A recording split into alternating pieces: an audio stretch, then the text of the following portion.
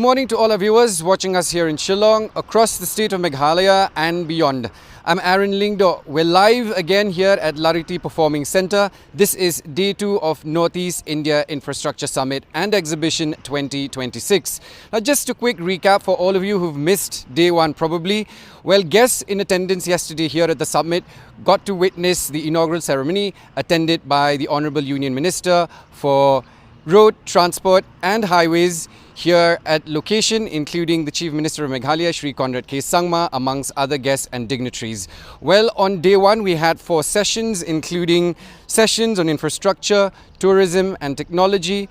We talked about waterways and also logistic pathways. Well, day 2 as well looks promising with 4 sessions. The first session will kickstart precisely at 10 o'clock, and the first session will talk about nurturing potential through tourism, and then they'll move on to MSME and startups in Northeast region, which is pretty interesting topic to be discussed during the entire summit here in the Northeast.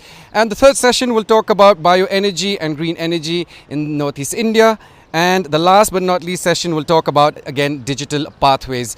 Post that, we'll have the closing ceremony or the valedictory, where the Chief Minister of Meghalaya, Shri Conrad K. Sangma, will be in attendance. So for now, I want you to sit back and relax. Trust DD Meghalaya to bring you everything that you need from ground zero.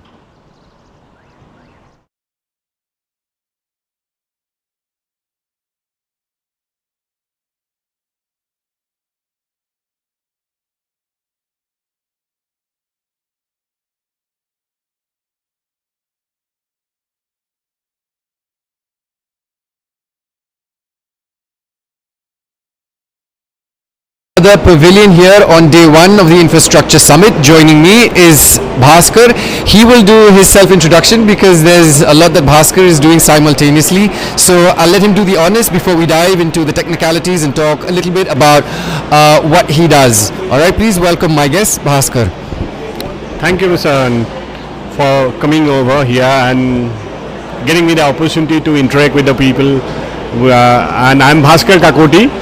I'm a co-founder and director in my company called Free Power Technology Private Limited, where we are providing solar energy solution in the Northeast and around for since 2013. So we are in this solar business for more than 12 years. And I'm also a director in the board of directors of Federation of Industries and Commerce for Northeast, that is FINER, who is a co-host for this Northeast Infrastructure Summit. So I'm here as an organizer, also as an exhibitor, sitting here now with you. So it's a very big moment for Meghalaya as well as Northeast when we are having such a specific purpose event. Because infra is our Honorable Minister has mentioned, the infra decides the development of a place. And we have been lagging behind in the country for the rest of the country because we had poor infra. And this is probably will be a milestone, a game changer for the days to come, where people will know, because when dignitaries come, when a lot of exhibitors are coming across India, so they will go and back and tell others also. So this will bring in a lot of investment, I believe, to Meghalaya as well as Northeast. And we need fun, we need infra development, then only we will be able to grow. So that's, I think I'm very happy to be part of it. So, Bhaskar, speaking of FINER, I want to, before we jump into Free Power, firstly, FINER, you said this is the first time, of course, we're bringing it here in Meghalaya. What are some of the highlights and some of the takeaways that attendees could take away from such an event? Okay. See, as an organization, FINER is the Association of Industries of Northeastern Region. We have got 300 plus members, industry members. We have got some members from Barnihart area who is a member actively associated with us. So this, what I feel as an organization, first time I must say that support we have got from the government of Meghalaya team is tremendous. So we really are very much thankful to everyone in the government who has been, all the departments associated with you. And the mega event of this kind, even in FINER also, we have never organized such a big event. We have organized some other events which is not of this scale and with so much of specialities. So I'm sure this will bring up a lot of confidence on the investors to come back and do some project. Only thing, this is the beginning. Now the government and all the department has to provide the ecosystem. Once I decide to invest and actually, so like if you sign a MOU and from MOU to investment there is a journey. And once you provide the ecosystem to the people, they're confident that law, rules and all, then only the final investment takes place. Otherwise it remains a paper.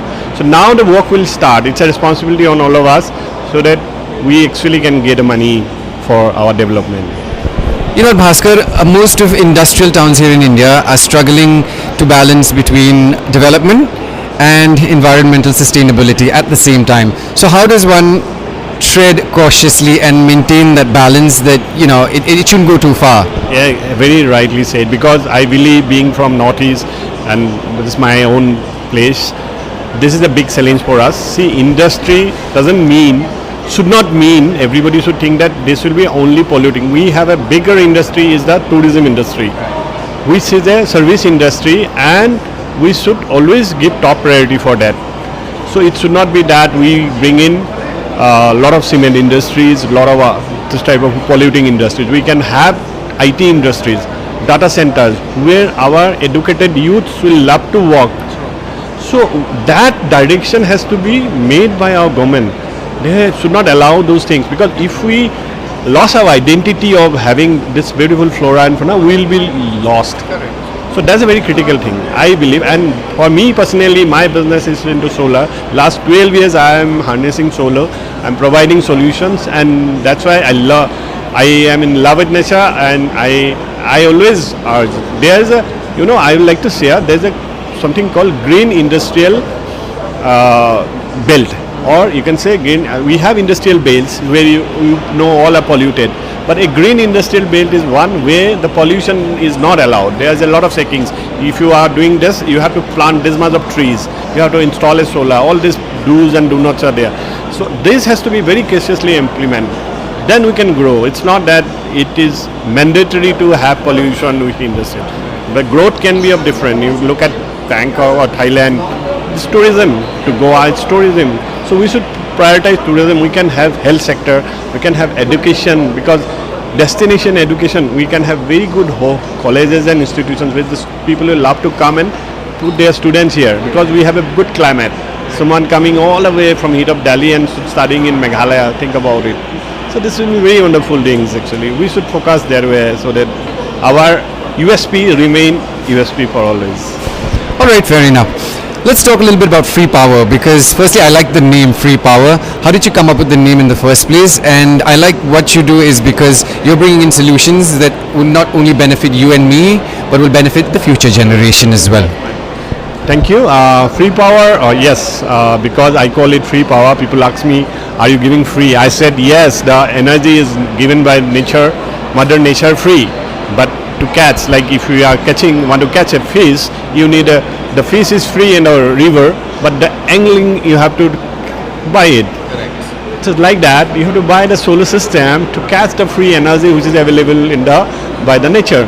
So that's how Free Power comes. So what we do, we started in 2013 way back. I co-founded this after winding up my 20 years of corporate career. So I'm a first generation businessman. My parents were into teaching professions. So it's a long journey, but what I have seen is that gradually the adoption of solar is coming with the new technology which is now available in solar industry.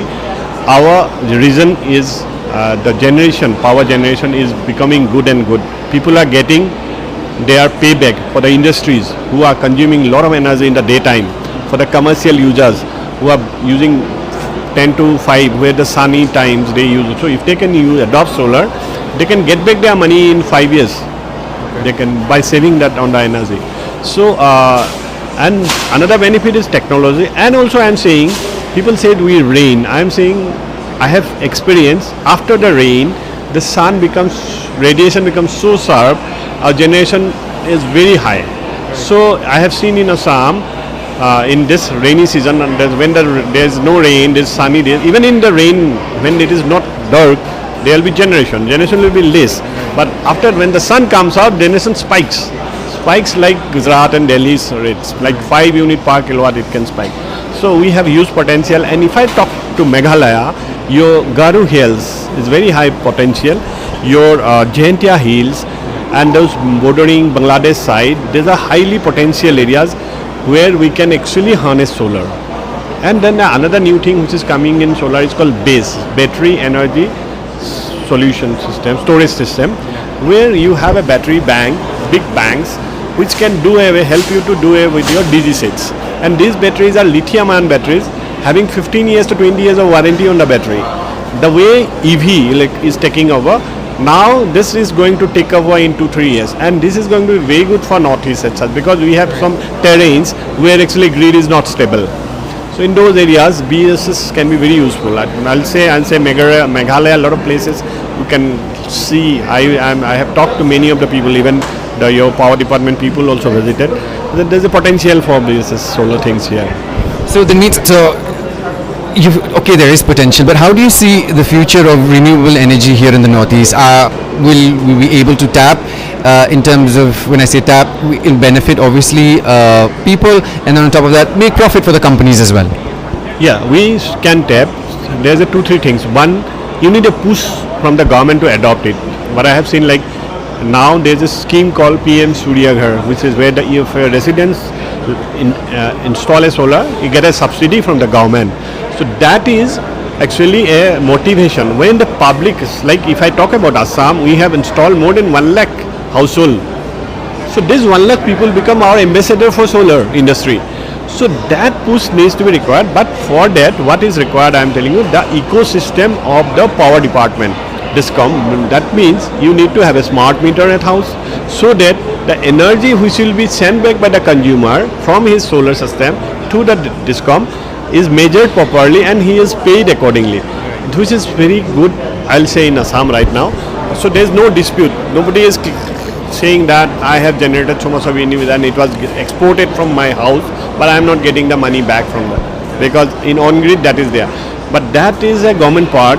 If their ecosystem is developed, I'm sure this will have a very good impact on us, and we have the potential, and that push is required. And then in BESS, the battery energy, this being a costlier than the normal solar, government should adopt few projects, pilot projects, do it nicely, maintain it nicely, allow people who actually want to maintain it, not less that they will find some projects with just some go project and nobody is looking at it. So then it becomes a negative thing for the industry. So we have to do it like that as a pilot, and then do it, maintain it, so that people will see the benefit and will adopt it. But this is the future, I think. That's right, and this is the whole reason that you have a summit like this, because it's not just the government, it's not just industries, but also the public to participate. Exactly, yes. My last question to you, Bhaskar, before I let you go, and that is, how will the Northeast develop without losing its roots? Without using? Its roots. Yeah, no, we cannot. If you lose our roots, we'll lose our identity. We know a lot of stress is happening in culturally, and then economically, a lot of invasion is there. But if we want to survive, keep our identity, we cannot forget our roots. We should not forget, but without forgetting the roots, we can develop. It's about mindset only, I feel. I'm a first generation entrepreneur. I said my parents were teachers. I was working in the corporate. Then I thought of, and struggling. There's a struggle. Nothing is easy, but dedication is required, I will say. I always tell in our young boys and engineers and who does MBAs to get into business rather than looking for job. If you become rather than job seeker, job creator. And there's a journey. If somebody starts at 25, by 35, he will be ready for on his foot very well. Not required more than that time. And that's always I say, no, it's a world is very big in the entrepreneur. Business world is very big actually. There's no limit. So my message to the young staff is become an entrepreneur. Whatever you want to do it with our own things. We have got a lot of beautiful handicrafts, beautiful handlooms. We have got so much of organic products. Agro-based industry is another very important thing where we should focus. We should focus and we should try to sell outside. See, Indian economy is big today because we have got more than 140 crore people. and we are just 5 crore in Northeast. So whole world is looking at that 140. We should also look at that 135 crore. So if our product is sold by Reliance Retail all over the country, you see how much our artisans will have no time to think. So that's how we should think actually, I feel. Well, Bhaskar, thank you so much. It's been an insightful conversation. I agree to every word you said. We have to be job creators, not just job seekers. Our parents should encourage our young staff. Sit, go for interview. No, you take interviews or at the same time prepare for something to yourself to stand on the front. Sure. That's my. And it all depends on the mindset. Exactly. Thank you so much. Thank you. Thank you. Nice. Thank you so much. Okay, we're good.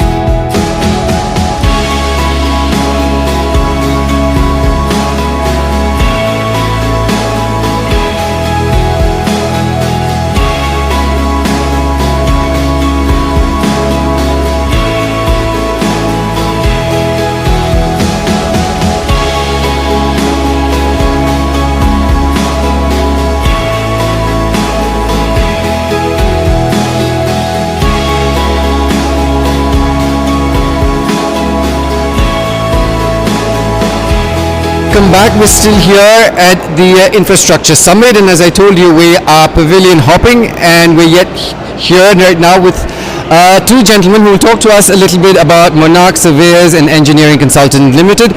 I'm joined by Manas Dha and CPSN Mishra. They will talk to us a little bit about what the organization is all about and everything in between. Gentlemen, welcome. First of all, what is the company all about? Talk to us a little bit about the vision and probably the mission of the company. Thank you firstly for broadcasting this on our behalf. It is an honor. Our company is almost 33 years old.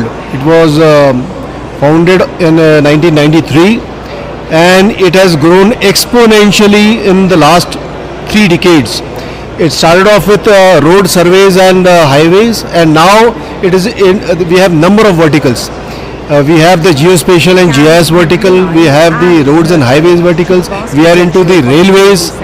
Our esteemed panel of experts will dive into how sustainable, culturally responsible tourism can become an engine for local development, empowering communities, generating livelihoods, and bringing enduring glory to our heritages.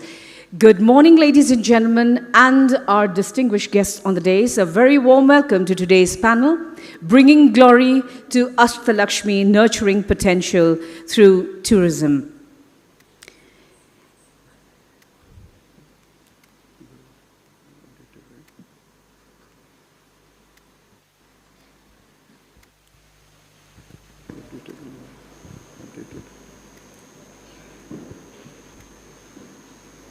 You're also joining, right? Yeah. You want to this video chief guest? Video there. It will be at the end. Online. We have an online video. I think could not come. Ladies and gentlemen, our chief guest, Sri Ram Mohan Naidu, Honorable Union Minister of Civil Aviation, Government of India, was unable to come here, but he sent us his good wishes. We will play a video during the process of this panel discussion. We have with us our guest of honor, Sri Pradyut Bikram Manikya Debbarma, Chairman of the Indigenous Progressive Regional Alliance, the promoter. Very warm welcome to you, sir. The chair of this particular session is Dr. Shakil P. Ahmed. He's the Chief Secretary, Government of Meghalaya. Warm welcome to you. We have with us the Commissioner and Secretary of Tourism from Assam, Sri Diganta Bara. Warm welcome to you, sir. We have from Manipur, from the Tourism Department, the Secretary, Sri Hongwo Woshang. A warm welcome to you, sir. We have with us from Sikkim, the tourism representative of the government. We have Sri Mukesh Nankani, CAO of Guwahati International Airport Limited. Sri Prasenjit Dey, Vice President of Hospitality, Ambuja Group. Sri Pran Satyadasan, Vice President of Commercial Aviation, Fly Dubai. Sri Amit Nagpal, Hyatt Hotels. And the moderator for this session will be Sri Akash Datta, HVS Anarok. Ladies and gentlemen, before I hand over the session to Sri Akash Datta, we would like to felicitate Sri Pradyut Bikram Manikya Debbarma. A very warm welcome to you. I would like to request our felicitation committee to kindly come forward, and I will request Mr. Agarwal to do the honors.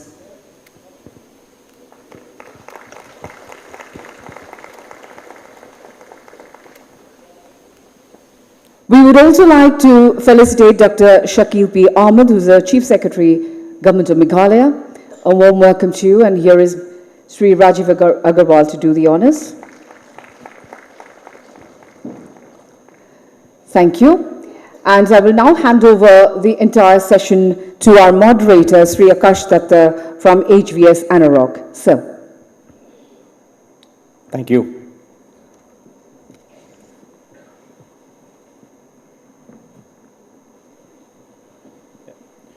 So the Northeast, or better known as the Ashtalakshmi, is well known for its beauty, heritage, and culture. So the conversation today is no longer about potential, really about execution. And the real question is, how do we convert this potential into year-round, economically sustainable tourism ecosystem that creates jobs, investments, and improves connectivity? It's a pleasure to be here and joined with this esteemed panel. And to start with, on my left I have Pran. Pran, you represent Fly Dubai, an international carrier which has strong, through its sister company, strong connects with India in general, right? How does an airline or an ecosystem that you've developed with Dubai as a holding company create tourism potential? And we'd be very keen to hear your thoughts on that. Thank you, distinguished panelists, the audience. It's a very interesting question that you have asked me, Akash. We came in yesterday. This is my first visit to Meghalaya, to Shillong. And when I landed here, the first thing that struck me is that this place is nothing short of paradise. Yeah, it really is paradise. And if Dubai could, out of sand, build itself into what it is, I don't see what stops Shillong and the Ashtalakshmi region to rival that and become something truly great. Coming to how an international airline looks at these, see, it's not simply about starting flights. There's a full ecosystem that needs to be developed. Yeah, for this, the state has to take the lead and partner with not only just airlines, but also with destination marketing companies, with hotels, with industry, yeah, with all of this to build an ecosystem that enables airlines to take the flight and come here. So once the connections start, believe me, the rest of the development of tourism potential or development of industry, development of more employment opportunities, all of these will come naturally. It'll be a natural flow. So first thing is for a conducive environment to be built with the state in the lead, yeah, so that airlines can start services here. Airlines, at least my airline, we will not wait till there is a certain guarantee or any number of passengers that are guaranteed or ABC conditions. We'll be happy to come if the rights are given to us. Essentially, you were saying that enable connectivity and demand will come, right? And so, you know, what are some of the other lessons, right, from your experience with Fly Dubai as a low-cost carrier, how it further adds to employment and other economic factors contribute through this whole connectivity route? I'll give you the example of 15 years or 16 years ago when I joined this airline and Fly Dubai was still a very new carrier. At that point of time, in Saudi Arabia, I had only heard of 3 cities in Saudi Arabia. That was Jeddah, Riyadh, and Dammam. But gradually from there, today, Fly Dubai, we started flying, and we are today the largest international airline flying into Saudi Arabia, connecting more than 18 destinations in Saudi Arabia, cities which even today most people have not even heard of. Qasim, Abha, Neom, all of these, you see. So what we saw that when you start the connectivity, people start seeing, if you connect 2 population centers, irrespective of what the historical data shows, there might not be historical data, but if you connect 2 population centers, people will find something to do with each other, whether that is on the business side, whether that's on the tourism side, whether that is for, so aviation is an enabler. Airline and connectivity is an enabler for every other business. So if something as simple as international traffic rights are granted to, more international traffic rights are granted to, let's say, carriers like ours, we would be more than happy to come into the Ashtalakshmi region, and believe me, the people here will find something or the other to do in Dubai, and likewise the people there will see opportunity in coming here. Tourism, untapped potential, yeah. There can be so many other things that, employment opportunities at both ends. All of this could be developed in a great manner if simply traffic rights are granted. So we've had a round of airports that have opened up in Northeast, and there's huge infrastructure development.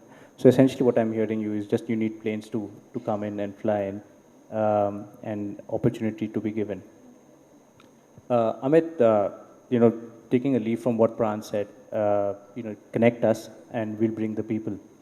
How does hospitality contribute to tourism? Is it the same mantra to follow? Or do you think that first, as a hotel company, would you want to see demand develop in a location and then build a hotel?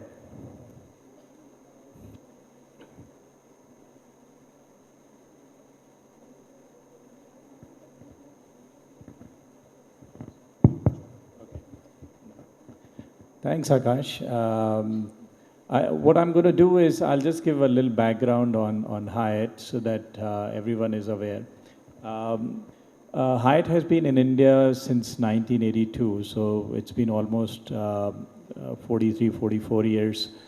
And currently we operate around 50 plus hotels in India. And we have a pretty strong pipeline of close to 80 to 90 hotels in the country. Now, coming to your question in Northeast, as far as demand is concerned, yes, I think it's important to look at some kind of, I would say, indications where we're looking at economic activity, what kind of economic activity is happening in the region, what kind of connectivity is there, as Pran mentioned, and what's the support we are getting from the government. And based on that, I think one has to take educated guess. One also has to look at what's the existing supply that is there in the market and what kind of numbers are we achieving from that existing supply. Typically what happens is in a market where we see increase in demand, the occupancies start to increase first and then gradually start seeing the increase in rates. You also need to look at how many sold out nights we are looking at. So basically what you're trying to arrive at is what's the latent demand that's there in that market and what's the potential we are looking at. And should we wait for that demand to mature? I don't think so. I think one needs to, that's where I think people like you come into picture, hospitality consulting firms, which can advise in a professional manner, because you are able to judge whether there is buoyancy in the market, what kind of potential there is, and whether we should look at having another hotel there, and what kind of a hotel. That's also very important. So I think one needs to look at the existing parameters, and based on that, work out what kind of a hotel we should be considering in this location. And so, you have hotels that are signed on in Northeast. What's your view on Northeast as a destination, as a region really, for hotels? And as a continuation to that, what are the brands that you would typically put up in Northeast, and what are the segments you would look at? So, interestingly, so we, as I mentioned earlier, we have 80 plus hotels in pipeline in India. However, we only have 2 hotels in the Ashtalakshmi states. One is a Hyatt Regency in Gangtok that was announced recently with SM Developers and Podar Group. And we also have a Hyatt Regency under construction in Guwahati as well. So these 2 are upper upscale hotels, 5-star deluxe hotels. There are active discussions going on at various levels depending on which location. I think when we look at Northeast, we see a lot of potential, particularly in the gateway cities, and that's why we chose Guwahati. And for leisure tourism, we chose Gangtok. So I think one needs to, is there potential to have a hotel in Shillong? I mean, you already have 2, 3 pretty successful internationally branded hotels in Shillong currently. We would love to be here when we get the right opportunity.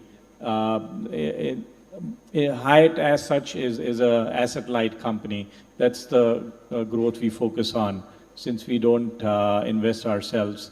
But if there are developers who are keen to develop hotel and would like to tie up, Shillong is definitely a gateway city in Northeast, so we would love to do something here, definitely. Yeah. So if I was to put you on spot, right, how many hotels do you think Northeast can have in the next 5 years, just pure from a Hyatt portfolio? I can look at least 10 to 15 hotels, easy. 10 to Yeah. 15 hotels Yeah, over, yeah, the, yeah, over the next easily. 5 to 10 years. Yeah, Right? yeah, definitely. Because there is, besides the gateway cities, the 7, 8 gateway cities that we have in Northeast, there is a lot of wildlife tourism here as well. And interestingly, wildlife tourism is typically pegged at a pretty high end of the bracket of it's a premium segment. So we have brands like Alila or even Park Hyatt, which are in the luxury segment, where we can do even smaller properties, but selling at $500 to $1,000 a night. So that's easily possible. So definitely, we also have brands in the next to the airports. I mean, we can easily do a Hyatt Place or a Hyatt Select in each of these locations. So definitely, we are looking at least 10 to 15 hotels. Interesting. Rajiv ji, you've built hotels in Guwahati and in Shillong as well, right? What has been your experience owning hotels and working with brands? So I think largely there were two experiences that we have had in the Northeast. The first one started with Novotel Guwahati, where we acquired a private land and we built up the hotel, which is the Novotel Guwahati. The second experience we have had is having a PPP with Government of Meghalaya and building the first 5-star here, the Taj Vivanta, and tremendous support, as even the state wanted to have the first 5-star as soon as possible. And I think the appetite is much more. Investors have to look beyond the city limits, not the comfort zone. We have to discover the places the state tourism bodies are trying to, discover for the investors, for the larger people to visit. And also I feel Northeast has to work together in developing a tourism circuit. Some people will say, yes, I've been to Northeast. Where did you go? I've been to Guwahati. So Guwahati is like a mini Calcutta, or a smaller version of any big city. So if we have to really look Northeast, we have to go at least to the hills beyond like 50 kilometers or maybe some more. But yes, I think the appetite is there. The tourism circuit needs tremendous deliberation, not from just the policy level, but it needs to have the feedback from the grassroots that what consumers like. Like I speak to my friends in Delhi, they're not keen to come to Northeast. And I'll tell you why. There's a very honest feedback. They say that at the same cost of air travel, I can fly to a Vietnam or I can fly to a Thailand, have much better properties at half the price. My kids, they have amusement and they have safety for adventure sports much better than what is there in the country. So we often hear that, okay, there might be a ropeway, getting stuck here and there. So there's a lot of fear amongst regular families trying to bring their kids and go to a ropeway in India. So the PPP operator for these ropeways, they need to have very, very tight performance, tight performance benchmarks and penalties also when we are unable to perform that way. I hope I can... That's very interesting, and I think that's the way forward really, is to seek development and quality.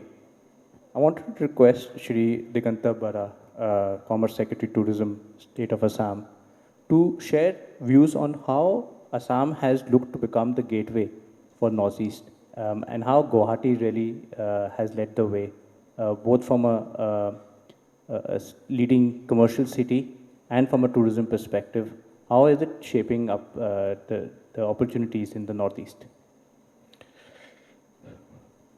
It's a very, very interesting question for me. Guwahati being the gateway to all of the northeastern states, it plays an important role also, in the form of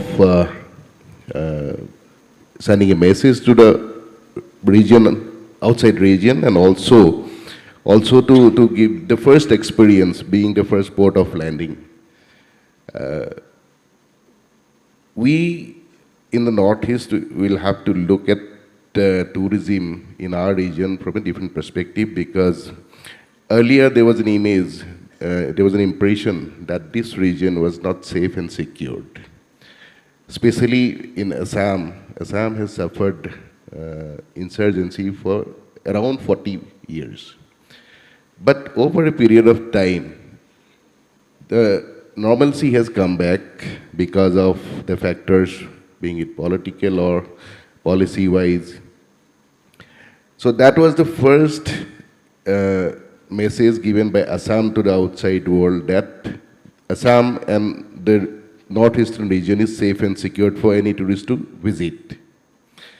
Infrastructure-wise, if you see, during the last government, a lot of focus was given on building infrastructure, be it road, be it in the hospitality sector, be it in the connectivity sector. And you must have read in the newspaper yesterday that Guwahati airport has been declared among one of the most beautiful airports in the world. It is, I looked at it when Yeah. I traveled. Now coming to the cultural preservation, heritage preservation, and providing a good or better tourist experiences in Assam, a lot of emphasis has been given on educating our tourism stakeholders, capacity building of the tourism workforce, so that the tourists come and go back with a memorable experience. A lot of focus is given on providing a safe environment to the tourist, and also a very hassle-free experience in the state.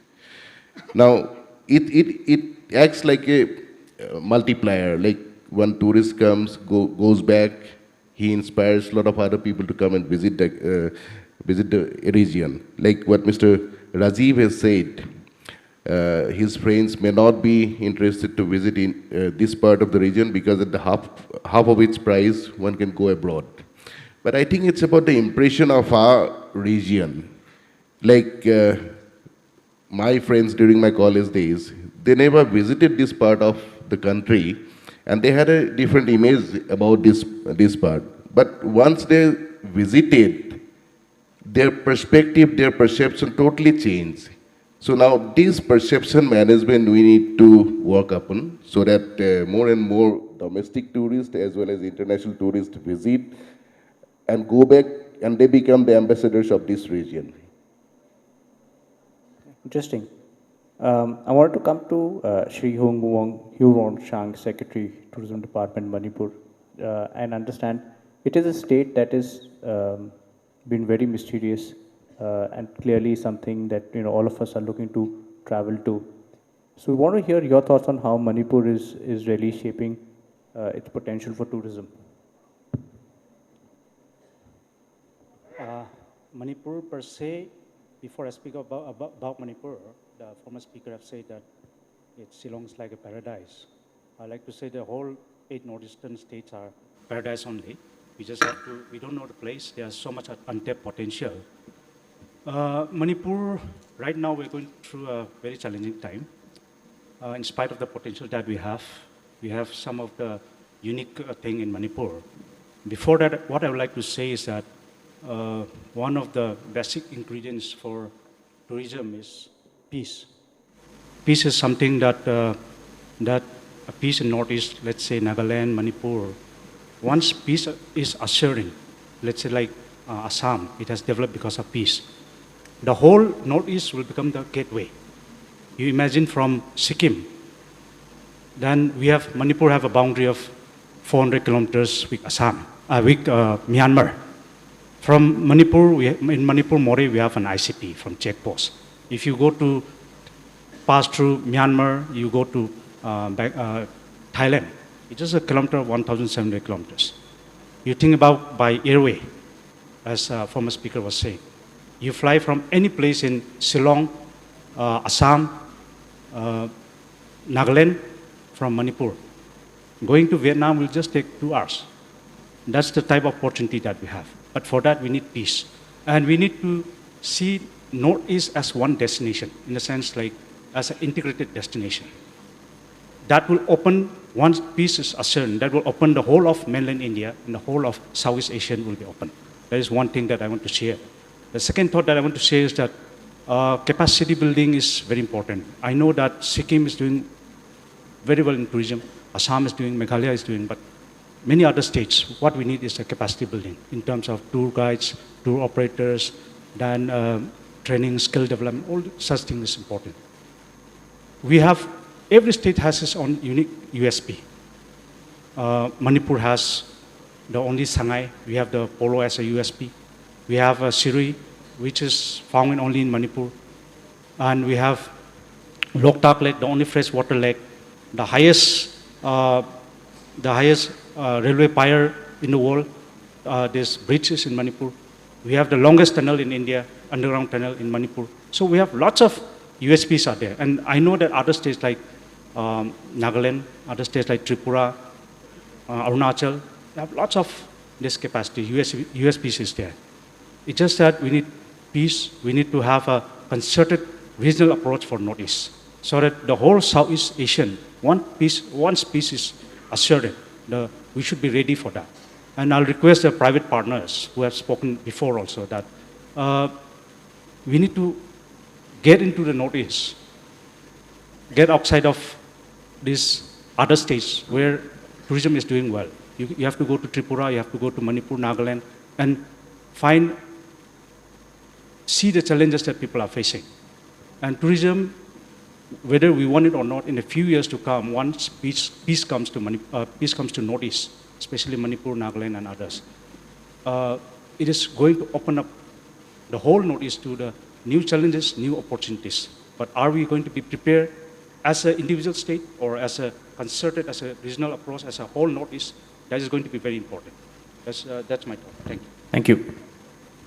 I wanted to request our chair, Dr. Shakil Ahmed, IAS Commerce Secretary, Meghalaya State of Government Meghalaya, to share a few words with us on the potential of tourism in the Northeast and how should we take it forward from here.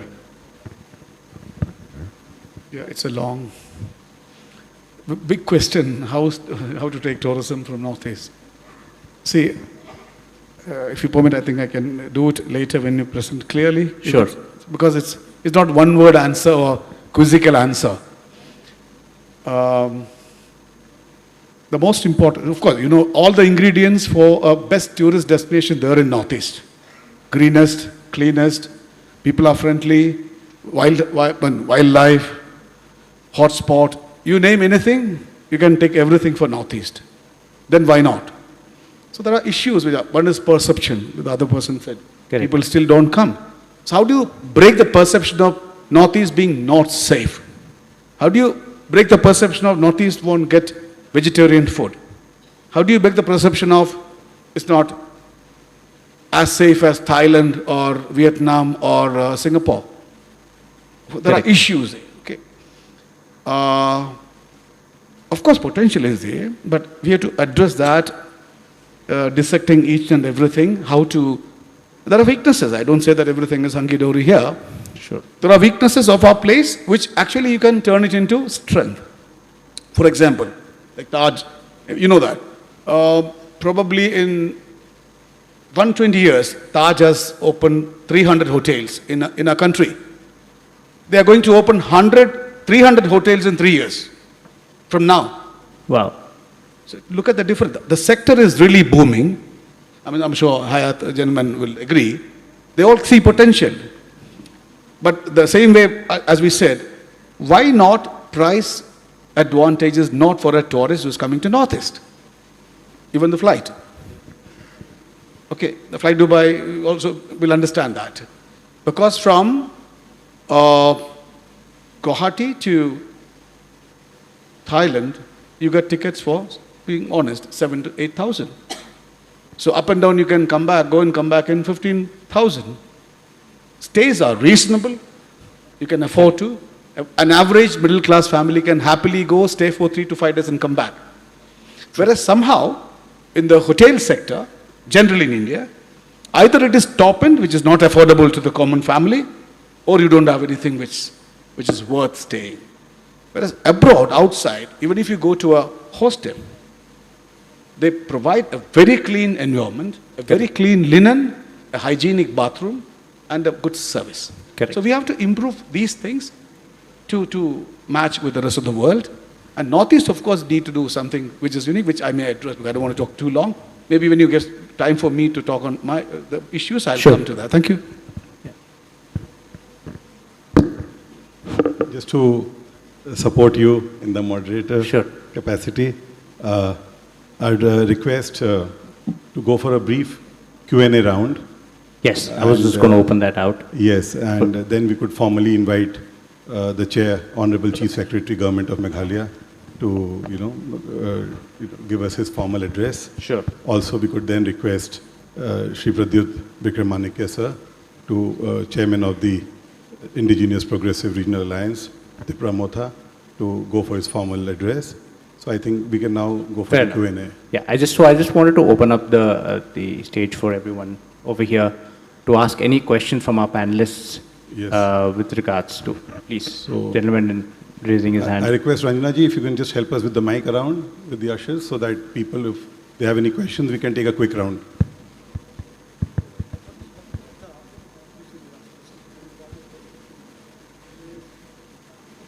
Yes. Okay. I think if we can first speak and then they can question. That's a good suggestion. Suggest something further beyond what we thought. Absolutely. Absolutely. Yeah, just say something, because everybody's had a word, right? The job of a government is not to run a hotel. Correct. I run a council, we are in the government, and the job of a government is not to run the hotel or the tourism sector. The government can help in creating infrastructure so that private players come in. Second, there are many people from who are locals from Shillong here as well. You know, the greatest success story of Shillong is not having, I have a hotel in Shillong. Of course, I'm here as a politician, unfortunately, but I also run a hotel in Shillong, and I'll tell you, the real success of Shillong tourism has not been a Taj or a Marriott or a Hyatt or a Tripura Castle or a Polo. The real success of Shillong has been the homestays. Correct. Because that has actually helped the local people get involved. When I started Tripura Castle, which is 23 years ago, we had a staff of 40 people and 30 were from outside. Today, we have a staff of 120 and 100 are from Shillong, local Khasi, Garos, Jaintiyas. So, to have the perception that the indigenous people of Northeast are not hospitable enough is a misnomer. Those who do not want to understand that Northeast is not safe, please go to Haryana and see how hospitable they are. Right? It is in our body language. You go to Marriott, you go to Taj, you go to Hyatt, you go to any hotel across India, whether it is Bombay, Delhi, Calcutta, Bangalore, you will see our people from the Northeast, whether they are from Manipur, whether they are from Meghalaya, they are from Nagaland, they are from Sikkim, they are from Tripura. It is our people who are there. So the question that we are not friendly and hospitable enough is frankly something which is just stuck there, and I think people just would like to categorize us like that. Again, coming and putting it into a nutshell, you know, we spoke about Fly Dubai and connectivity.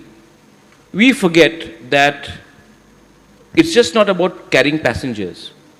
You know, I was in Thailand a few years ago, and I found out that the biggest consignment from a certain area in Chiang Mai for flowers goes to Delhi for weddings during October, November, December, when the Shadi ka season starts. So I was surprised, why is it not going from Sikkim? Why is it not going from Meghalaya, from Tripura, from Manipur, from Nagaland, Arunachal Pradesh? And I was told that the cargo is not there. And if there's a wedding taking place and they want fresh flowers, if the wedding is at 5 o'clock, they would like the flowers to reach there by 3 o'clock. But in the Northeast, we do not have a system. The Airport Authority of India, unfortunately, has not created a system, or the state governments have not created a policy where we can ensure that our local people sell our local horticulture products, and it can reach the destination. So we are losing out on tremendous opportunities. Correct. Finally, why are we even having a meeting here and the industry is organizing this? Tourism is not only about talking how great we are, it is about making money as well. And if the local people do not make money, then people will come, hotels will open up, but it should benefit the local people. And the moment, my friend from Manipur is saying, the moment local people start making money, the children start getting better schools, better health facilities, they will have no time to listen to politicians like us and indulge in violence. So the fact is, it's an entire ecosystem. We need to ensure that there is benefit for the people to be a part of this industry. We also talk about tourism, we only talk about tourists coming for 3 or 4 days. You know, 90% of CMC has people from Guwahati, Meghalaya, Assam, Arunachal Pradesh, Vellore. It's our patients who are going there. Our people go for medical treatment to Delhi, to Vellore, to Apollo, to Chennai. Why can't we? We have fresh air, we have zero pollution, we have all the environment. Of course, we should invite hotels. We should also have a policy. We can have the best hospitals to come here. People come here for treatment. They're here for treatment not for 1 day, they're here for 10, 15 days. Again, the money which is earned in the rest of the country, rest of the world, is then spent in our region. And so it benefits our people. So there are views, and the job of the government is to provide infrastructure, to provide you certain subsidies, to ensure ease of business, but in return, the government should also be clear that this success should not be in the hands of 5 or 6 rich industrialists. Of course, they should benefit, but it should also percolate down to the local population, and then you'll have a perfect model where the local benefit, the industry benefits, and the people who come here go back with better stories about our region. I think that is one thing that we should all touch upon and insist upon. That's actually very, very rightly said.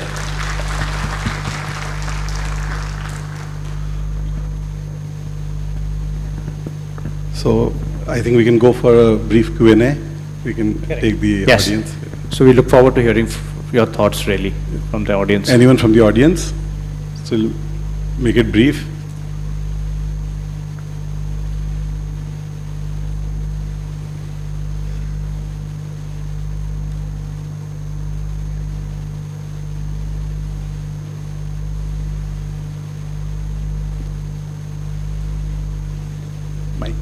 If you have any questions, yes, we have some raised hands here. Can you please give a microphone? Can you please hand over a microphone? Yes. Do you have a microphone here? A cordless, please. 1 second, just hold on. There are 3 other persons here. How many questions do you want to take, sir? 3. Okay, three questions. We'll have 3, I think 3 here and 1 more, 4 questions.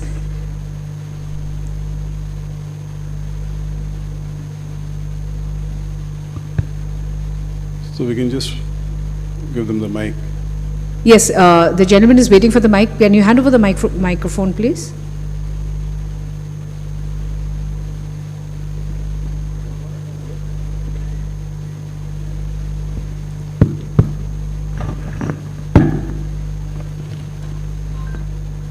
Yes, sir, we'll ask you. We'll ask you, sir. You can put your hands down. We'll ask you. Very good morning to everyone. My name is Akshat. I'm from Uttarakhand. So I came from Uttarakhand to here to be on this summit. And the question is very clear. I'm following up on 3 things, sir. First is hospitality. Second is about tourism costing of flights. And third is about stays and infrastructure. I myself run few hotels because we are a company of marketing. We do a lot of things, artificial intelligence, marketing and hospitality too. My core question is, can anyone knows that what it cost to me to came from Uttarakhand to particular region of Shillong? How much do you think it costs to me? I'll say it's 5,000. It's 5,000 only by road. I'm a great fan of traveling from the road. So the part is, I want to have a question is, when we are traveling, what kind of travelers are we targeting in Northeast? We have the categories. We have peoples who are high net worth individuals, and we have peoples who are middle class, and we have peoples below that. For each category, there is a mode of transport. How the 8 states are planning to cater all these 3 levels of tourists in Northeast? The reason is, at our states, it's a huge tourism because of Char Dhams, temples, lot of deities, local places. In Northeast, it's all about beauty. And to be very clear, I have seen it my own. When I was traveling from Uttarakhand to here, only the part which was worried is Bihar because of the infrastructure. This part, I'll say, is connectivity-wise, by roads, it's excellent. But how we are going to present it to the peoples that Northeast is accessible, and the beauty of the Northeast is not by traveling by flights. Yeah, you have to be in the Northeast. Okay, sir, is that a question or a statement? And I'm asking a question. Please put your question, So short is, and sweet. Yes. How you will connect this infrastructure's mentality of traveling from a secondary state to the Northeast? Okay, sir. Sir, we take your question. Thank you. So I think you've asked this question not to the private parties, you asked to the government, right? Because I don't think the government, the private parties, they can create the infrastructure. First of all, the government has to make up their mind in what sort of people they would like to attract. Guwahati is a very big city compared to Shillong, or let's say Aizawl or Kohima or Imphal or even Agartala, Itanagar as well. So we have to first understand, do we need 5 lakh people coming in, or do we need people who are coming in like the Bhutan model, where they come in, they enjoy this place, they spend money, and they don't overwhelm the local population. So that is a mind that the governments respectively have to make. Now, young man, Northeast is 8 different states. So not all governments will think in the same way. In fact, our geographical sizes also vary. So for us to give a singular answer that what sort of Northeast do we, what sort of crowd do we want to come to Northeast, or what sort of tourists we want to come to Northeast, would be best handled by respective states. Every state has its own population, dynamics, mindset, thinking. What we can do is to have a clear policy that if you are coming to Northeast, how easy it is to connect from one part of one capital to another capital. Now, if I may say so, since you have a person here, you know, the Udan scheme was one of the best schemes I personally think which was there in terms of connecting the northeastern states. Personally, I would fly down from Agartala to Shillong. It took me 35 minutes. I think Dimapur, the flight was, Mr. Sanjay Goyal was telling me, I think, Dimapur to Shillong was 2,500 rupees. Now, that Udan scheme has been withdrawn in certain parts. So today, it takes us 14 hours to come from Dimapur to Shillong, or takes me 12 hours to come by car from Agartala to Shillong. So I think the government of India, not the individual states, the government of India will need to reformulate its policy so that it makes it very clear what sort of, how they would like to interconnect the Northeast. And regarding your original question, you said Char Dham, Uttarakhand is a very beautiful place. I've been there myself.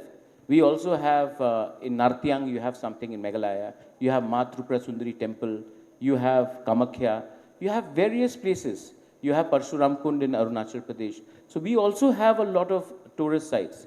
But the states will have to make up their mind what sort of, and how many, what is the flow, inflow of tourists you want, and at what paying capacity.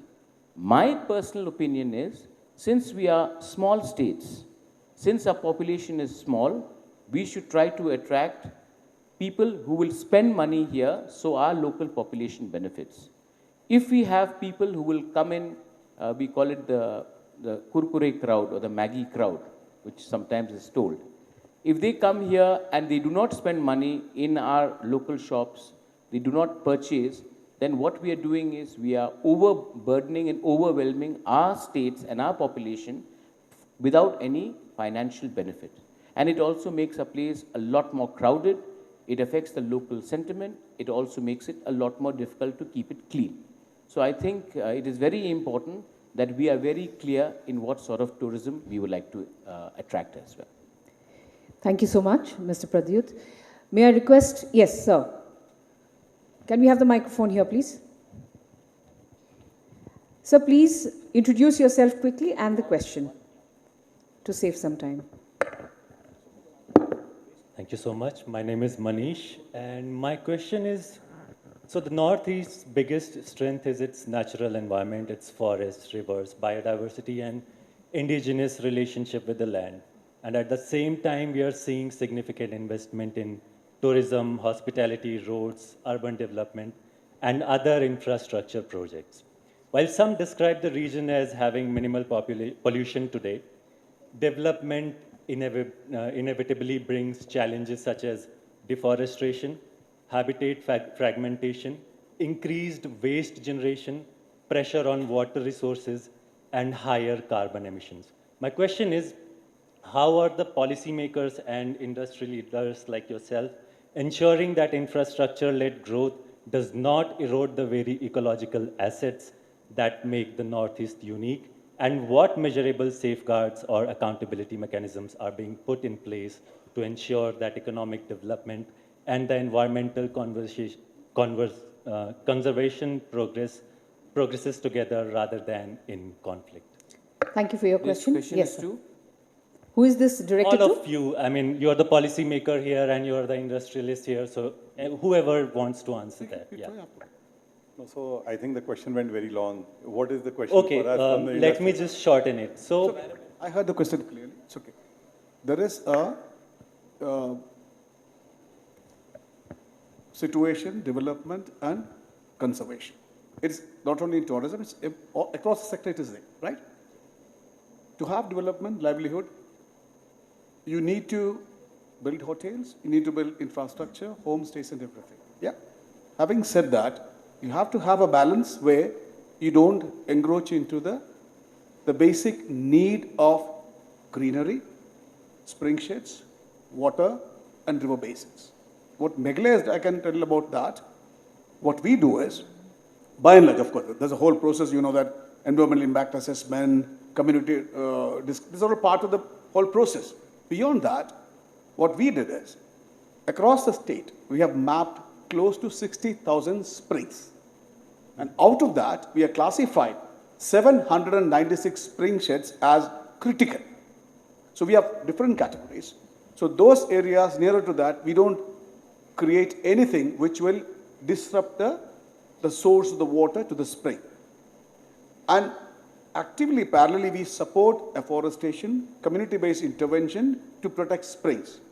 That is on the water part. And forest part also, we do make an effort.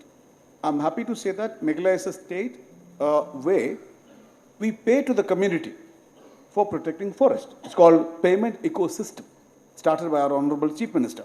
If you have a forest, thick, dense, 1 hectare, you get 20,000 rupees from government per year. So instead of doing afforestation and doing large thing, protecting existing forests is far more meaningful, because how much you survive after plantation, you all know, generally.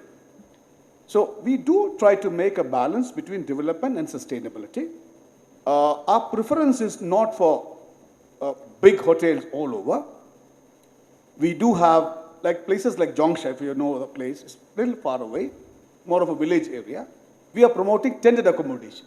We already have tie-up with the Kevadia-based group and Gujarat groups to establish tented accommodation in those areas and even in Garo Hills. So you don't have a concrete structure, right? But having said that, see, in strategic location like Cherrapunji, I can't even manage everything with what is tented. So we are entering into a sort of lease agreement MOU where government gives the land, the private invests in the property, they do operation and management of themselves, they share a revenue with the government. So this is the system we follow. One more thing is in Meghalaya, one advantage is the community is very strong. So whether you like it or not, they do have a big say in whatever you establish. Sometimes, of course, it may go a little overboard, but by and large, it acts as a check and balance on whatever development we do. I hope I answered part of. If you have further thing, I can. Yeah, yes, please, go ahead. there's one more thing. Can we please, sir, can we just have one last question because we are running short of time? No, sir. I can answer completely. Yes. No, it's not correct that he has a question. Then the point is, even in the investment promotion, which we really go hungo and we do promote, we have our negative list, including, I should say, painfully, cement is one of our largest industry. I mean, industry pioneers are here. State, you can say that we get larger cess from them. And in our state, we have 22-kilometer long conveyor belt carrying limestone into Bangladesh to the world's largest business industry called Lafarge, the French-based, now it is Swiss-based. In spite of our resources, in spite of all these advantages, cement industry in Meghalaya is in negative list. That shows our commitment to nature. I think that much only I can say. Yeah, thank you. Thank you. We'll have one. I really liked your question that you asked. Thank you so much. I think one thing we should all be very clear, and absolutely this should go down to everyone, that the day we destroy our environment, our ecology, we will be as you could go to any part of India and you'll see the same thing. Exactly. Second thing is a water table. Yes. You know, because we taking a leaf out of, I went that day to Katarshnong and near that area where they have revived this drinking water project for 12 villages. And it's also become a tourism spot, and it's also a drinking water thing. Because below the water surface is not exactly healthy. Surface layer water is more healthy. I have taken the leaf out, and we are creating now, going through GI software mapping, we are going to create at least 30 water bodies through local or previously unidentified springs, and create water bodies which will not only attract tourism, which will also be drinking water, encourage fisheries, will also invite bird flock, migratory birds. Yeah. Now these are things which automatically we the indigenous people, we are indigenous tribes. I'm myself indigenous tribes. If you go to Moplang, you will see no tree has been cut there for 500 years. So we automatically know how to respect our environment.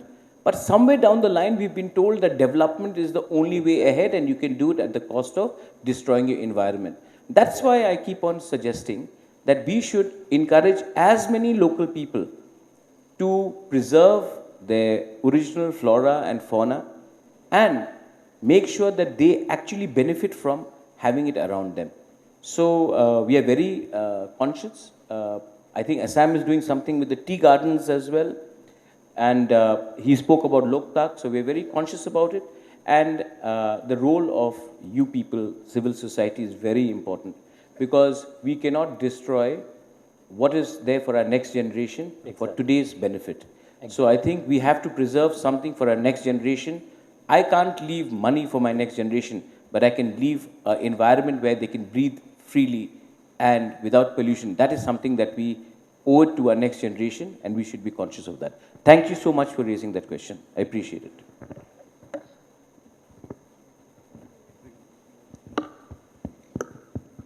So now we are coming to one last question. I think there was a lady yes, here. The only lady. Short question. Yes, I am Arlal Rodinge, OSD to the Chief Minister, Mizoram. I am a formal advisor tourism in Northeastern Council. And I just wanted to support, sir, that we need to go take up a tourism promotion as community-based tourism. We need to see that everything we do and the maximum benefit goes to the community. During my tenure in NEC, there was a study done by World Bank, wherein the USP we have was identified as culture, adventure, and nature, which has to go as a community-based tourism. Thank you, ma'am. So another thing is how do we ensure that the whole Northeast go as per the community-based tourism promotion in the tourism promotion. That is one thing. The second thing is that so far the chopper service is considered as emergency and disaster service.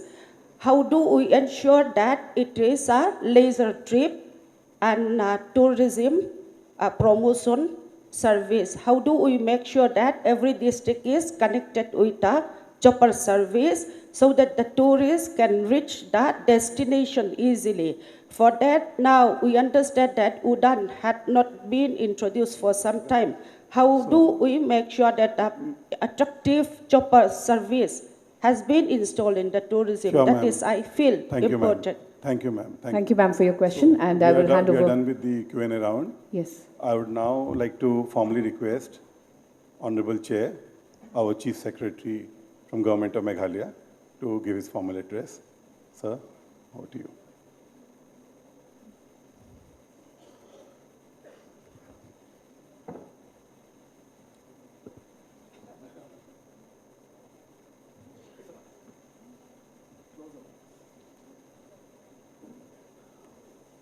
Respected people on the dais, my esteemed colleagues, respected delegates from various industries, ladies and gentlemen. In fact, I was clubbed in one chair and co-chair asking me to speak on the subject. So I'll try to do justice to the chair. I'll try to be brief, but since I've been told to make an address, I'll avoid whatever is said earlier. There's no doubt Northeast is the ultimate destination for tourists. If you take natural resource, it will score 10 out of 10. Human resource, it will be 9.999 out of 10 because 0.1% you need for capacity building, orienting, and probably for hand-holding for some time. Infrastructure, if you consider, connectivity, physical infrastructure has improved tremendously, no doubt. Airports, rail, road, barring few. Digital infrastructure really improving. The perceptual connectivity, as I mentioned earlier, it needs real improvement. Even now, Manipur, unfortunately, don't take it otherwise. If one state gets into some trouble, Sikkim gets affected. Imagine what is the connectivity, what is the relationship of Meghalaya getting less tourists when Manipur have some problem, or Manipur getting less. So that kind of perceptual illusion is existing in our country too. Even now, if we say we are from Northeast, suddenly you get a sort of a feel, I mean, I'm sorry to say, I'm sure many of you might have felt for sure. I don't want to elaborate much. So the perceptual illusion of Northeast as one entity that we have to break. So सब लोग बोलते हैं हम Northeast सब देखा है, क्या देखा है? हम सिलीगुड़ी देखा है. अरे भैया आप कुछ नहीं देखा है. तेरे को आप क्या देखा है? मैं गुवाहाटी देखा है. अरे भैया आप पहाड़ तो देखा ही नहीं. क्या देखा है? मैंने शिलोंग देखा है. आप तो लिविंग रूट देखा ही नहीं. क्या देखा है? मैंने चिरापुंजी देखा है. आप तो कोहिमा वार मेमोरियल देखा ही नहीं. क्या देखा है? हमने मणिपुर देखा है. You haven't seen the Sadia horses. You haven't seen Kaziranga. You haven't seen Kamakhya. So it requires a perceptual correction on war footing. I mean it because traditionally we were all doing this, I'm sorry, for whatever reasons, media, the traditional medias of print, electronic, I think gone are the days. Half of us don't even read newspapers and magazines. अभी तो वो डब्बा वाला लेके जाते हैं pack करने के लिए because most of them are muck. The social media, especially the bloggers who are smarter. Kerala has done a very interesting exercise. They took 50 bloggers in a bus, luxury bus, made them travel for 2 weeks all across Kerala. Each of them had 1 million followers. They put pictures, and most of them from North India, by the way. Somebody put statements saying that I'm a lady, I'm in Kannur, my district, which is known for political violence, by the way. I'm in Kannur, I'm safe at 1 o'clock, I'm in beach in Kannur. It had 3.5 million hits. Somebody said from Ernakulam, I'm in Cochin, I'm having vegetable food, paneer, whatever. So there's a perception that Kerala में सब लोग beefy खाता है, आपको सब्जी नहीं मिलेगा. ऐसा नहीं है. आपको सब्जी भी मिलेगा, जो खाना है वो भी मिलेगा. So this has made a ripple effect. So gone are the days we go for conventional media. It is to be, social media is very, very strong. Basically because the matrices of social media are traceable, measurable, outcome-based, and you get feedback from public. जो आप बड़ा-बड़ा magazine में आप advertise देते हो, बोलेगा sir पूरा दुनिया में छाप लिया, आपका 10 करोड़ चला गया. यहाँ से आदमी लोग आपको जवाब देंगे, भैया मैं तो गया था, वहाँ पानी नहीं मिल रहा है, वहाँ बाथरूम ठीक नहीं है. So you get feedback from the community, you can improve yourself. So use, across the northeast sector, my advice would be, use social media extensively on war footing to thwart the bad image, the safe, unsafe place. खाना नहीं मिलता है, पका हुआ खाना नहीं मिलता है, हम raw meat खाता है. We have to really change that perception. Once that is changed, a lot of change would happen.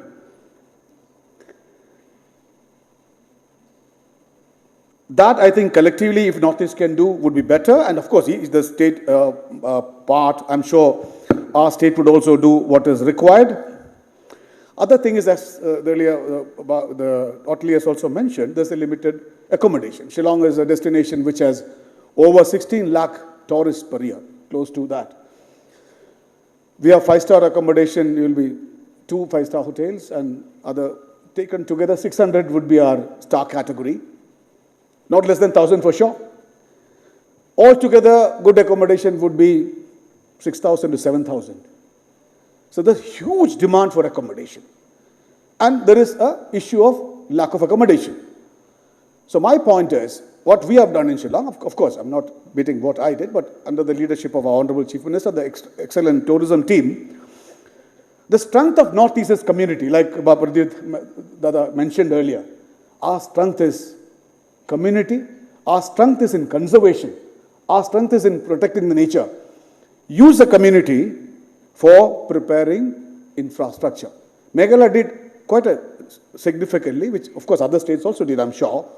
We are giving 70% subsidy for anybody establishing homestay. And now we started something like CM's boutique scheme, where we give 80 lakhs subsidy for establishing high standard homestays. So this helps us in, one is local entrepreneurship get developed. You get a quantum jump in homegrown enterprises or entrepreneurs. You also get a community-centered asset creation and parallel livelihood avenues for public and people around. And many infrastructure problem is land. Here it is community-owned, land is not a problem at all. They'll give you land, but you need to guide them to adhere to quality benchmarks in tourism. So revenue gap is filled by government, operations done by them. It requires a bit of hand-holding, and it has done remarkably well in Meghalaya. There may be capacity gap, I'm just admitting that, and quality gap, which of course could be addressed by the tour operators, the travel industry, which can really fill that gap. And maybe it requires a guidance how to set up a good homestay, how to have a quality structure to be built, how to stick to the hygiene and good hospitality standards. And they'll adhere to that. We have seen a lot of good examples. Once it is community-led infrastructure, it really fits in large requirement of small and medium level travelers. And the interesting thing is, the hotels, don't take it away, hotels in Shillong can't give you unique experience. An example, if you go to Mawlyngnaung, cleanest village, if you stay in the, I've done that not by myself, but when I was not there, my wife and children used to go to Mawlyngnaung because I worked there earlier as a tourist, like Cyril, I was director of tourism earlier. You won't believe that village boys take you at midnight for stargazing. And my 2 young daughters and wife used to go on the waterfront to watch. This you won't get in Marriott and Taj. These unique local experience can only be given by homestays in the distant areas. So this is what makes it more interesting for the traveler or tourist to stay in homestays. Of course, the other strategic thing you have to do PPT with big companies which you are doing, where we give land and they invest. One idea which Pradyudha can consider, 90% of tourists go to destination are agnostic of classification. Correct me if I'm wrong. They don't know what is 90%. 10% also look, which is my star category, which is suit room or boot room. 90% of the traveler in India are star agnostic. They don't even bother. Why can't we classify our homestays and local stays into a new category of unique experiences? Say, for example, hill view, river view, waterfall, or whatever, spring view. Just a suggestion. So that we make our category, which is unique, which is a good benchmark, closer to nature, as other gentlemen said, which also revives the value for protecting our nature and preserving our culture. Another interesting thing which I want to highlight is what type of tourists are coming to your place. That's also very important. Like earlier somebody mentioned. The people who come from one destination, spend a day and go back, they generally litter the place and go back. And how many people can come? For example, Cleanest Village has a population of around 700, 900.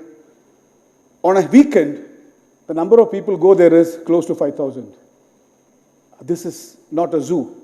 So the footfall has to be managed based on the sustainability of the place. We are also trying that. And another thing is,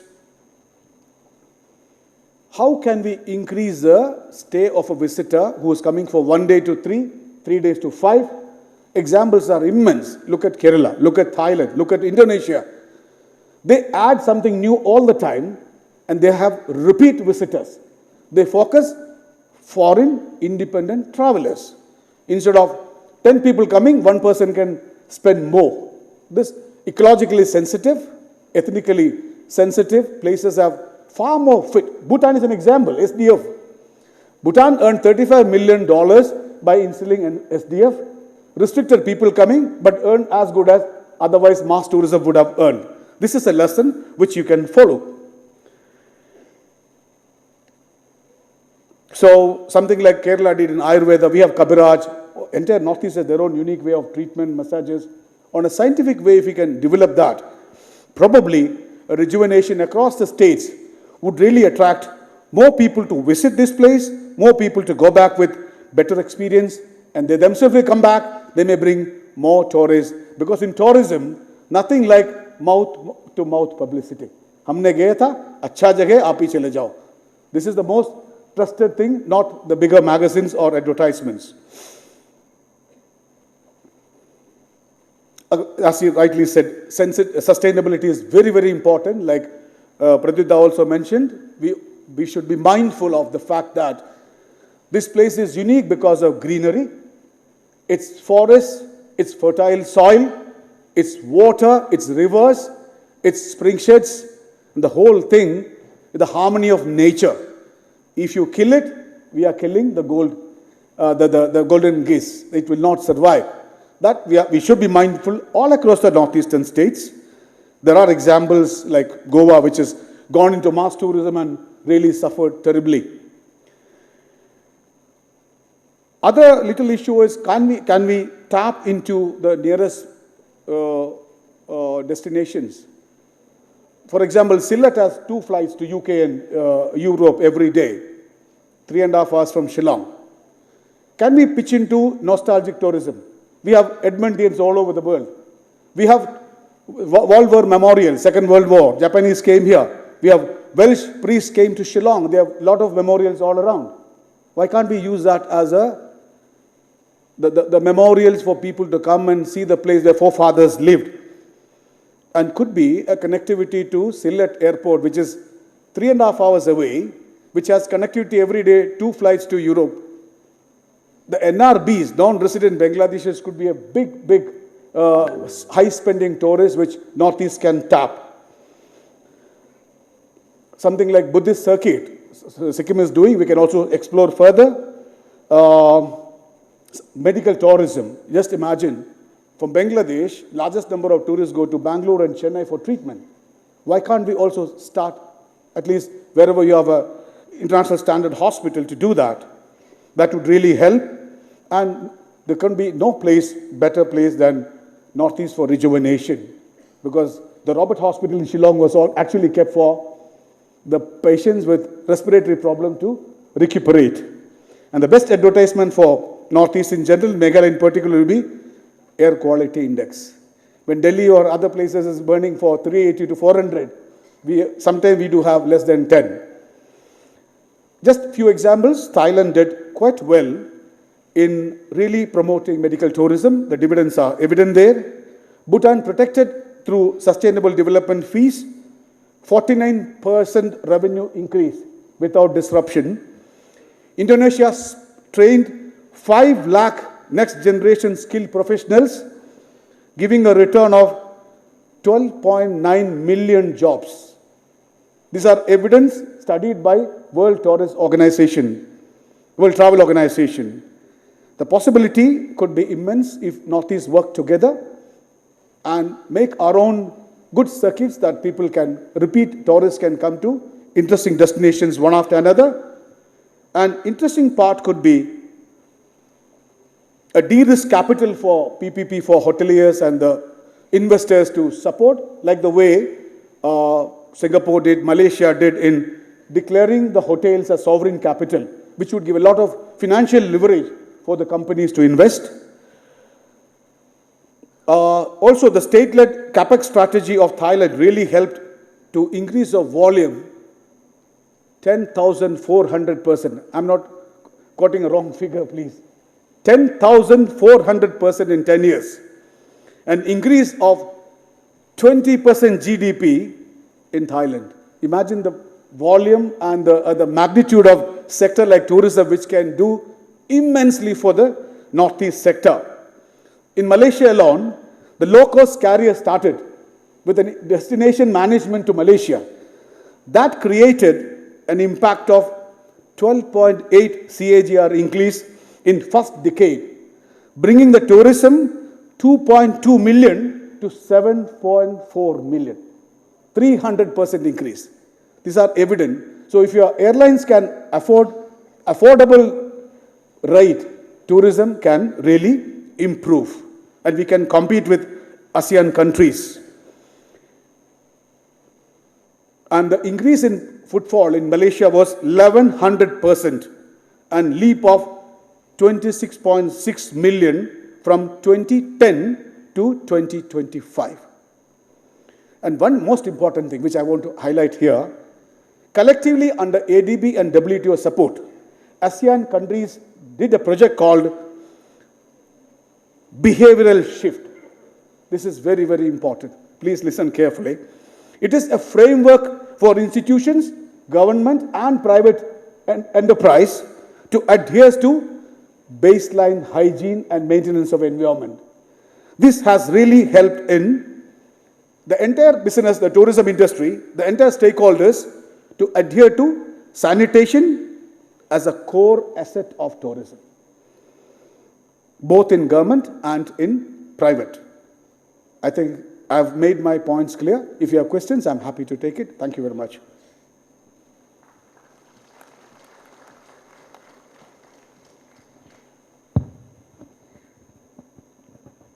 If I may. Yes, sir. Sir, I am Binit Todi. Sir, No, sorry. You can ask me after the Yes, sorry. So, ladies and gentlemen, yes. So now we have our honorable guest of honor, Shri Pradyut Bikram Manikya Dev Burma, Chairman of the Indigenous Progressive Regional Alliance, the Tipra Mota, to give his formal address. May we have a round of applause to welcome him for his formal address. Please, on the right side, so your podium address.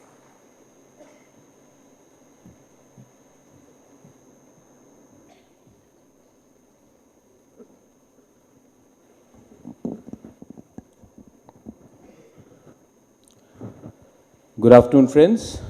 I was pleasantly surprised to hear the Chief Secretary speak so eloquently. I believe that you have a future beyond your bureaucracy, because I didn't know that you were such a good public speaker, and I think you were very clear and very crisp in your deliberations.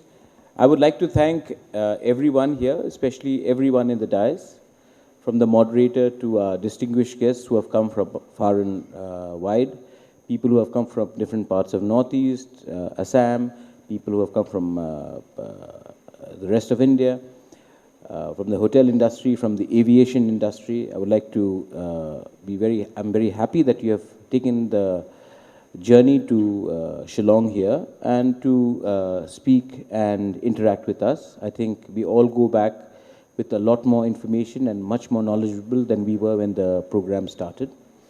I would also like to say hello to everyone who's from the rest of the Northeast, from Shillong, Kumno. And I don't want to give a long speech. All I want to say is what we have already deliberated upon, and I don't want to be too repetitive as well. The most important thing is, why are we assembled here today? I see people who are from our local communities here. I see people, the lady from Mizoram who was speaking. I see someone from Manipur. I see someone from Assam. I see people from Arunachal Pradesh, Tripura, Nagaland, and Sikkim and different parts of our region. I also see people who are from different backgrounds who are here. Tourism is just not about telling people how great we are. It's also about telling people how wonderful we are, but also making some financial profit in the process as well. If tourism can only make 5 or 10 people rich, then it will never ensure that the local population benefits. So if you want to create an ecosystem where people realize the potential of tourism and benefit from it directly, that's when we can actually say that we have arrived. Dr. Shakil Ahmed just spoke about Bhutan. Bhutan is a very small country. Its population is about 1 million, if I'm not wrong.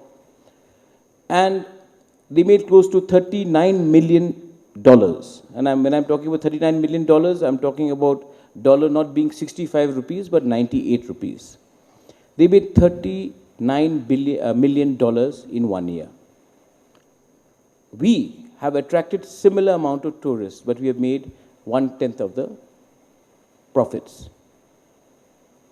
Can we handle tourism like in Goa?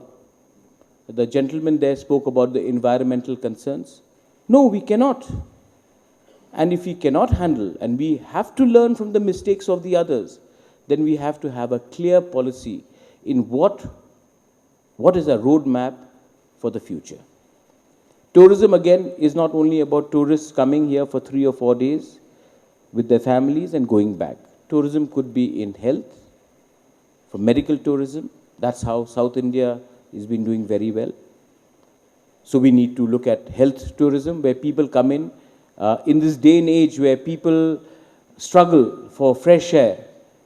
If they come in here like the Anandas or like a wellness resort, where people come here to get themselves completely cured, even for 1 week, that 1 week spent here, whether it is Shillong, whether it is in Manipur, whether it is in Kohima, whether it is in Tripura, whether it is in Itanagar or Arunachal Pradesh, they are spending that 1 week and they are earning their money in Bombay, Bangalore, Delhi, and they are spending it here.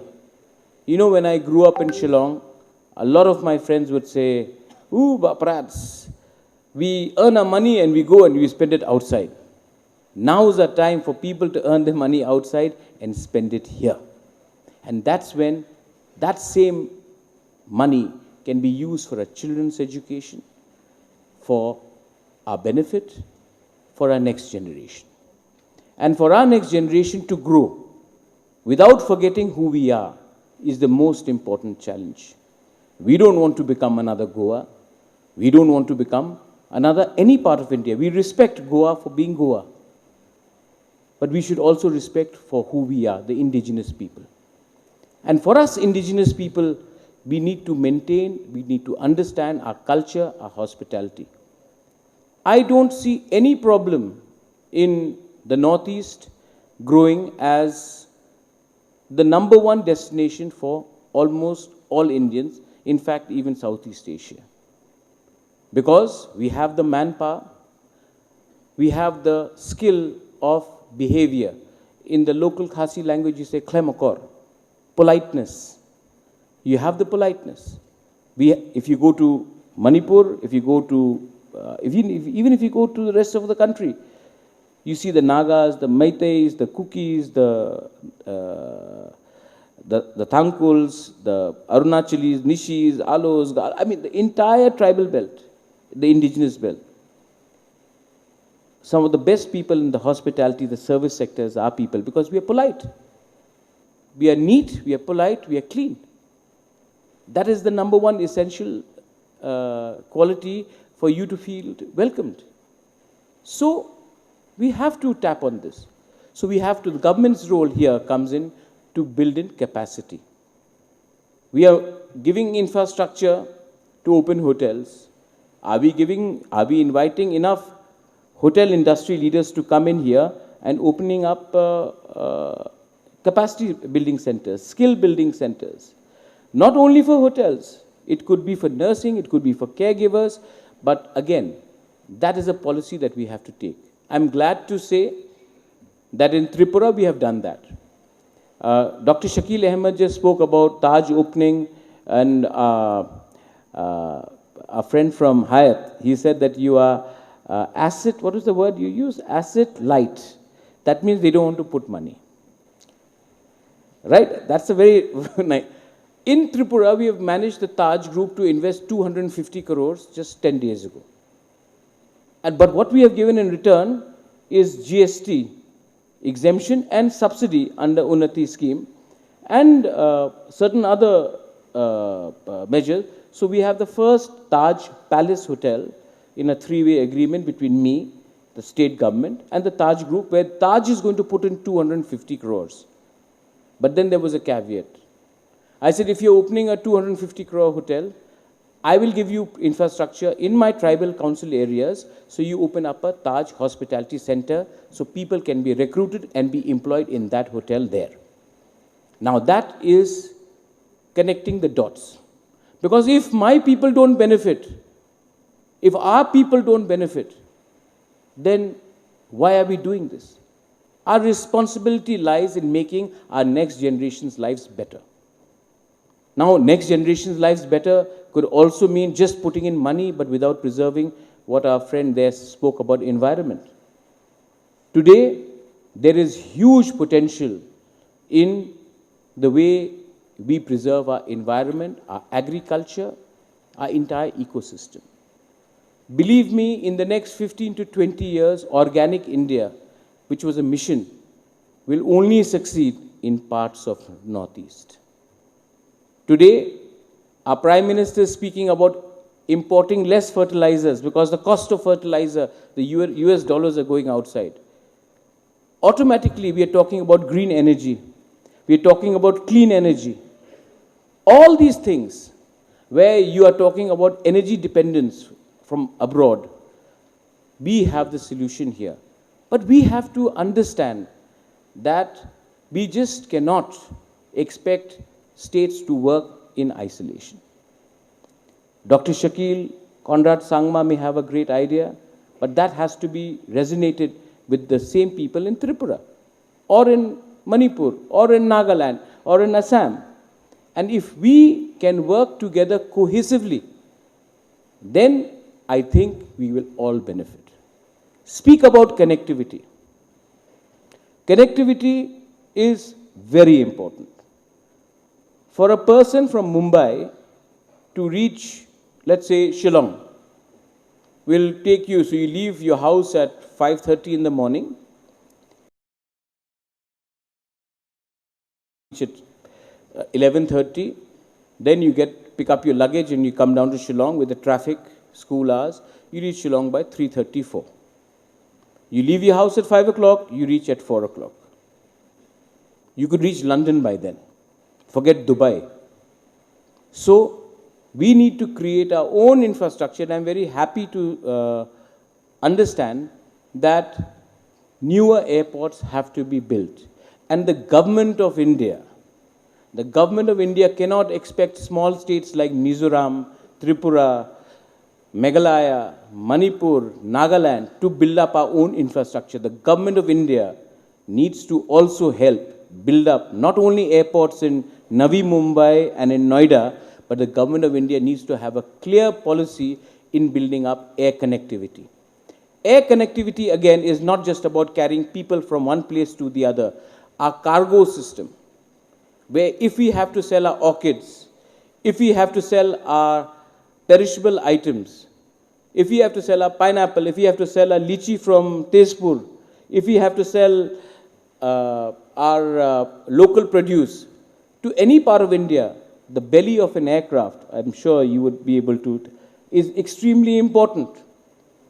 And so we only look at airports from the point of view of one person traveling from one point A to point B, but the cargo system and the cold storage facility, again, can help our farmers produce our produce and sell it at competitive price, not only in a market 50 kilometers from your village, not just in Mathran, but also sell it in Delhi or in Bangalore, and then you will get a better price for it. So the government of India needs to also come up with a policy, and I would hope that we all collectively, as chief secretaries, as chief ministers, as stakeholders, put up a common package that how can we create cargo connectivity within the Northeast to the rest of the country. That's when people will benefit from the rural areas. Finally, I really, I listened to Dr. Shakil, I listened to my friend from Manipur. He spoke about peace. In this entire panel, we have industrialists, we have bureaucrats, we have aviation experts, moderator, I'm not sure, but a journalist? Yeah, consulting firm. I'm the only politician sitting here. So I will take some blame myself. The problem of peace and stability comes when we indulge in vote bank politics and vote making every 5 years. You know when there is violence, or you know your religion, you know the issues. आप एक बार newspaper उठा के देख लो, election will be 5 months away, that's when these issues will come up. But what it does, when we fight in the name of community, when we fight in the name of religion, when we fight in the name of my tribe versus your tribe, it hurts the entire ecosystem. Again, some person sitting in Delhi who wants to divert the tourism or business to their state will say, देखो, Northeast safe नहीं है. But the fact is, who suffers the most when there is no peace? Not someone sitting in Karnataka, not someone sitting in Delhi, not someone sitting in Bangalore. We, the people, suffer. And why do we do it? Because we want to polarize the society so we can get votes. So please, for the youngsters here, I request you, please think about your next generation, not just the next election. We think about the next election, we should think about the next generation. What are we leaving for the next generation? Should we leave a better future for our children, or should we leave them a political party, X, Y, or Z? So we have to take the onus, because there is no peace, there is no economic activity. When there is no economic activity, there is poverty. And if you are poor, everyone will divide you so that they can rule you. So the final stakeholder here are not the people sitting in the dais. Because if we are given a good ticket, good hotel accommodation, we'll land up everywhere and give you a speech. The final stakeholders here are you, the people. And if you can realize that you will determine and define your own future, your children's future, that's when tourism, business, industry will take place. So, my last appeal is that the most important people in the development of our state, our region, are you. Don't be misled, don't be played by people who may be here. I say this with responsibility because my first responsibility, our first responsibility should be to our country, to our people, to our community, to our children's future. So finally, having said all that, I would like to thank everyone for having invited me. I'm very humbled. I flew down from Delhi via Calcutta here, and I'm humbled, and thank you for having invited me. I wear two hats. I also am very interested in tourism. I'm very interested in making, you know, I want my people, my region to grow up. I want to have someone from our communities to also become like Ratan Tata. I want someone of our people to also open up hotels in the rest of the world. And I want you to also employ people from outside. And that will happen. That will happen. But for that, we need to make the first step, and charity begins at home. And your first challenge will be to listen to your mind and to your heart and focus on improving our lives and not other people's lives just because they give good speeches.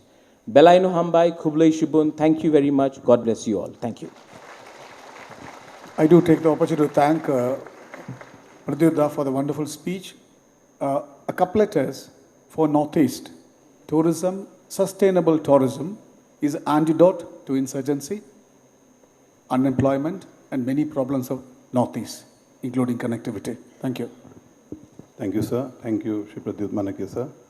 Before we have a very special video message from our Honorable Union Minister of Civil Aviation, I request our President FINA, Shri Bajrang Lohia, and the Chair of Venue Committee, Ms. Ranjana Bhajanka, to please come and offer our token of gratitude to Shri Pradyut, sir.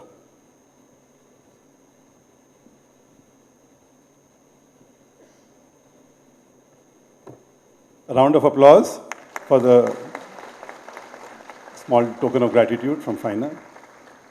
Thank you, sir.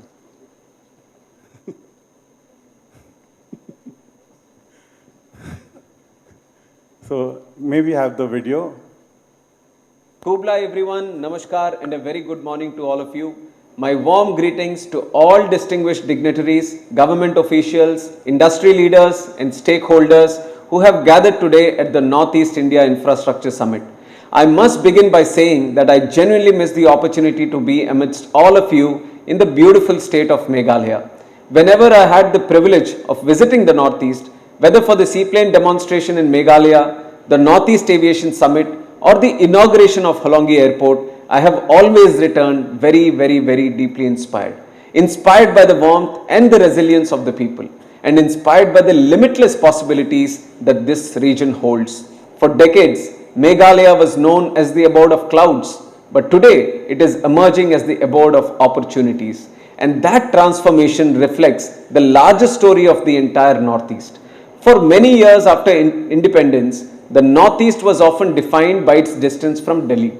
Today, under the visionary leadership of Honorable Prime Minister Shri Narendra Modi ji and his Act East, Act Fast and Act First approach, the Northeast is being defined not by distance but by connectivity. This summit itself reflects that commitment.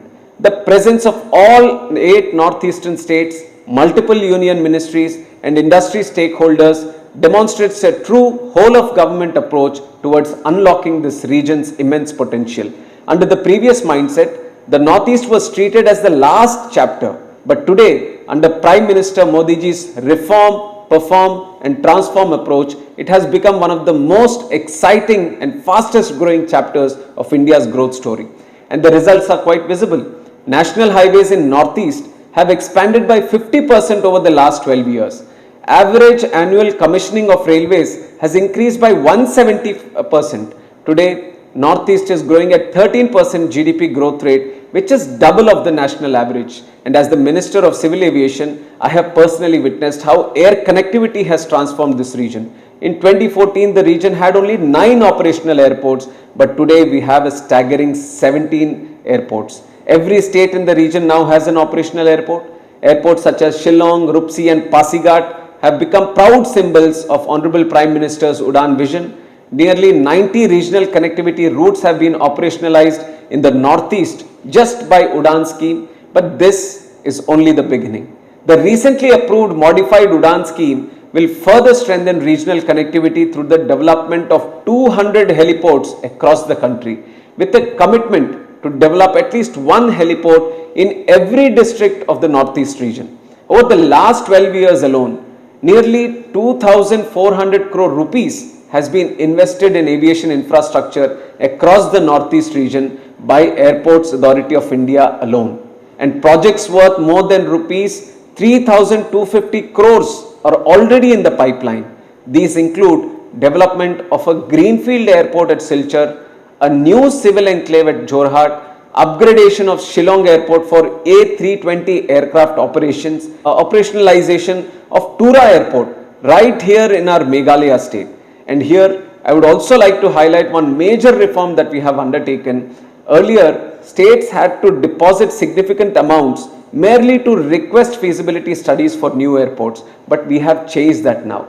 The Government of India will now undertake up to 4 feasibility studies annually at its own cost for northeastern states. After all, India will require nearly 350 to 400 airports over the next 2 decades, and the Northeast must be at the forefront of that growth story. Think about what that means for local communities. When a tourist lands in Shillong, when an entrepreneur arrives in Agartala, or when an investor visits Aizawl, when a business traveler flies into Itanagar, the impact extends far beyond the airport terminal.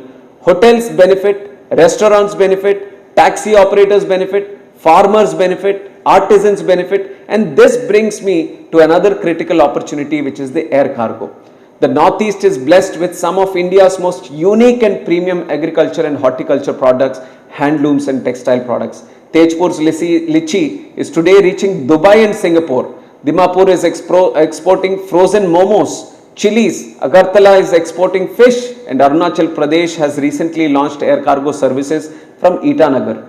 To support this ground handling cargo capacity across northeastern airports, there has been an increase of 50% over the last 12 years, and this is further being scaled up. We have the air freight station policy, which we are actively trying to streamline the transshipment also, as we have advanced the hub and spoke model. Other than cargo, I see immense tourism potential in the Northeast. Tourism contributes nearly 10% of GDP, and for the Northeast, the potential is far greater.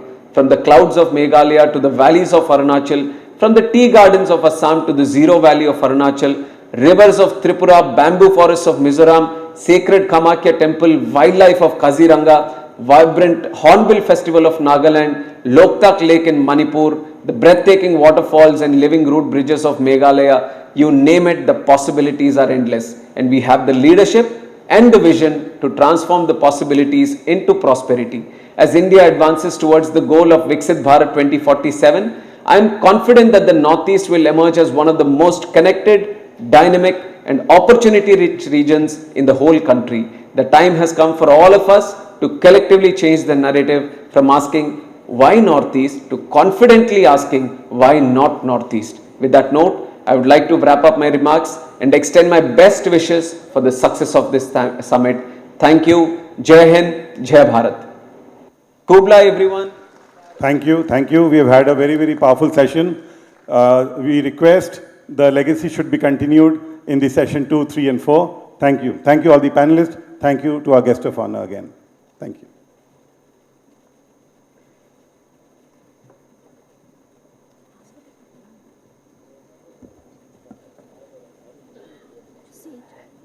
Ladies and gentlemen, for this session, we would like to give tokens of our appreciation to our panelists. So I'll request Sri Rajiv Agarwal, who is the Vice President of FINA, to do the honors.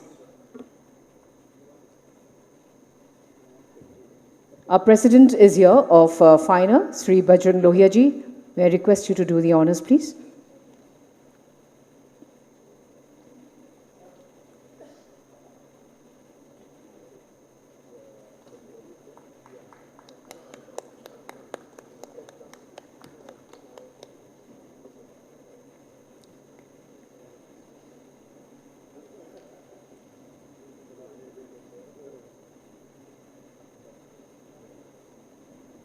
We heartily thank the moderator, Sri Akash Datta, for moderating this session, and also to Sri Rajiv Agarwalji, who's the Vice President of FINA, for moderating the session. May I request everyone to kindly step forward for the photo opportunity.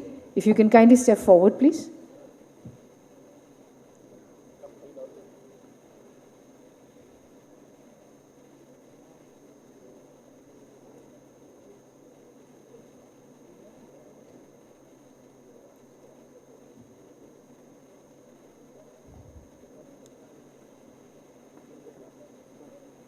We thank our guest of honor, Sri Pradyut Manikya. Viewers, for a welcome very back. interesting This is session, day and 2 all of our the panelists Infrastructure here Summit for 2026, gracing and I'm at this a pavilion first session of our summit, here on location Northeast India called Infra the 2026. Resecurity Pavilion. I'm here to talk to Mr. Ranjan Rajpant, who is the business head in Ladies and Indopac, to gentlemen, talk a we'll little bit request all about of you to remain cybersecurity seated, and we will everything start in off between. with our next Mr. session. Pant, welcome Again, to the a broadcast. very interesting Let's hear it from you session, first. which is What going to is captivate you. Resecurity, Please keep what your the company mind on does, it. its Don't fiddle with your inception and its phones, journey so like far. I always say, so that you can Thank have you very enough much. questions for the panelists Resecurity at the is end of the panel discussion. cybersecurity organizations. It's based in United States. Its headquarters is in Los Angeles. We founded in 2016, and we have mostly We will the request Fortune our guests to 500 kindly take their seats in companies the as a auditorium. customer. We have most of the government and law enforcement as our customer. We provide basically focusing on the cyber threat intelligence, which is that collection of the knowledge for the proof, and we focus on the risk monitoring as digital risk monitoring, brand monitoring. We have also provide the botnet affected your endpoints. So we are the largest harvester of the data. So we have covered the around 100% dark web. We do the dark web monitoring also. Our solutions and services is very good for the large enterprises. Our solution is fit for the small enterprises also. However, if you want to get the threat hunting services or BAPT services or vulnerability assessment, everything, we provide that also. Speaking of sectors, you just mentioned whether it's big companies or small companies. What are some of the sectors that are more vulnerable to cyber threats, in your opinion, since you've been in the industry for quite some time now? What are some of the cyber threats that are vulnerable to key sectors under the government, let's say? You might have read the FBI reports of the 2025.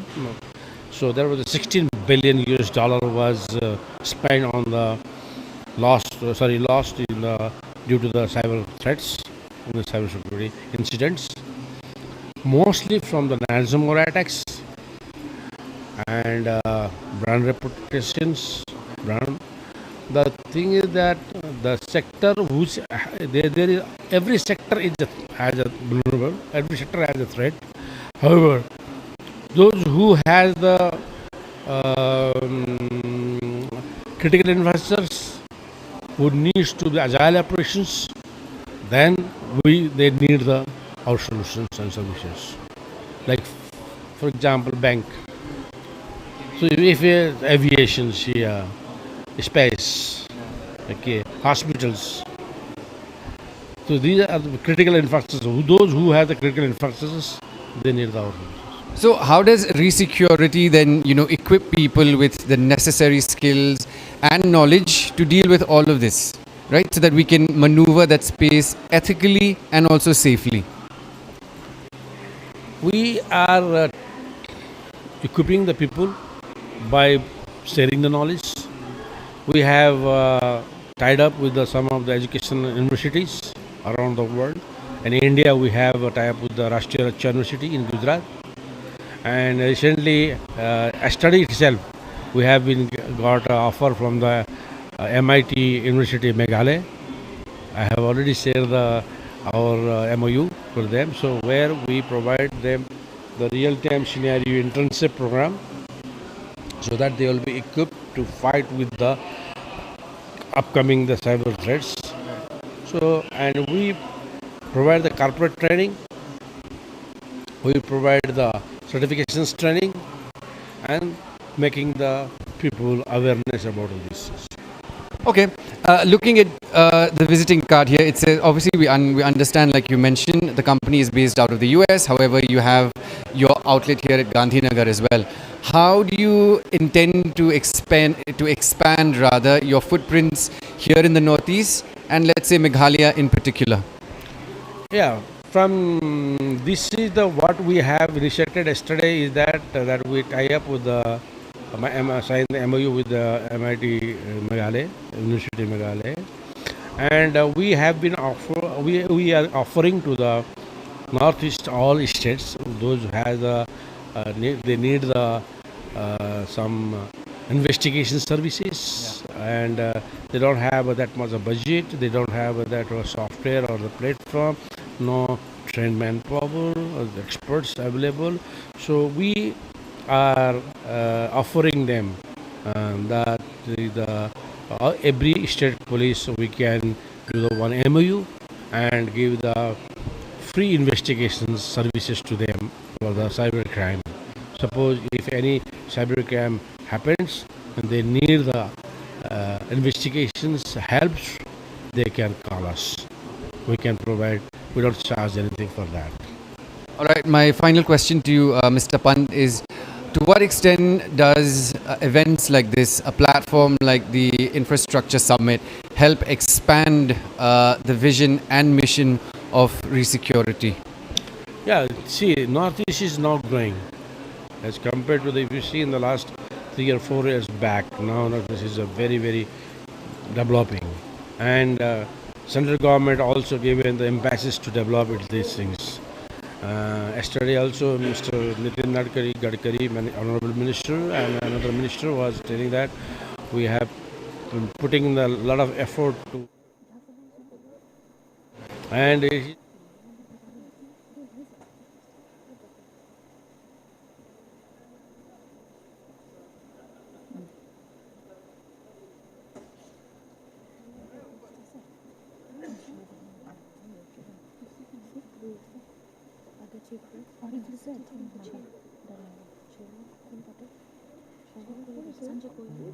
आज डर के भाग गए भाई, तो आपको देख के डर के भाग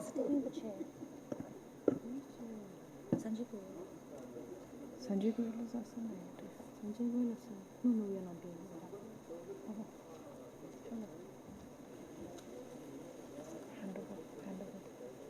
Shri Sandeep Khaitan, we would like to give the floor to you, please.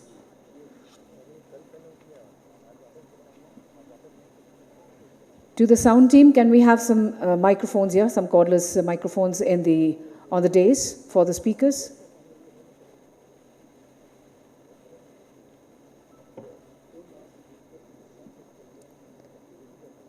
Can we please have a couple of them here? Yes, thank you.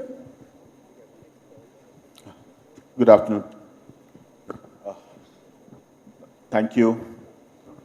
Now, we move right away to the session, which is Unnati and beyond. Now, Unnati also happens to be symbolizing progress, and it is also the name of a very popular scheme in the Northeast, which is there for the last year and a half, and it has seen a lot of response. So this is Unnati and beyond. The Northeast doesn't lack ideas, energy, or enterprise. What is it's long lacked is the capital that understands the ideas.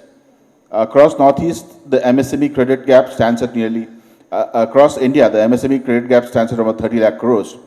And our region feels it most sharply because too much of value sits in inventory, receivable, goodwill, not the land. Land and the collateral which banks ask for. So Unnati had put in 10,000 crores on the table to industrialize and develop service sector in this area. The question is not whether money exists. Money surely exists. It is whether we can build bridges to move the capital to the entrepreneur. That entrepreneur in Imphal the woman-led small unit in Tura, the startup in Shillong, how do we ensure they get funded? Unnati means progress. So for the next 30 minutes, let us start on it. I would like to start with Ramandeep ji. Namaste. So this food processing is one of the most natural industry bridge between our agriculture and markets. From MOFP's vantage, again, we have seen a lot of schemes and activities on MOFP. Now, what funding windows are now available in the Northeast, which are on the table, and what is the single biggest reason for uptake here, which lags the national average, sir, if it lags? Hello. Thank you, Mr. Ketan. I would restrict in the beginning what I say to the food processing sector, but I understand this is a larger forum of the industries in general. In order to promote industries in different regions of the country and integrating the industries so that they can grow and reach larger masses within the country and abroad, Government of India has been supporting, along with the state governments also in many cases, and supporting these industries. The Government of India has taken a very, very concerted effort in growing and supporting the industries in the northeastern regions, be it through initiatives through the Ministry of Donor and the MSME ministries, and through our ministries of the food processing industries, which is catering specifically to the food processing, agro-processing and horticulture-based food and vegetables and meat and poultry. We have some of our panelists, of course, from the NETFI, the managing director is here. He will throw later more insights on how they are funding.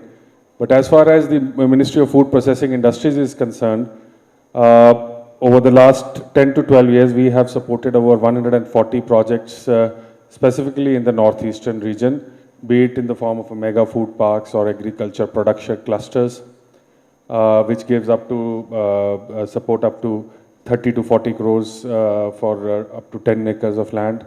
And then we have very innovative schemes, be it in the cold chain and the value addition sector. In all, projects worth of about 2,000 crores have been supported by the ministry in this sector in the past 5 to 10 years. And we hope that this trend continues. What I would like to say is that we, as from our ministry also, have created special provisions for the projects in the northeastern region, specifically in terms of the grant in it that we provide, where other states are limited to 35% of the project cost. In the northeastern regions, the ministry provide up to 50% of the eligible project cost from the government in the form of a capital subsidy, the front-end subsidy, which is linked, so which is a big incentive to promote the industries, agro-industries and horticulture industries in our sector. We have 4 to 5 schemes, like I said, from the PM-KSY, which are a big ticket items where projects up to 20 to 30 crores can be taken up.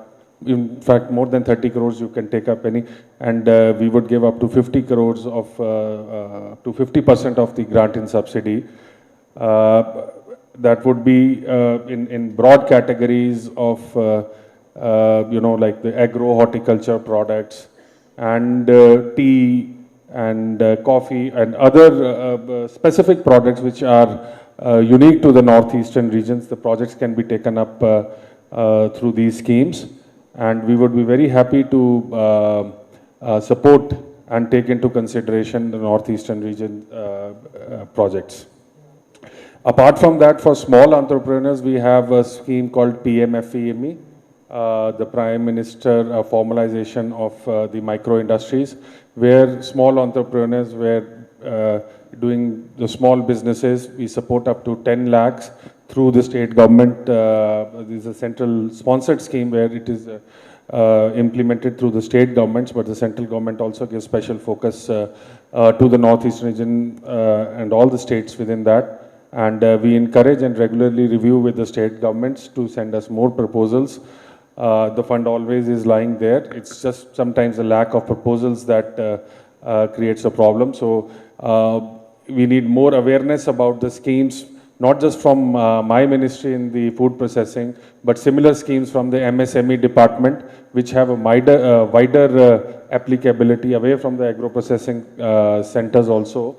Like the MSME has the CDP scheme, the cluster development project schemes, which can be applicable both in the food processing as well as the non-food processing sectors. So those kind of schemes should be actively sought after by the entrepreneurs, and with the support of the state government and the government of India, I believe that these schemes would give a big boost to the agro-based industries. Apart from that, Mr. Khaitan, we can subsequently talk about more issues, but these are the few schemes from our sector which I specifically wanted to highlight at the beginning. Thank you. Thank you, Ratanjeet ji. So from the government's voice, now we move on to an entrepreneur from the Northeast who has been phenomenally successful. Bishwajit da, now Northeast capital, in your journey, what has been the capital requirements and how have you met it, and what is your experience regarding, the capital availability in the Northeast? Sir? Yeah, this is a title is Unnati and Beyond. In a Unnati framework, kind of funding support was there or is there. So it may not fit on some situations like me, where today after my MSME, which is almost 24 years old, we have expanded to pan-India operations. So in these operations, what I see like today, in Tier 1 cities, we have venture capitalists, PE funding. All these flexibilities are there. But in our case, in Northeast, it is very difficult. Just before this meeting, I was talking to Khaitan Saab that who can give me these connects in Northeast. I might have connects because I am outside, I am operating in Pan-India. But what I feel for my sector, I am into technology sector, where size of business, which is available in Northeast, it is not good enough for my growth and my sustainability. This market here in Northeast is fine, but I have to go beyond. So for my growth and expansion. So that's why I'm going out. When I'm going out, size of business and size of projects which is coming to me on basis of my credentials, which is not matching with the kind of funding available to me. So what I feel, for Northeast MSMEs, we should have some kind of MSME equity fund which is beyond Unnati and beyond MSME paradigm. Now we have a MSME paradigm where we get some credit guarantee up to 5 to 10 crores, which is also not possible for us to sustain, because in technology industry, we are basically asset light. So in case of asset light industry, it's very difficult for us to give a collateral for getting a bank limit. And in absence of PE fund, venture capitals, what will be the option available to us? I feel today, if you see MSME, we are contributing 1.5% of the total GDP of country. So which is, in Indian average, it is 30%, but for Northeast, it is only 1.5%. So if we want to really accelerate this MSME of Northeast and expand it here as well as pan-India or globally, we should have to have a more capital support. The capacity skill set, which is already there. We have a lot of institutions like IIT Guwahati, IIM Shillong, and many more engineering colleges. So we get very good resource. This resource working outside of this region many of the times. So we can retain them, but we have to give this work to them. So if we want to give a work, so we need capital.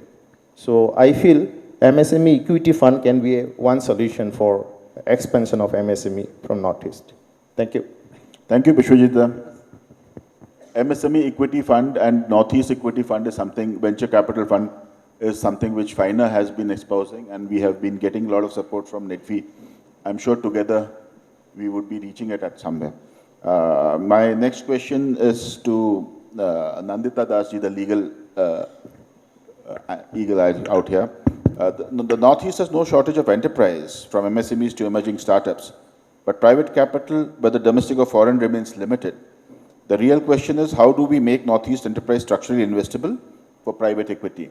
Now, what kind of balance sheet support, what clean balance sheet you need, the venture capital, institutions capital, you can please tell people. Right, sir.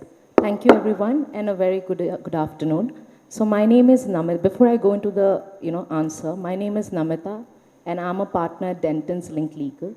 We are part of Dentons, which is the largest law firm in the world with offices over in 88 countries. Now, why do I state that? On this, a bit of personal and professional anecdote.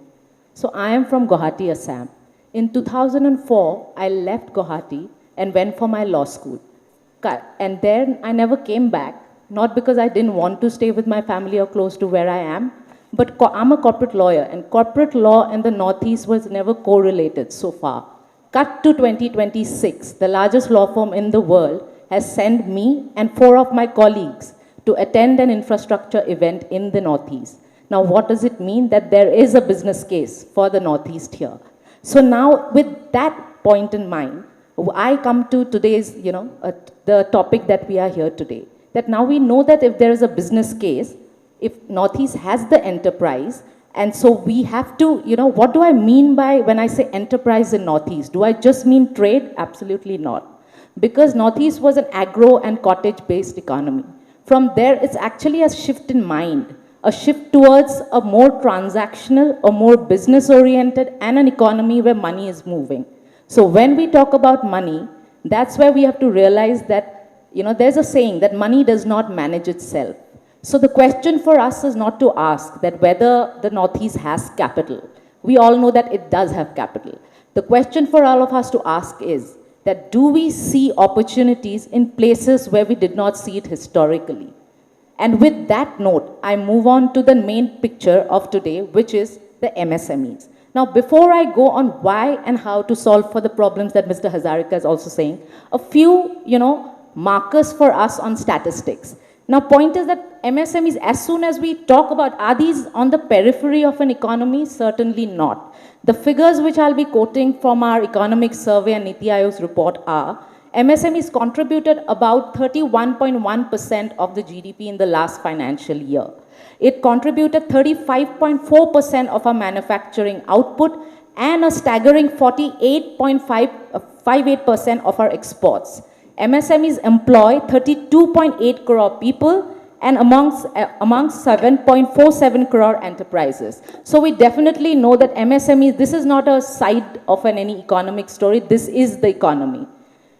Now that we know there is an economy, how is funding moving in MSMEs? Like we discussed, so in SIDBI's, the last report for the last financial year, the numbers saying that MSMEs credit outstandings as of the last financial year, 67.68 crores, with a year-on-year growth of 16%, and the delinquency rate, this is the most interesting part, it has fallen to the lowest in the last 5 years, which is 1.87%.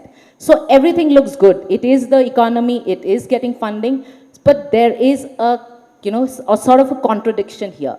If you look at Niti Aayog's report, they are saying that only 19% of MSMEs are getting funded traditionally. There is a funding gap which is approximately amounting to 80 lakh crores.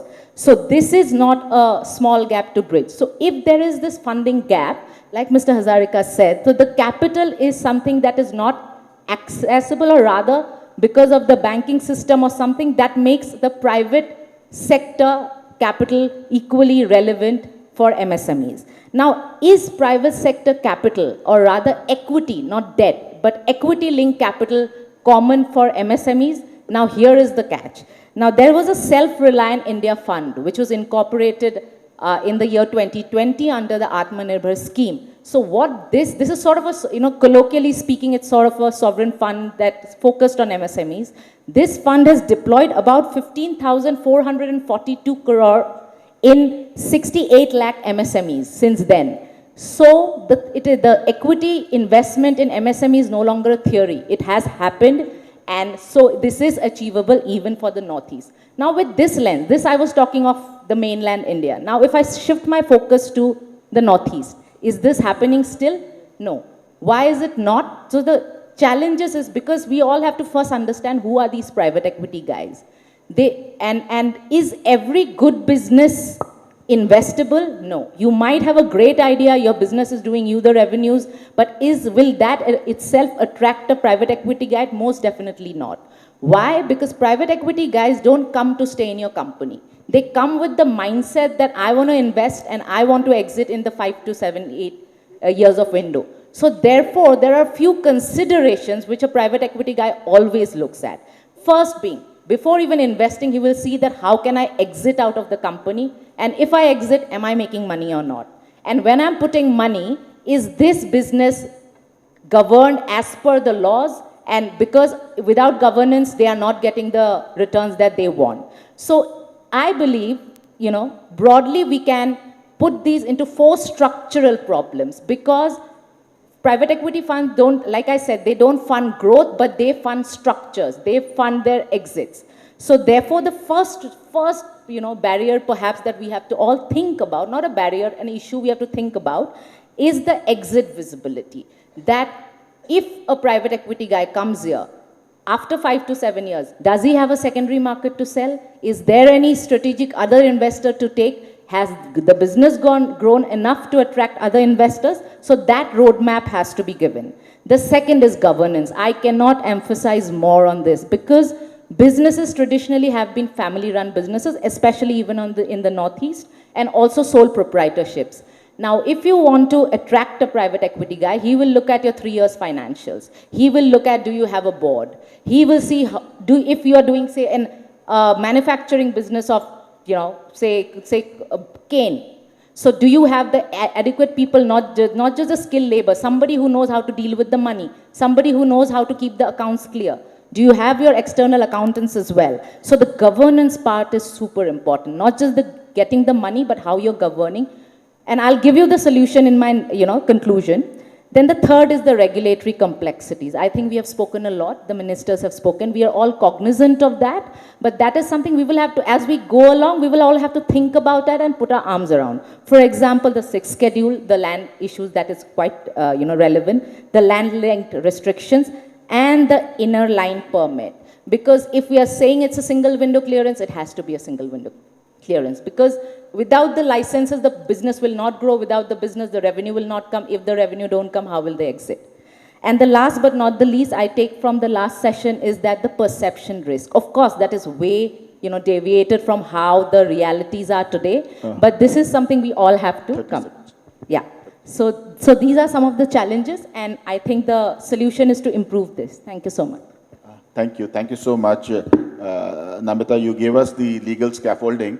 Now, how does it look on the ground? We have Dr. Prem Garg, who is an accomplished businessman, and he has a lot of interest in logistics and shipping. So, sir, in brief, if you could please tell your point. Yeah, the Northeast is one of the most beautiful and resources-rich region of the India. It has large rivers, lakes, and strong connections with neighboring countries. This natural advantage can help make the region a major center for trade, tourism, and economic growth.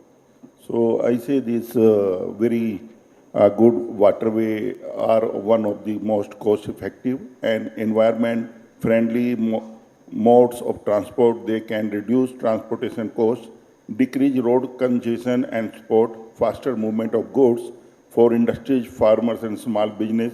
This can create an opportunity and improve competitiveness. Thank you very much. Thank you. Thank you, Premji. So, we move on. We have with us Ms. Neera Sharma, who happens to be known as the Bamboo Lady from Tezpur. She is an entrepreneur. I would love to hear from you, ma'am, but try to make it in 3 minutes if possible. Yeah, thank you. Good afternoon, everyone, and thank you so much, the organizers and Government of Meghalaya, for giving me the opportunity to speak about my experiences, long experiences, because I'm working last 25 years in the remote villages of Kashmir to Kanyakumari, and I get opportunity to work here also. At present also, I am working in Meghalaya. Thank you, Government of Meghalaya and Department of Industry, Director of Industry, Ba Moon. So he has seen my work, and now my work is going on. I've got lots of experiences of this industry, bamboo industry. Particularly, I am involved in developing the community, nature and community I am working. This Meghalaya, I want to express my feeling.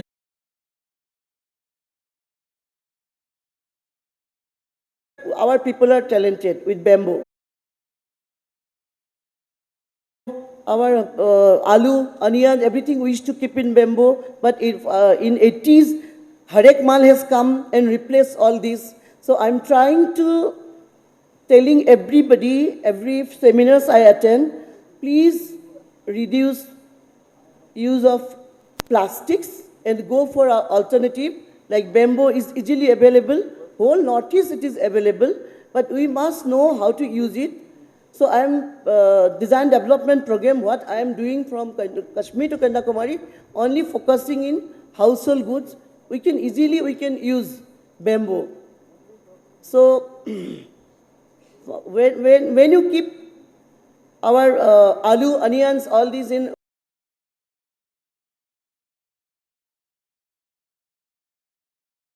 it will waste, I mean, perishable one. So bamboo, the aloo, potatoes, where you keep in the bamboo baskets, it will be okay. But plastic one, it will be little arrow. So what I have seen, so I am telling people, why not use bamboo? So I am teaching people and motivating people in the villages, the communities. Now they are big market also all over the world. IKEA, they like my product in Tripura. When I was working in Tripura Bamboo Mission as a design consultant, then IKEA wanted 1 lakh of baskets, which I have designed. Then it is not possible. So we'll have to change our mindset, and I have told the all investment sector also. So one village, one product we should develop. One village, one product, because the big companies, they want large quantities. But our artisans, their finishing is not so good. So I am focusing in that, so that the outside market buyers will come, and big market is there. Then I am thinking about the Meghalaya tourism. Meghalaya, so many people lakh of people comes to Meghalaya as a tourist. But they want to buy the artisans what they are making, but this is big in size and it's a bit expensive also. So I'm motivating the artisans to make it a little small things. That's why I have started making jewelry. When I have started this, there's a Nalsar village called Tripura. So I started my bamboo jewelry in Tripura, because they are using only cane, not bamboo. Bamboo is easily available. So I have told the villagers to use bamboo. Then I started making bamboo jewelry from Tripura. So when people used to tell me, okay, you go to the graveyard, the ghost will wear your jewelry. But now, whole world is my customer, and I have got big buyers for my jewelry, and it has got, my name of my workshop is One Bamboo, 1 lakh. A artisan can earn 1 lakh from single bamboo. So I have focused in that, and this is easy to carry. When travelers come, when the tourist comes, they want to carry something for their immediate family and friends. Mindset is same like us. Whenever we go abroad, we can bring small memento. Like when you visit Paris, we can bring Eiffel Tower, small. But when from tourists comes here, they cannot carry our stuff. But our artisans are so talented. So I am teaching everywhere, each state of India, that please make it for high-end people, make small, very good finishing stuff. So I have seen they are getting bigger market. Ma'am, we need to close 30 seconds more if you can conclude. So we should focus in small things like, so name of my workshop is Learn and Earn, and I'm very successful with it. And this community development is there because creation, conservation, livelihood is with this product. Whatever I have seen, I'm wearing also bamboo jewelry. So I'm developing bamboo jewelry because I have got big buyers, but I'm unable to cater the market. So Meghalaya people are very, very talented. So my focus is now in Meghalaya only, and they are doing very well. Tublai Sibun, and I hope we can, together, we can do very well. Thank you, ma'am. We'll just come back after we finish. Thank you so much.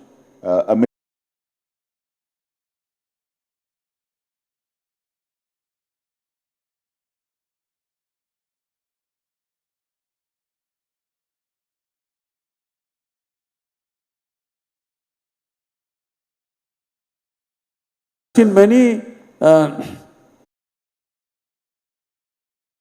states, Nagaland, Mizoram, establishment as a company. Unless you make it as a company, you can't get the investment or you cannot get this. But establishing a company is a Herculean task there. So, and these places, this as my friend Hajarika Sahab has said, MSME fund, some MSME fund with relaxed rules and regulations, the activity and get back the money. So MSME fund is required. And before I conclude, agricultural ministry it is there. There is food processing industry is there. There is a huge opportunity. Only 20% of pork is available here. Only 10% of eggs are available here. Only 25% of what is that milk. This requirement is available. So there is a huge gap for all these products. We are now getting it from other states. So there is a huge opportunity for food processing industry. So please study the market and give us an opportunity. We are there to serve the people of Northeast. Thank you, Murthy sir. Thank you. So the one message we get from this panel is that Northeast no longer needs sympathy capital. We have been talking about subsidies too long now. Now, I think so it needs smart capital, as Nandita said, or perhaps patient capital, as Bhaskar would like to term it, that capital which reads our region correctly. The instruments exist, the schemes are there, funded, and we now need to build on them. FINA will keep building on it. I request now Sanjay Goyal sir. Deputy Singh sir. I've missed one. Okay. I am sorry, I just missed Cyril sir. Cyril sir, we need to hear. I'm just so sorry. It's fine, it's fine. Thank you, Ketanji, our distinguished Honorable Deputy Chief Minister, all distinguished panelists. Before I come to the core issue of innovative funding, let me just take 1 minute to explain, because obviously funding is one of the issues, but to create MSMEs, to create enterprise, you need that spirit of entrepreneurship and to build that entrepreneurship culture also among the people, which was not always there, right? Because obviously once you aspire to become an entrepreneur, then capital, then all those other things come into the picture. So let me just spend a minute. So for example, when Unnati came in, the government of Meghalaya had a great opportunity to reform this entire ease of doing business ecosystem in the state. So we came up with the Investment Promotion and Facilitation Act in 2024. We created the Meghalaya Investment Promotion Authority. Of course, that was to enable, investment promotion for industry at large. But obviously, it had effects for even micro, small, and medium enterprises who will benefit from this enabling ecosystem. And those kind of reforms led to the creation of a unified investment portal, a single window agency wherein almost close to 100 services are there, where a person, an entrepreneur, has to only apply through one single window, a common application form, and then all the background processing happens at the background. Which means that as a government, it was important to create this enabling atmosphere, because often credit is one of the problems, but it's not the starting problem. It comes in much later. The first issue is, how do you enable or aspire the youth to become entrepreneurs? to become job creators instead of job seekers. That's the first thing which the government has been trying to successfully, in a way, promote. Then when it comes to startups, we have the Prime program where we are mentoring startups. We are trying to give them the business know-how, create business plans, and also link them to credit. One example I want to take, obviously, what Namita Das ji mentioned, lack of private equity, lack of other forms of capital, including traditional credit that we get from banks or from NBFCs. There was a huge gap in that. So what did the government do in that sense? Because obviously if the traditional institutions are not giving credit, then the government has to step in. So we came up with various schemes like, for example, the CM Elevate scheme. And I'll take one example of an innovative method from within that scheme called the Meghalaya Homestay Mission, the homestay scheme to promote homestays. We know that there's a great opportunity in the tourism sector. We know that we're getting many five-star hotels. The challenge before us is how do we ensure that the benefits of tourism reach every nook and corner of the state. And obviously for that to happen, we needed to create more homestays. I'm happy to share with you that of the 12,000 rooms that are there in the state today, nearly 1,000 rooms have come from the Meghalaya Homestay Mission, which was there for nearly 2 years now. And how we innovated was, because there was a lack of credit from banks, we came up with a model where we are saying that government will give you 70% subsidy. The remaining you take from the bank. We signed a MOU with the Meghalaya Rural Bank. And often one of the difficulties we don't understand when you have to take credit is that there's a lot of paperwork. Many of our small entrepreneurs, our micro industries are not able to, the cost of paperwork is so high that there's no point in taking a small loan.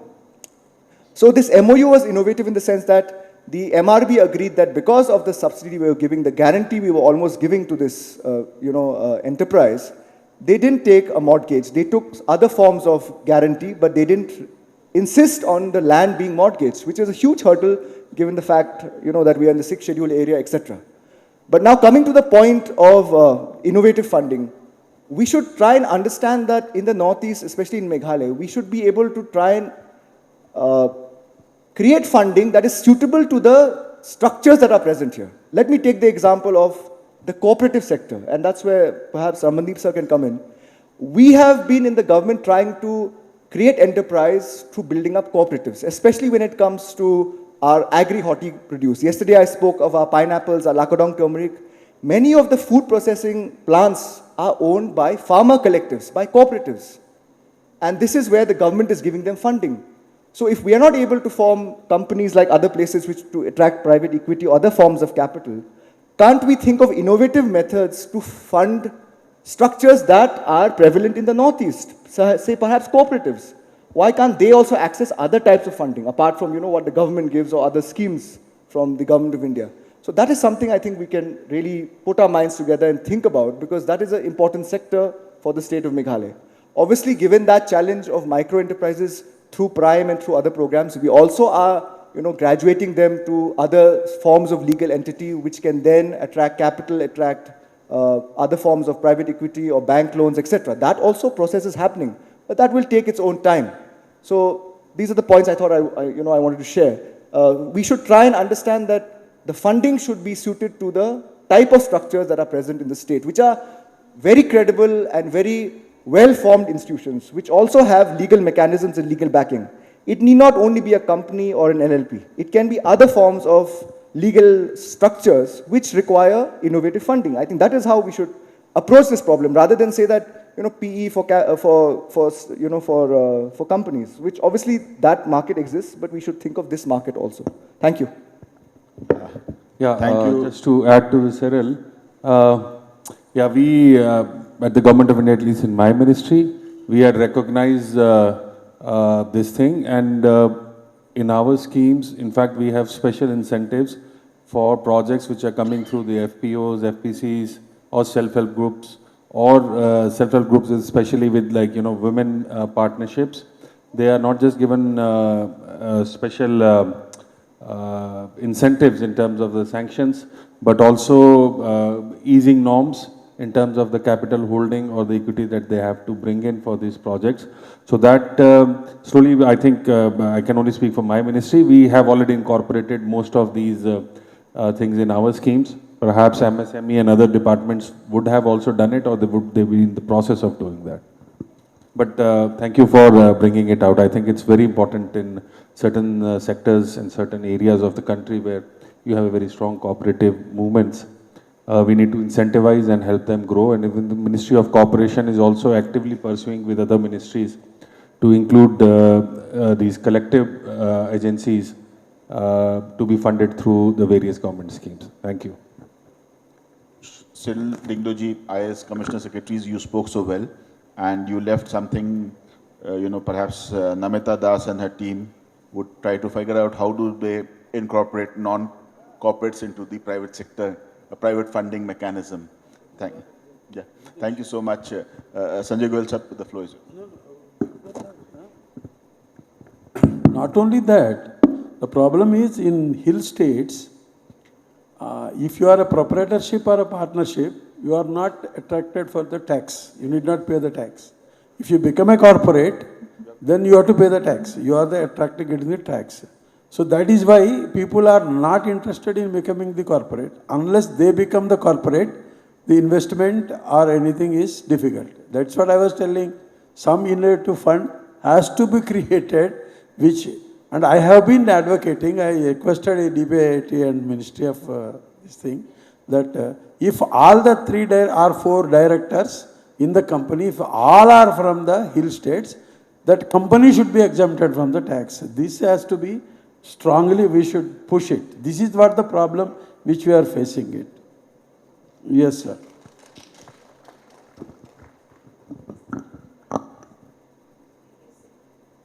Okay.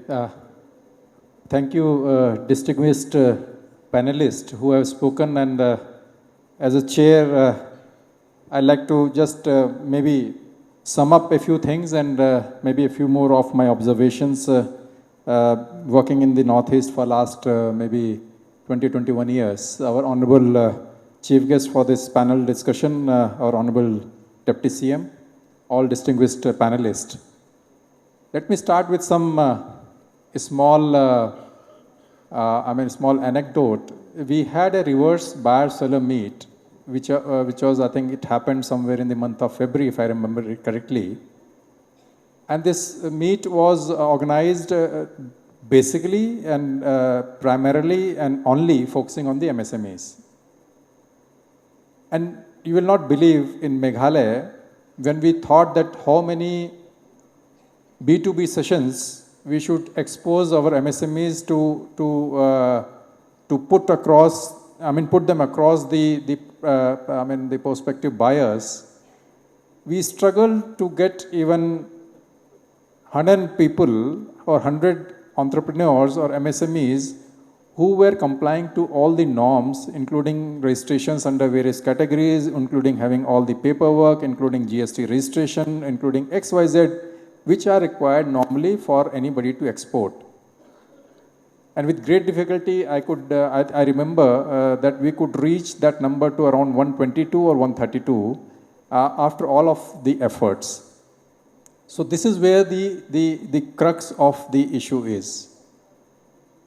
CMD NETFI has beautifully mentioned it, that we need to look into it on a serious note. For me, any kind of enterprise or any kind of such setup, whether it is micro or whether it is small or whether it is medium, it has two things. One is pre-setup, one is post-setup. Pre-setup, most of the speakers mentioned, what do we need? We need the specialization. We need the standardization. We need the training, and we need the hand-holding. And we need that confidence. The figures might not say, because as has mentioned, most of our credit is not into the formal system.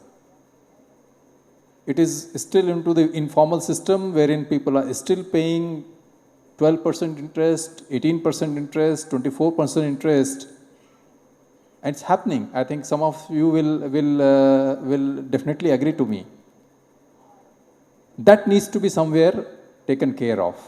The other part, which is pre-setup, is your connectivity, which we are mostly doing it, the ecological sensitivity, which most of the Northeast states are handling it. One part which is missing, which I have seen that it requires a lot of work still needs to be done, is that whether we say standardization or innovation or something, our ecosystem of the universities wherein these startups should have been what you call nurtured, or where these MSMEs should have been given some more innovative inputs and all, is not happening. I think this is where we should focus and see that how can these knowledge hubs can support our ecosystem of MSMEs which are not confident. It requires a lot of confidence into our entrepreneurs who are fearful. They just don't want to register under the GST. When you ask reason, you'll not find much reasons. What Mr. Murthy has just mentioned, they don't want to get into corporate setup because a lot of compliances, which they are not willing to. Now to the last point of funding, has been all mentioned. I think I need not dwell much upon it. But as I have listened to most of the speakers, a lot of funding is available in a lot of windows. But then why it is not happening? I'm not very sure whether some study has been done on it, especially keeping focus of the Northeastern into mind. I think that can be a takeaway, that if Dentons can do some study for us, it would be very good. We can present it as a white paper, or we can take it with the Government of India that these are the issues which are happening in the Northeast in spite of all the efforts which has been put in by various ministries, various state governments across the board. Second could be, I don't know, I mean, again, an out-of-box kind of thing. Does the definition of MSME should equally apply to the Northeastern state, or should be there a revisited definition? Why not? When you have all kinds of incentives available, and Honorable Prime Minister is mentioning about these things at every platform, if it requires, we need to push. So if a limit of 10 crore is for a particular category of the industry or particular category of the entrepreneur or something, it can be revisited so that the bankers, the other kinds of funding agencies can have that kind of comfort level in promoting. And third, of course, I mean, we have already mentioned about equity fund and all those kinds of things. The role of the government will still remain equally important. So, I mean, a blending of some funding kind of thing wherein the government, the private player, if an entrepreneur is willing to go to a private lender with a interest rate of 18%, there also he keeps collateral. Mind you, most of these land and everything has gone when they have failed. But he is still not visiting the institutional finance setup. Why it is happening? Are we still very fussy about the paperwork? Or I don't know, I mean, the kind of funding agencies which are available, are they appreciating the kind of fear they have in the mind? So these are a few things which I believe we need to look into. Why not a revenue financing model? Why only fix EMIs? And that also most of the EMIs, they start the principal payment also even before sometimes the setups are ready. So we need to look into it. I think I'm happy that at least NETFI is here. We could have brought in some more financing agencies on this panel. They would have given their perspective, but at least this discussion has happened, and maybe one takeaway from this discussion would be definitely that how can we de-risk the investment of the small entrepreneurs. Most of them are micro. I was discussing with Cyril that we are not even medium. Are we not even small? We are still micro. So most of the micros enterprises are there in entire Northeast, except for a few who have the other categories. What can we do for de-risking the investment? What can we do in the studies, if they can say that why the things have not been picked up by the entrepreneurs of the Northeastern state in spite of so many schemes available? I think we will come up with something better and some more understanding will be there into this entire thing, and then maybe the state governments can take it up at the appropriate level. I think I'll stop here. We are running way beyond the scheduled timing, and I thank you, all the panelists, for this wonderful discussion. Sandeep ji.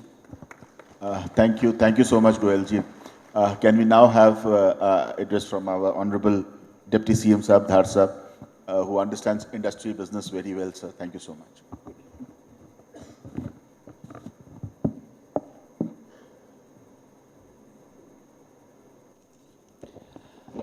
Thank you so much. First of all, I would like to wish you a very, very good afternoon to each and every one of you who are in the audience, because without you, this summit, it won't become a successful one. And also special thanks to all the distinguished panelists and delegates and all the industries leaders and policy makers and also the entrepreneurs and financial institutions, startups and development partners. It was a very, very enriching deliberations. While infrastructures create opportunities, it is entrepreneurship, innovations, and enterprise that convert opportunities into jobs, incomes, and economic prosperity. Therefore, MSME and startup will always play a decisive role in determining how successfully the Northeast translate infrastructure investment into a broad-based economic growth. And Meghalaya has been recognized as a top achievers for business in 3 categories under the BRAPS 2024 and ranks among the leading states under the Deregulations Reforms Initiative and reflecting the state commitment to creating a business-friendly environment. One of the biggest challenges faced by the MSME and startup is access to finance. Recognizing this challenge, Meghalaya has developed a blended funding ecosystem that combines grants, soft loans, incubation support, and market access and policy interventions. The Primes Meghalaya has emerged as one of the state's flagships entrepreneurship initiative. 493 entrepreneurs directly supported and more than rupees 30 crore has been disbursed through various Primes funding schemes, and more than 1,500 startups have been registered in the Primes ecosystems. For Meghalaya, Unity has already generated positive momentum with 23 approved projects involving an estimated investment potentials of rupees 653.4 crore across sectors such as tourism, healthcare, and food. And to scale beyond traditional bank financing, some innovative funding approaches are essential. One of these could be blended finance model like the combinations of the government's incentive, Unity's subsidy, and bank loans, and private investors fundings, and such model can de-risk the investment in early stage projects. And also another possible strategy could be impact investment, which means investment targeting projects which have a deep social impacts and environmental sustainability. This could be suitable for rural enterprises, women-led business, and travel entrepreneurships. So also I would like to thank all the panelists. After having heard numbers of thoughts and ideas during the deliberations, I'm very, very pleased to hear this. Yes, we know that we businessmen always put the words difficulties in front. But I would just like to say that difficulty means, it does not mean impossible. We just have to work hard. Yes, after I had numbers of points from a different level, from different sections of business, thank you so much. Me, myself, as Industries Minister of the State of Meghalaya, I have seen that number of small businessmen have been grown up into a certain extent. We from the government, we have come more than 30 number of social welfare scheme. Just how to promote, to support in different directions, in different sector for our own peoples. I will clearly note that the point which has been raised one of the speaker also, that the mindset of the northeastern people, tribal especially, we always are afraid to form a company. We always to form a corporate, which is a very, very difficult to take us forward in terms of big business in the state or in the country as a whole. And the simple reason is that behind that is they are afraid of taxes directly. So with one suggestion is very good, maybe from the forums, since net fee people are here. Yes, we may push or follow up and write to the government of India. Suppose if there is a company or a private limited who are happen to be all the directors from the locals, we may come in the form of request, maybe exempt that. This one part we can encourage our own peoples. For example, like Sri Lingdo, who is our Commission Secretary Industries, we from the government of Meghalaya, we have started as example like for the homestay schemes. We links with the rural banks in the form of 75% subsidy, which is free mortgage, to assist, to support our people from here. I'm very, very pleased to inform you also in front of us.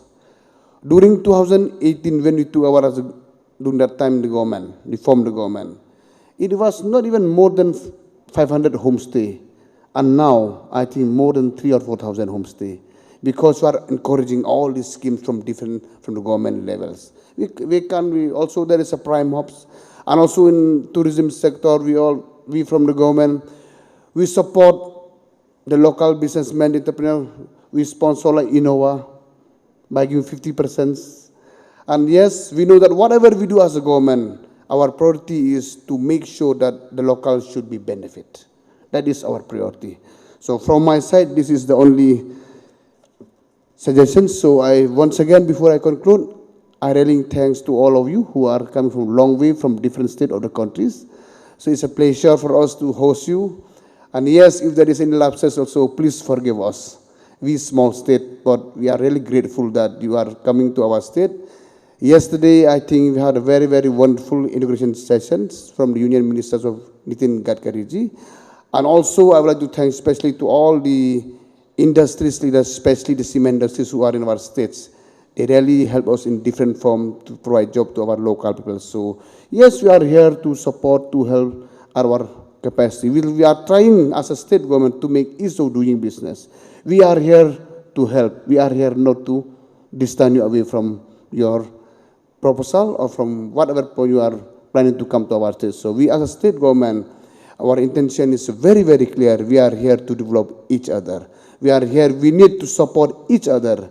We need your blessings, we need your guidance. Sometime, please come to our state. Whatever possible from us, we are at the door to help you in different direction. Thank you. Thank you so much. Thank you, sir. Spoken from your heart. Thank you so much. He said, impatient is not impossible. So at that note, I think so we can end this session because there are other sessions waiting. Thank you so much. Felicitations.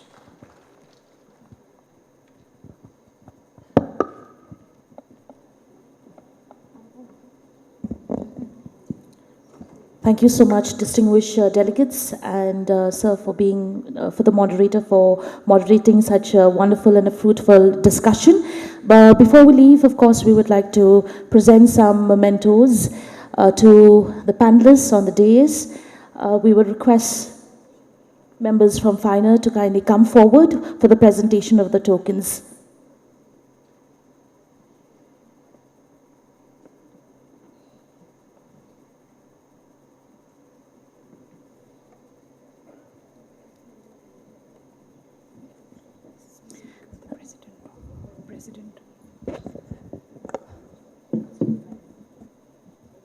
May I request the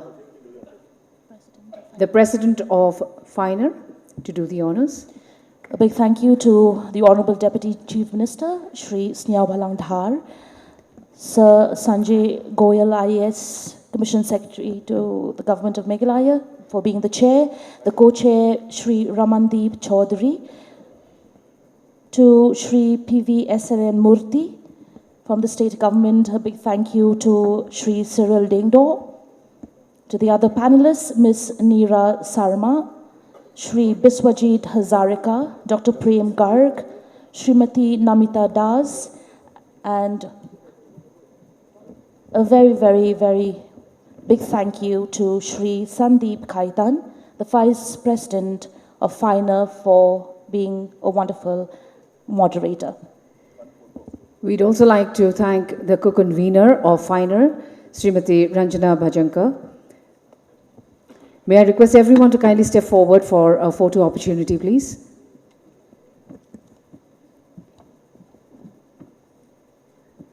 Thank you for a very interesting session. I'm sure there are a lot of takeaways from this particular session.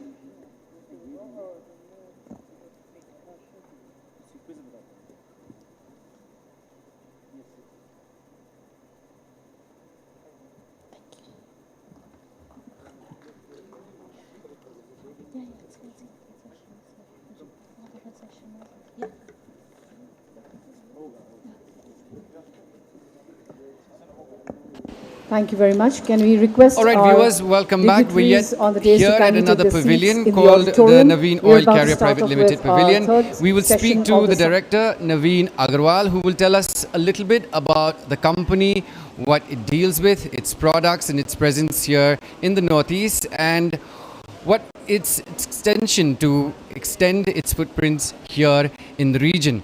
Mr. Agarwal, welcome to the broadcast, first of all. Like I mentioned, if you could just walk us quickly through what the firm is all about and what does it stand for. The company is engaged in the supply and logistic for bitumen that is required for the construction of the roads. And basically we are having a fleet of 200 plus tankers which is carrying only bulk bitumen. And during the course of logistic provide, we have come across with the supplies to the different contractors for bitumen and other products which is essential and which is now required for the new road, highways and anything which is coming up in a very big way into the entire northeastern region. And we have been providing our services to the northeastern region for the last more than 2 decades. And we are into this business since 30 plus years. So we are presently we are catering mostly all the major clients over here. Speaking of clients, what are some of those major clients that you're talking about? Can you just mention to us a few of the names at least? See, if we talk about Meghalaya, we are just providing our services to Dhar Construction. Okay. And when you talk about Assam, we are providing the services to Anupam Nirman Private Limited, Sailaja Commercial, Anil Das Construction, Dinesh Chandra R. Agarwal. And in Manipur, we have also given our supplies to big infrastructure projects like Lekon Infra, Keystone Infra. Right. And in Tripura also we are catering our services to many of the contractors. So we are presently giving our solutions to in the entire northeastern region. So when we speak of bitumen, what sets your bitumen different from other bitumen that people can get elsewhere? What's your USP? Our USP is our service, and basically in the bitumen, as of now, there is a lot of adulterations going on, which impacts the conditions of the road. The roads gets tampered even every now and then. So we are providing our customers with a good quality of bitumen and for the timely delivery. which enables us, the contractors, to complete their projects in a timeline frame. So that means there's quality and there's the service that you provide both. That is our USP. Our USP is our timely delivery with adult free. Now speaking, you said you've been here operating in the Northeast for like 2 decades now, more than 2 decades. And I'm sure there would be challenges. Speaking of challenges, at the top of my head, geographically and otherwise, what are some of the challenges that you've encountered along the way and some of the solutions that you've come up with to deal with those challenges? Challenges like the climate over here, that doesn't permit all the contractors to work throughout the year. That is one of the major challenges, which restricts us for the supplies throughout the year. Apart from the monsoon, there are in some states we are unable to work even more than 5 to 6 months. So that is one of the challenge, which is day by day. It is now the working season has been increasing for the last couple of 5 years, more than that. Apart from that, the challenges here are earlier there were not enough roads to where our trucks would have been moving. So now we have come up with our bigger trucks, which can deliver more quantity in a single vehicle. And of late, since during this construction of the roads and the government's initiative in making more and more highways in the northeastern region, now we are coming across with all the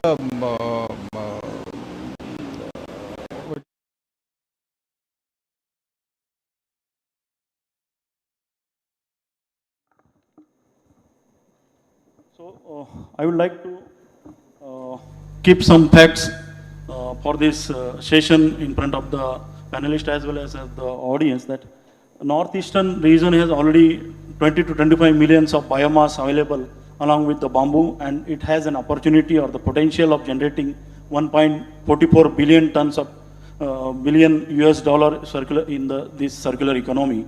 And considering this point, and also everyone is now very much critical about energy security of the country, considering what is happening all over the world now, everyone is saying. So considering all these points, I am just going to our first panelist, Mr. Kamesh Salam, who is founder and CEO of the Cambu, who is very much instrumental in bamboo sector and one of the major contributor in Guwahati's new airport, which is built out of bamboo. So to start with, I am just inviting Kamesh Salam to maybe a very brief comment on how we can move ahead in considering biomass or the bioenergy and green energy in the northeast region. Yeah, you can sit. Yeah, no problem.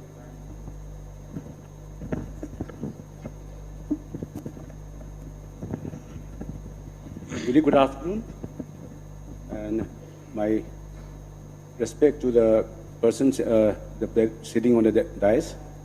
I am Kamesh Salam, working in bamboo more than 35 years, and we say that we are the second largest bamboo producers in the country. Rather, we say their bamboo resources are very high, but through my experience of 35 years, I have not seen a single success story in terms of bamboo biomass is concerned. Why? I tell you the key reason: the value chain and supply chain matters.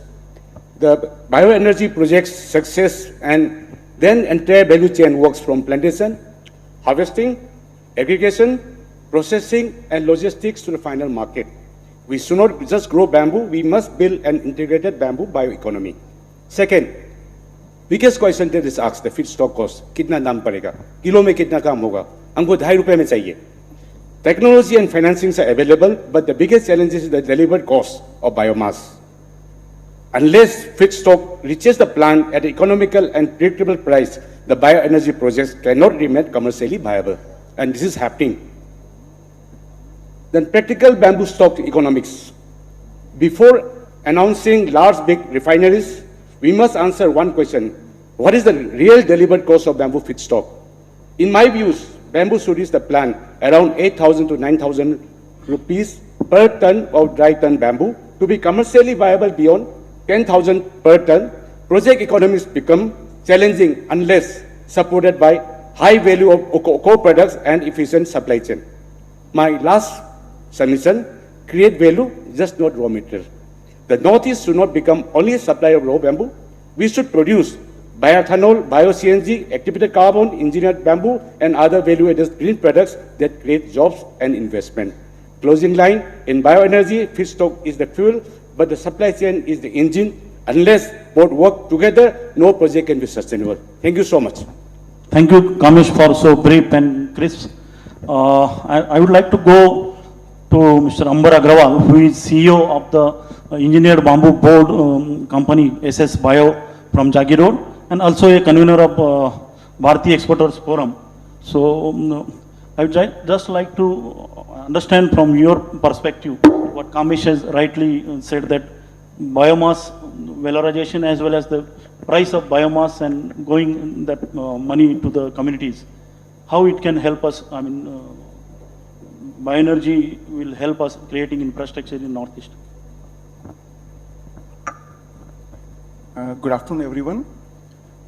We had a very kind of sessions to Ashtalakshmi session and the Unnati scheme session, all basically to improve the MSME sector. So I am from the industry field. We are basically converting the bamboo fibers into the engineered bamboo, the bamboo wood. So we have a rich experience of last 7 to 8 years, and bamboo is, I truly feel, it is still untapped. We have rich amount of bamboo available in Arunachal Pradesh, Meghalaya, and entire northeastern region. But still a lot has to be done.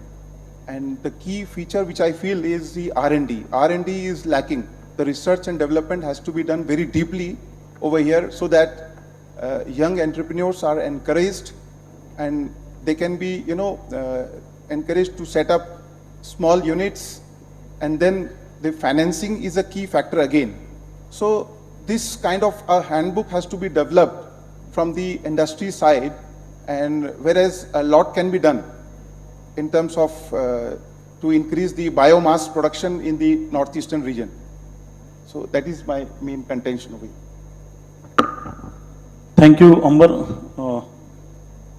for your points, what you are putting up, developing bamboo as one of the biomaterial and R&D related to the bamboo as a biomaterial, so that we can do beyond energy also.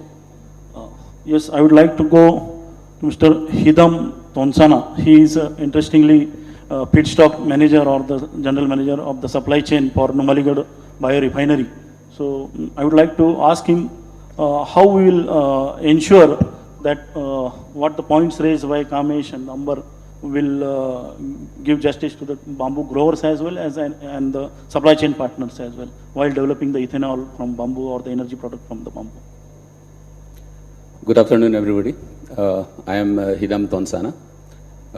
I'm working as a general manager supply chain in the Assam biorefinery, which is a bamboo-based ethanol project, which is being initiated by the Numaligarh Refinery Limited.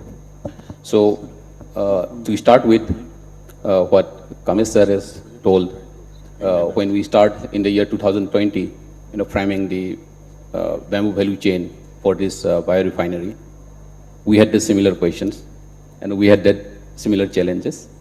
Obviously, the utilization of bamboo, whatever we are seeing, is mostly on the physical form. So the end, product is in the physical form, and what we are doing in our biorefinery is the chemical form valorization. So we are producing ethanol from the cellulose content of the bamboo and furfural and acetic acid from the hemicellulose content of the bamboo, and about 25 megawatt of power from the lignin content of the bamboo.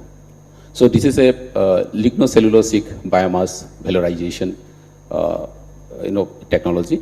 So the technology is from a Finnish organization called Campolis. So Ambarji has already said, you need to have a good R&D works. This refinery is a product of 30 years of R&D work by Campolis. So this long years takes place to come, and give a plant which are operational, and then economically viable by producing different bioproducts, not only depending on a single product. Coming back to the feedstock sourcing, we understand that, bamboo contains moisture, about say 40 to 50% moisture content, which is, water, and you do not require that into your factory. We also require about a 16 to 20% moisture content only to process it. So we understand, you will lose money if you carry those bamboo into the transportation. So we have established decentralized chipping units which will limit the transportation of bamboo biomass in its raw form, which contains moisture, say about 20 to 30 kilometer radius only. The farmer are getting money as per the weight basis, which is getting delivered to the mapped decentralized chipping units. At the decentralized chipping unit, what we are doing is we are loosening the moisture there, and it is converted into chips form, about say 20 to 25 mm bamboo chips, which are required as a raw material for this biorefinery to run. So after the loosening of the moisture, we travel those chips, transport those chips into our plant. So this is one of the cost economic, which we have worked out. And in this value chain, we are developing the entrepreneurship. These are all the local entrepreneurs who are operating and establishing these chipping units. They get paid on the basis of how many tons of bamboo are converted into chips as a service fee from us. The farmers are getting paid on the bamboo delivered at our chipping gate along with the moisture. And to have a digital mapping, traceability, and have a transparency in the bamboo value chain system, and to earn the trust of the farmers, which is the main stakeholder in such bioeconomy or bioenergy, or say bioenergy plants, we need to have give the direct benefit transfer to the farmers directly, which we have done in our case. We are registering them into our systems. This is a digital supply chain solutions, which we have developed in collaboration with Tata Consultancy Service. So the farmers are getting directly paid through us only. So company is paying directly to the farmer into their bank account on the basis of weight delivered into the chipping units. So this is one thing which we need to do to gain the confidence and have the transparency in the value chain system. So Kamesh sir has also said about the landing cost. So when we see this landing cost, omitting the moisture to get traveled into the supply chain system, then we will have this. Obviously, in any bioenergy sector, you have to limit your operations. So bioeconomy, for an example, in our case, our limit is about 300 kilometer radius from the refinery. Again, decentralizing it for raw bamboo transport into only 30 to 40 kilometer radius. So this is how bioeconomics, bioenergy economics works. The less the travel of the biomasses, the more economics work out for such type of energy projects. So we need to concentrate on the bamboo growing phases, zones, the hotspots, and need to establish all these chipping units. So this is just how we have worked out, and obviously there are immense potential in the Northeast. As per the ticket size of the project, I would like to share that we can go, young entrepreneurs can go for the biochar production by doing pyrolysis. You can have biocharcoal, then you can have this bio-oil, syngas production. You can go for the briquettes production, pellets production with the bamboo, which has now become a mandate in the Ministry of Power in different industry which are using the fossil coal. So such immense potential are there. Even there are exploration with the bamboo to produce compressed biogas, which are not yet commercialized, but there are immense potential. So the potential in Northeast is not limited only to the bamboo. It's any other biomasses also. We are grateful that we have such an agroclimatic condition in Northeast where we can do energy plantation. Energy plantation in the sense we can grow maize to produce ethanol. We can grow rice, paddy straws to produce, biogases. We can grow Napier grasses to produce biogases. So there are immense potential in Northeast we need to explore. That's my submission. Yes. Thank you, Hidam.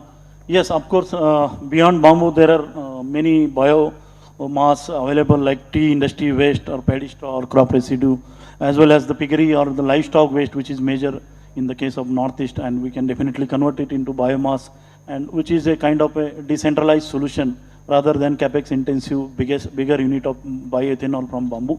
Yes, of course. Thank you very much, Hidam, for updating on how you are decentralizing your procurement practices to benefit the local communities by establishing local cheaper unit and direct benefit transfer to the beneficiary from your company directly. And also the R&D you are doing for valorizing the purpural and bitumen and all these kind of important chemicals or solvent which is required or still we are importing. Thank you very much, Hidam. Now, beyond bamboo also there is a very big resource which is available in Northeast, that is water or the river streams.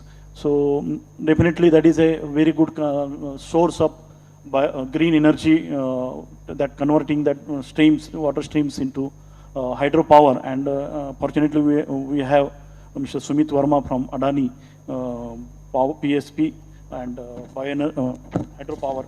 So I would like to ask how you see the potential of water streams available in, or the rivers available in Northeast to convert into PSP or the hydropower in Northeast region. So first of all, I would like to thank you for giving me this opportunity. Honorary Minister Sahab, distinguished senior officers and fellow industry leaders.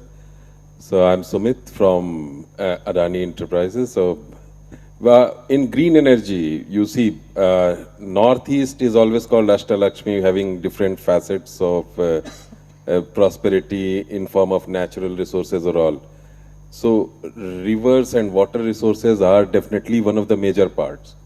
India's major part of hydro potential is in Brahmaputra Basin in Northeast. So actually, this is a very great opportunity as per se, and we are in the business of hydro and pumped storage power.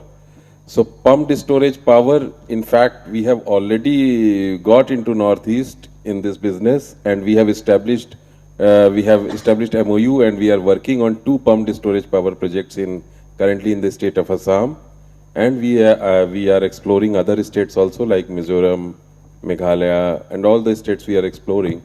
But definitely PSP per se is not so easy to put up in Northeast because of logistical difficulties like lack of transmission lines, lack of nearby load centers and all.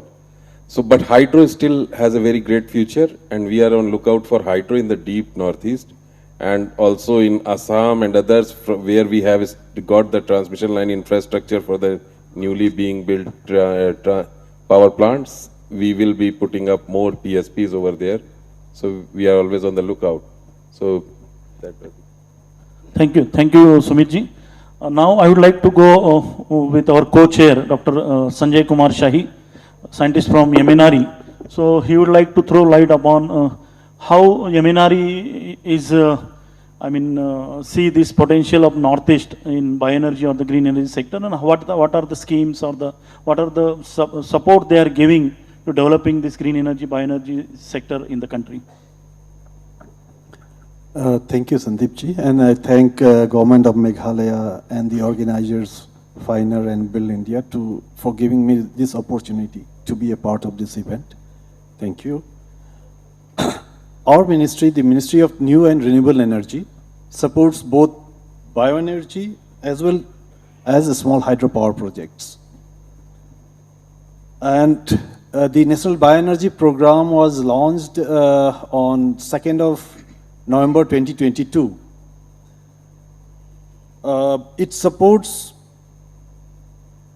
It has 3 components: waste to energy component, where we support bio-CNG projects, the biomass program, where we support cogeneration, non-bagasse based cogeneration projects, manufacturing of briquettes and pallets, and the biogas program.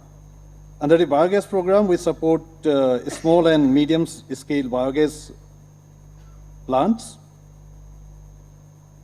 And here we provide 20% higher CFA for the special category in the northeastern states. And in the small hydro power program, this was launched recently. The Union Cabinet approved the small hydropower development scheme on 18th of March this year. It carries more significance because this has been relaunched after a gap of 10 years with few reforms and higher CFA for northeastern states and the international border districts. Both these sectors have huge potential in the northeastern region.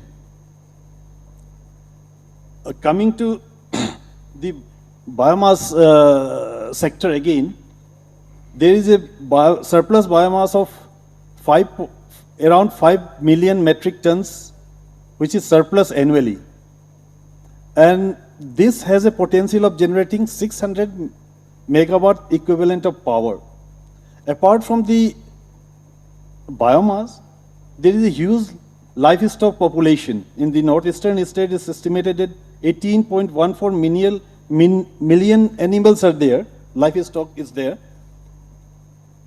And this gives an opportunity to the NER states to have a small household, that means household scale biogas plants. It not only reduces the energy cost of the household, it gives a clean cooking fuel, reduce dependence on firewood and LPG. And CBG. CBG is one sector which has huge and immense potential. Like bamboo has already been quoted by different panelists. You have agricultural residues as well as banana waste. There are wild bananas as well cultivated bananas. So all these give a huge potential for CBG. And CBG is one sector which we should really look at, push it.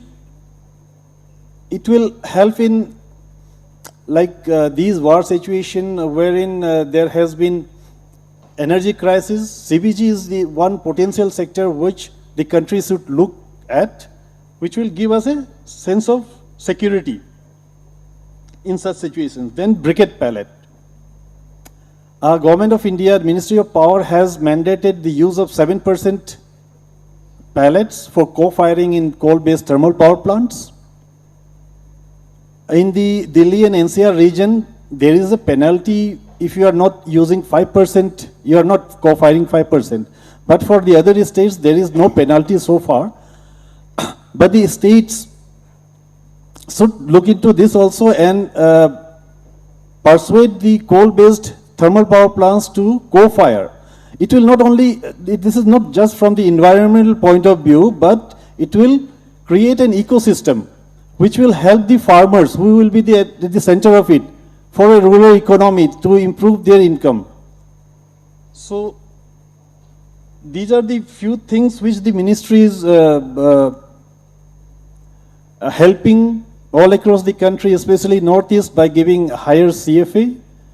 And we expect the states also to have policies, programs which will support, are in line with the central government program, and create an ecosystem or a circular economy, rural economy based on bioenergy as well as small hydro. Again, small hydropower being at remote locations stabilizes the grid, creates socio-economic development of the area, provides long-term employment. Because hydropower projects, they last for more than 60 years. And we have examples of hydropower projects running for more than 100 years. So these are the area where the northeastern states have huge potential. Thank you. Thank you, sir, on highlighting what are the supports Ministry of Renewable Energy is giving for this developing green energy and hydropower in the northeast region.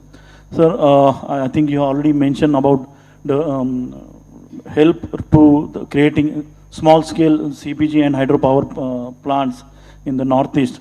And I see there is at least 4.5 million metric ton of CBG demand for just on an obligatory requirement of blending. And recently I've seen there is a carbon credit system is rolled out, and most of the cement plants in the Northeast is in that list. They have to change over their energy or the power requirement to the biomass or the bioenergy or the green energy, so that they can earn some carbon credits and reduce their emission, which is given a target by Government of India to them. Otherwise they will be penalized. So I think this is a good opportunity for Northeastern region. And considering all this development, now I would like to go to our chair, Sri Arun Kumar Sharma, who is also a DG of Nectar Northeastern Center for Technology Application and Reach. So I would like specifically to understand how Nectar will help in this sector for the new entrepreneurs or the upcoming startups in this power or green energy sector. Thank you, Sandeep ji, Honorable Mantri ji, and other distinguished panelists. Ladies and gentlemen, very good afternoon to all of you. It's a very important session for all of us to understand the bioenergy, biomass, and all this very important terminology. My fellow panelists also already has mentioned few of the things. So from technological point of view, what are the capacity with us and what we can do for the country from this particular region? I would like to mention few of these. Maybe some young entrepreneurs are there, they can take up this opportunity to take it forward. For example, I was listening the earlier session, which is talking about the funds and all. For the young entrepreneur who are sitting in this particular auditorium, I just want to mention you that as an organization, we are an organization under Ministry of Science and Technology. We have a scheme called TOS, which is not required for any company to register. It's in any community, anybody, any person or any NGO self-help group can also apply for there to get 25 lakhs as a grant. The scheme in TOS, all of you are requested to go through our website. Everything is an online, very transparent system. And we provide fund only for the innovative product, not for R&D. So product has to be marketable. So there are lots of success story. I can share few of the success story which is related to the energy also. So for example, I can just give you an example that happened in after COVID 2020. 5 girls from Northeast, particularly from Guwahati, they lost their job. They were working in some restaurant in Bangalore or other cities. They lost their job because of COVID. They came back and they were searching for their livelihood. So, and they were all residing near a big lake, which is very close to the Guwahati airport, which is known as Deepar Bill. All of you maybe know about that. This lake was very populated by water hyacinth. You know what is the water hyacinth? Water hyacinth is a nuisance basically. And the Deepar Bill was very famous as a world bird wildlife sanctuary. Many people used to come and see this bird during some time in Deepar Bill, but because of the water hyacinth absorbed maximum amount of oxygen, and which because of that the fishes were dying over there, and then when the fish are not there, so there's no birds are coming, so this was becoming a nuisance, this thing. So a lot of livelihood also been lost by the people, local people over there. So this girl came to us that they wanted to do something good over there. So we did some R&D with the IIT Delhi to just dry that water hyacinth stem to a particular content so that some amount of moisture is remain over there, so that during weaving it doesn't break.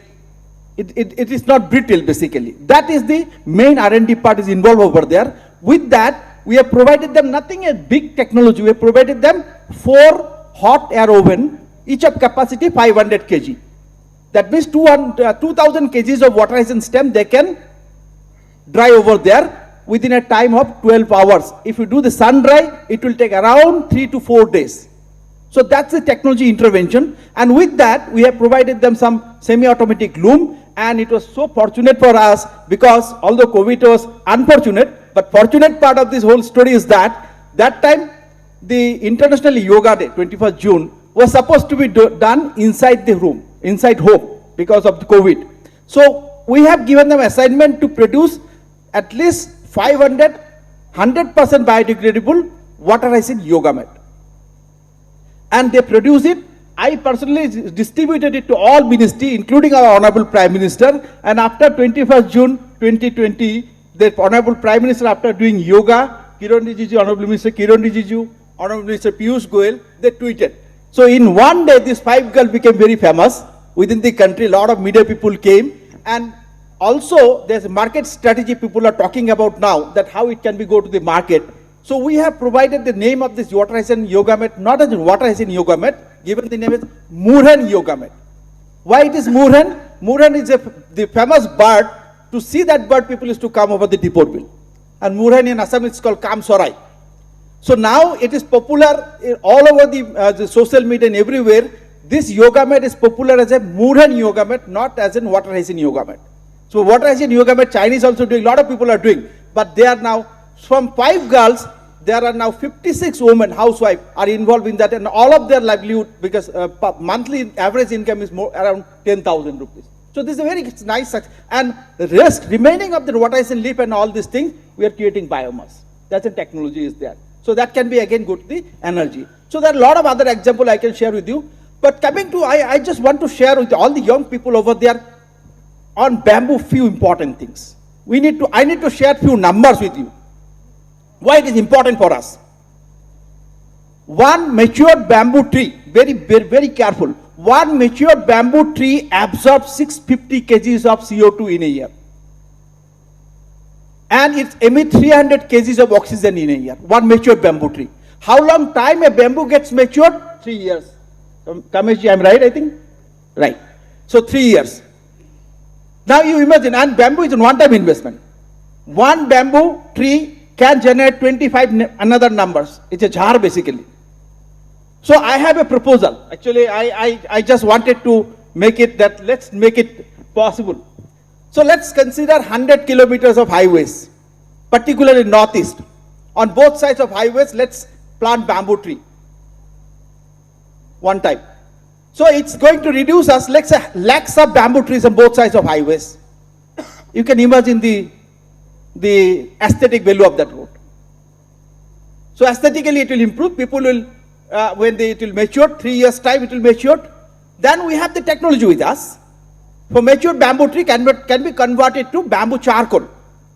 We have technology with us which produces bamboo charcoal of calorific value 7,000 kilocalorie per kg, which is almost double than the coal. So 7,000 kilocalorie per kg means what we are talking about. We have 2,000 officially, 2,000 numbers of bricks making factory in Assam. More than 10 very big cement industries, 4 big refineries.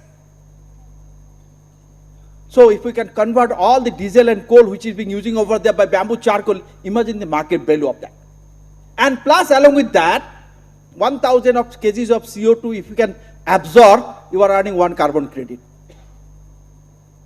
So you can imagine the carbon financing that you can get out of this. So that's an opportunity, huge opportunity for us. Plus, we have also technology to convert the bamboo charcoal into activated carbon. And activated carbon is a huge potential in the cosmetic industries. And also we have technology to convert that bamboo into a bamboo salt. And you also know that you can just see that what is the market value of the bamboo salt. So I think that bamboo is considered to be green gold, and it is also considered to be a green fuel. And if we convert that road in the bamboo road, we can convert it in carbon neutral road. So you can go there just to breathe, take breath, and you just open your AC and everything and go for enjoying. And along with that, then what will happen? A lot of small scale industries, this livelihood generation will come along the street, fruit, juice, or the tea, whatever it may be. So that local livelihood would be created. So this is what I think we are, particularly Northeast, is blessed with that, and it will also reduce soil erosion. So much rain takes place here. So that whole road condition, everything will remain same. So we are blessed with that the nature has given us this opportunity to, because bamboo we don't need to plant it grows automatically. In our livelihood, young days, we have found that in the villages, bamboo comes out like anything. We don't need to just nurture them. So this is one opportunity I can see, and then CBG, of course, talking about. But I want to mention one more technology which is very, very important at this moment, and we can do a lot with this technology. It's called hydrogen as a substitute for the LPG. Now we know that what is the crisis of LPG at this moment that has been taking place in all over the world, and particularly in our country, because of the nonsense thing that's happening between two countries, right? The war. See, we have a process, technological process. I just give you brief about the technology because I don't want to go more details about that. The electrolysis process is not a very big technology, and we have solar. Solar sun energy can be converted water through electrolysis process, hydrogen and oxygen. And this hydrogen can be used as a substitute for LPG. And this has been tested. POC has been done in IIT Mumbai. I was fortunate to see that whole concept. And now we need to, if we do it, it's one-time investment. It's very cost effective compared to LPG. Is one-third cost. So I think we need to take it up very fast. This is a the innovative technology and developed by our scientists over in the country itself. And with the government initiative, if we take it forward, particularly MNRE is there. I think this has been already presented in MNRE also. So I think we can do this POC in Northeast itself because we have community-based the cooking, or we can also do in what we say that Anganwadi area, or in PHE in the villages where we are facing a lot of difficulties. So this is what I think we can take it up. Just before ending, I want to mention about something. Our organization, Northeast Center for Technology Application and Reach, is an organization under Ministry of Science and Technology, Government of India. We have headquartered in Shillong itself, and we do a lot of livelihood activities through using technology. And two big projects that we have, the last session I was listening about the fund. But we are getting a lot of fund from the ministry because there are a lot of scheme has been initiated for Northeast. Our Honorable Prime Minister has initiated one big scheme called PM Divine, Prime Minister Development Initiative in Northeast under Ministry of Donor. We are successfully running two big projects under PM Divine. One is that Waste to Wealth, where we are converting all banana and pseudo stem and the pineapple leaf into fiber, then the liquid fertilizer. We have our own patented liquid fertilizer. Then biomass. From biomass, we are converting to the biodegradable paper. And also we have developed a new technology, which is we are converting from the banana fiber into the vegan leather. This is the first time in the country. Vegan leather concept that we have developed. And one more technology, one more project that we are running, doing under this scheme called, this is again a very important for particular for Northeast, is promotion of scientific organic farming in entire Northeast. Just briefly, what we are doing, we are converting a normal land through the processes to an organic certified land, and we are targeting 25,000 acres of land in entire Northeast, along with 25,000 farmers. So a big amount, and whatever things that we have done already till now, everything is in our website. We are now getting requests from the government of Punjab and government of Haryana to replicate the same project in that particular state. So there are lots of opportunity with us in Northeast. Don't say that we are lack of money. We have enough money. We need to utilize the money in a proper way, and we need to think what we are going to do. Our goal should be very, very fixed and clear. We can do a lot of things in Northeast. With this, I thank you again for the organizer to give me an opportunity to talk to you. Thank you very much. Jai Hind. Thank you, sir. Now, I would like to invite the person who is passionately listening and noting down all the speakers, what speakers has spoken. So I would like to invite Honorable Minister Sri Remboi for his thoughts on the session and the basically bioenergy initiatives in Northeast region. Thank you, sir. Thank you, the eminent panelists who are here today. I have listened patiently, as Sanjeev has mentioned, because this is new to me. I have heard about it, but listen to these eminent panelists who are experienced in their own field. It gives me more knowledge into this.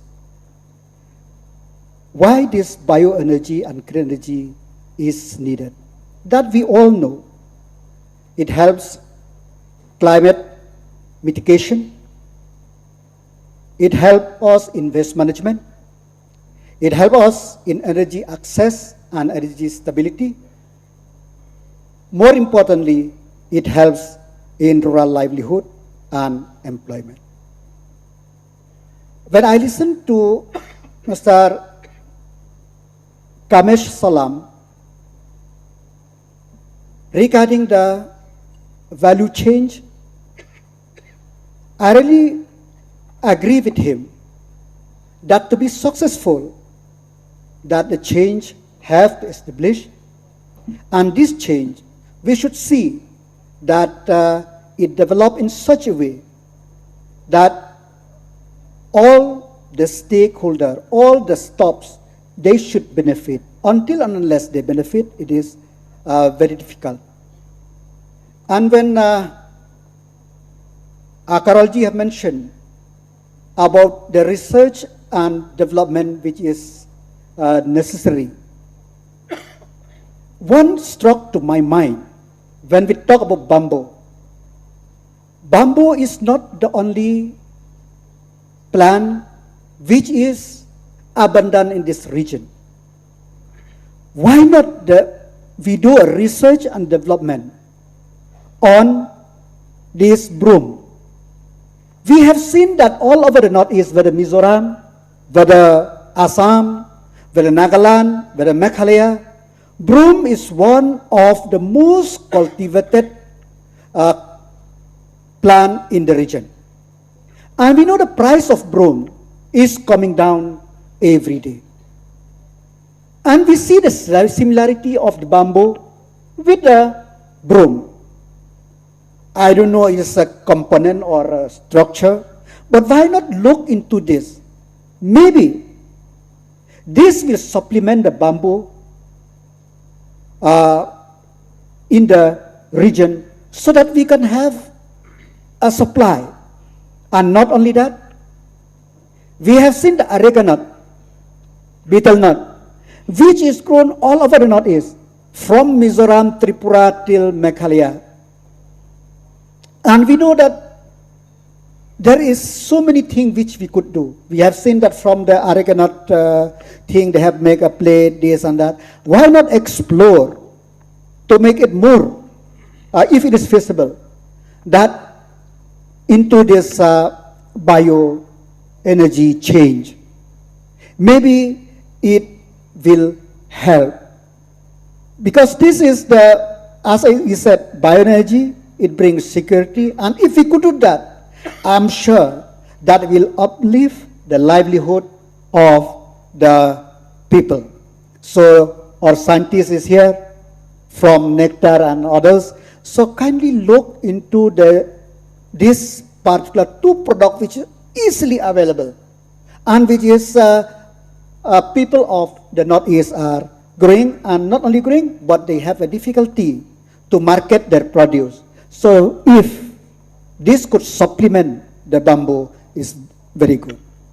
And we know, as when we talk about bamboo, the government of India have realized the potential of bamboo in our region since the late 50s or 60s. The two paper plants, this Panchkram and Jagi Road, which are there and which already closed down. It is closed down not because of the non-availability of bamboo, it is because of other factors also. So we have, and we know that yesterday the Nitin Gadkari ji has mentioned about bamboo. And this also linked to transportation. And with so many projects which the government of India initiated in our northeastern state, be in Meghalaya, Assam, or the part of the northeast, I'm sure that the cost of from the producer to the plant, and from the plant to the consumer, be the grid, be the other thing, it could easily help. And as the co-chair also mentioned about the micro hydro, we cannot deny the fact that the northeastern state is one of the region which have a huge potential of hydropower, be in Arunachal, be in Meghalaya, be in other states of the Northeast. And we have seen that the major hydropower, we have a difficulty in environmental clearance, and more importantly, we have to displace the people, and there is a huge resistance to the people. There is one micro hydro project in my own constituency, Lakro, which is functioning for the last 5 years. And it really helped those areas there to supplement the energy, and it's very successful. I'm sure that all over the Northeast, we should look not only from the government side, from the entrepreneur, from the thing, we should look into this system. Moreover, as the new policy of the government of India, on which launched on the 18th of March, which incentivize us, which help us. So this is one of the few things which, from the discussion, which I'm sure, so as the government of Meghalaya will work together, is working together with the government of India. And we will work together with the investor. We will work together with entrepreneur. That's why Honorable Chief Minister has held this program, not a program, this convention, this exhibition, which is the first of its kind in our state. That's to give us the idea, and we as the policymaker, we are willing to listen. We are we are willing to implement whatever thing which will benefit not only the state, it most importantly will benefit the people of the state. Thank you very much. Thank you, sir. Thank you very much, honorable guest and chair and co-chair of the session, and also the panelists, those who help us keeping on time, and also those who opted out and sit as an audience. 2 people has opted out and wanted to listen. I think still we have time for at least one question.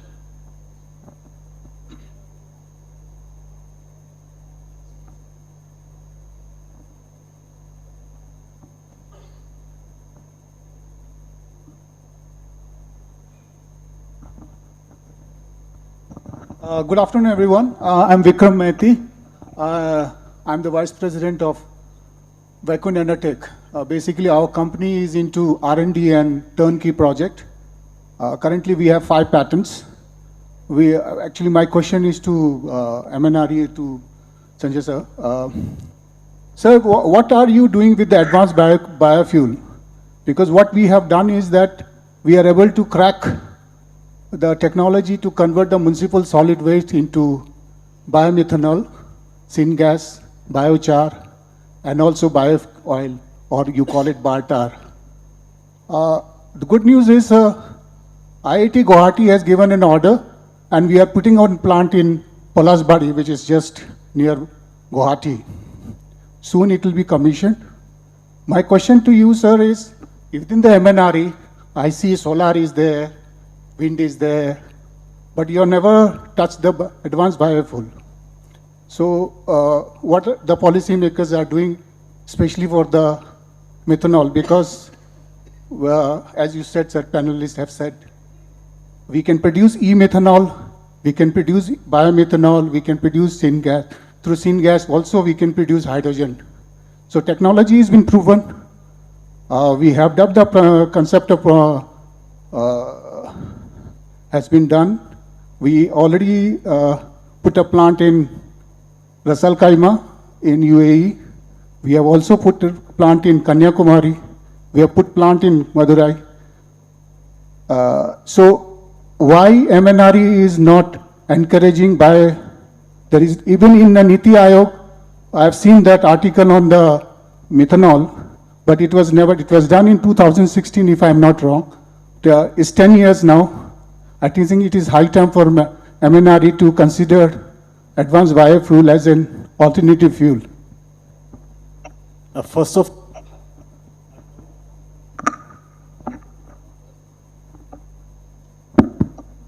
Yes. First of all, I congratulate you for the good work that you are doing. Actually, our ministry is not looking after the liquid biofuels. It's the Ministry of Petroleum and Natural Gas. Even CVG, which was with MNRE, is now being transferred to the Ministry of Petroleum and Natural Gas, because they are the one who will consume the ultimate product. So I'm really sorry to inform you that we, MNRE, we are not looking after this subject.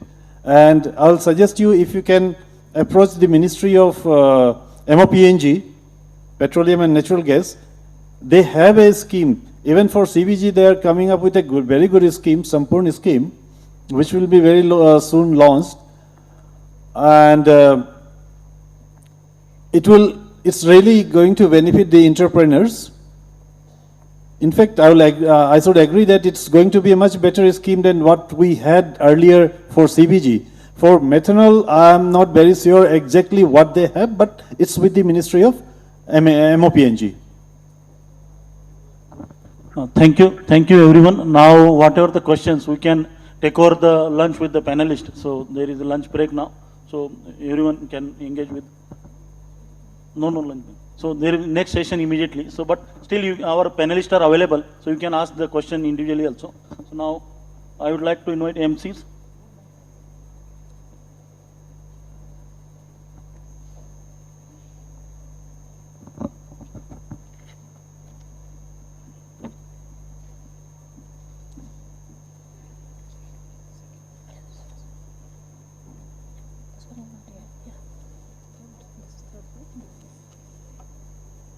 Thank you very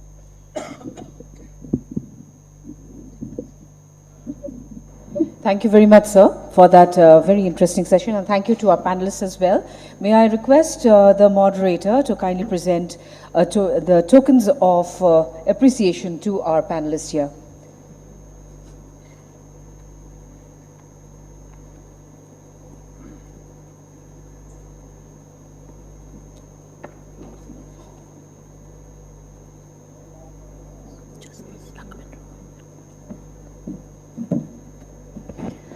A big thank you to the Honorable Minister from Meghalaya, Shri Lakshman Rimboy. Thank you, sir, for your presence here. We'd also like to thank Dr. Arun Kumar Sharma, Sri Sanjay Kumar Shahi, Sri Hidam Tonsana, Sri Sumit Verma, Sri Amber Agarwal, Sri Niloy Barman, and Sri Kamlesh Salam.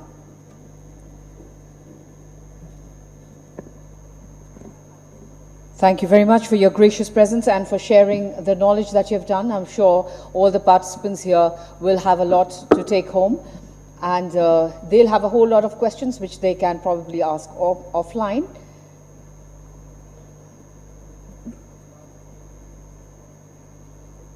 We'd like to thank the moderator, and may I request Mayuri to do the honors, the co-convener of FINER, Srimati Ranjana Bhajanka Poddar, to kindly come forward and do the honors of felicitating our moderator, Sri Sandeep Thing. Thank you very much, sir.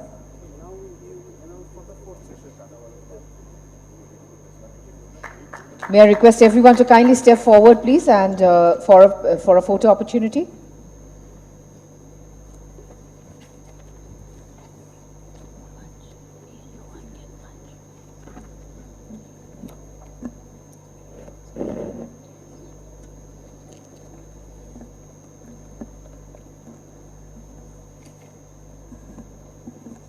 Thank you very much once again, Srimati Ranjana Poddar, for doing the honors.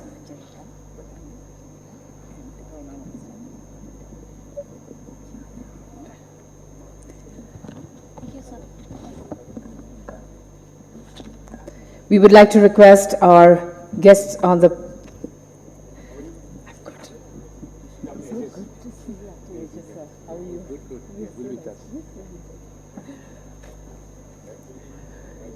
We'll request all the participants to kindly remain seated as we begin with our fourth session right away. Thank you very much, the gentlemen of this session. We would like to request you to kindly take your seats in the auditorium. We're about to start off with our fourth session of our summit, Northeast India Infra 2026. Ladies and gentlemen, as we move to the next session, which is the fourth session of the summit, our attention turns into one of the most important enablers of growth and development across the Northeast region, infrastructure. Well, today, infrastructure development is no longer driven by traditional approaches alone. Emerging technologies, digital solutions, intelligent systems, and data-driven planning are transforming the way roads, buildings, public utilities, and critical infrastructure are designed, delivered, and managed.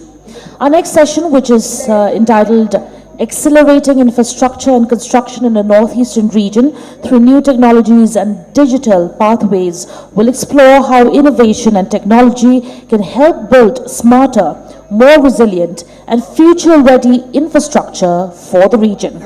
To set the stage for this important discussion, it is my privilege to welcome our distinguished panelists. We would first call up on stage the chair. Keep on engaging for 2-3 minutes so that by the time we can arrange the stage. So, ladies and gentlemen, before we call the panelists up on stage to the dais, we would ask everyone to kindly give us a few minutes before for us to actually arrange a few things up on the dais. Thank you for your patience. Thank you very much, Wari, for that wonderful introduction to this fourth session. Ladies and gentlemen, as you can see, we are taking a couple of minutes to do the setup. Please bear with us. We're going to start off with this the fourth session. This session, the session partner is Cisco, and we will be calling in the guests in a very short while.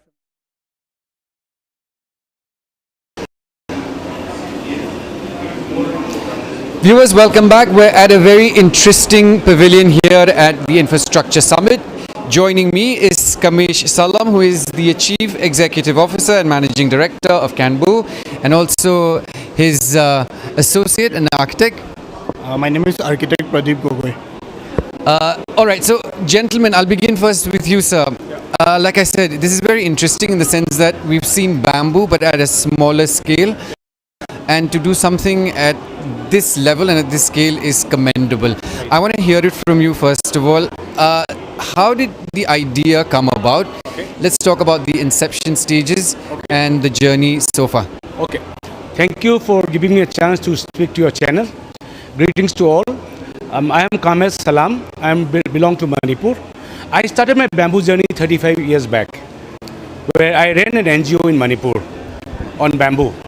Later on, I joined UNIDO, United Nations Industrial Development Organization. There, across the world, I have worked on bamboo. There, I started counseling people, telling people what to do, what not to do. It started long time back. Ultimately, I then started thinking of doing something on my own. That is why I started my company called Canbu. The full name of Canbu is Cane and Bamboo Value Chain Management Private Limited. I do the entire value chain management, right from plantation, harvesting, processing and making product. So this is what I do. But let me also give you two things what I have given to the world. You know, there's a 18th September is considered the World Bamboo Day.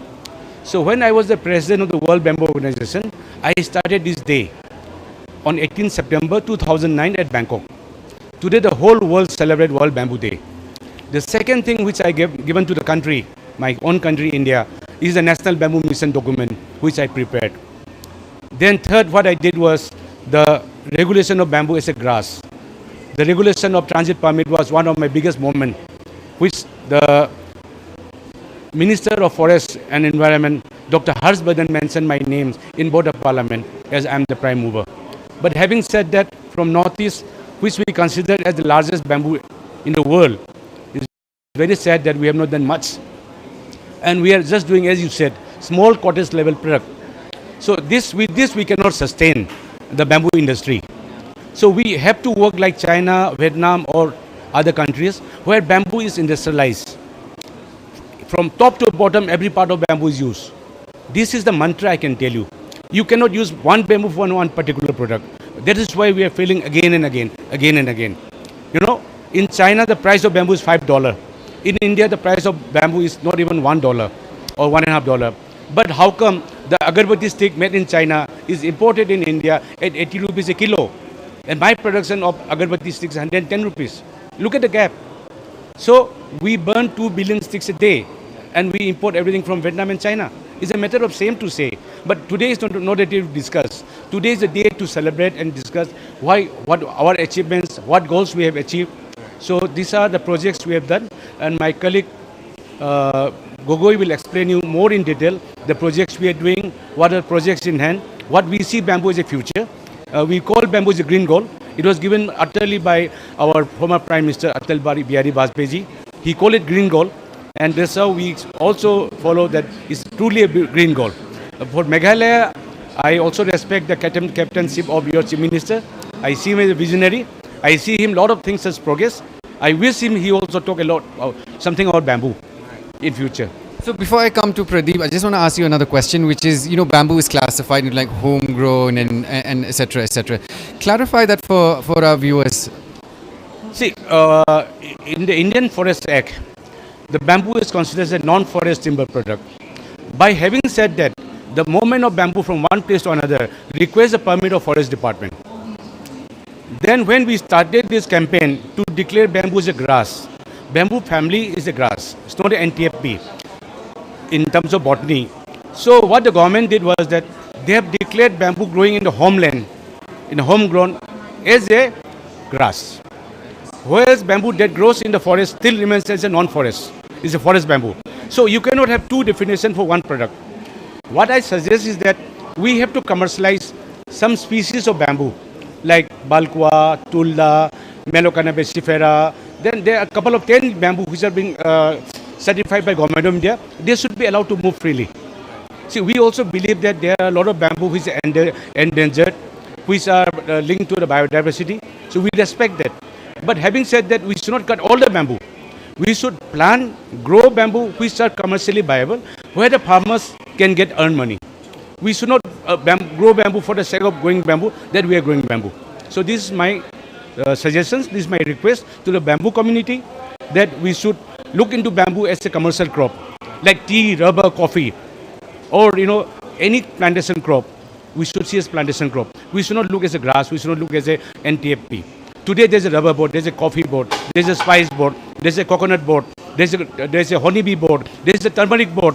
Why not for bamboo? Now recently Government of India has set up a turmeric board. Recently they have set up a board for this makhana.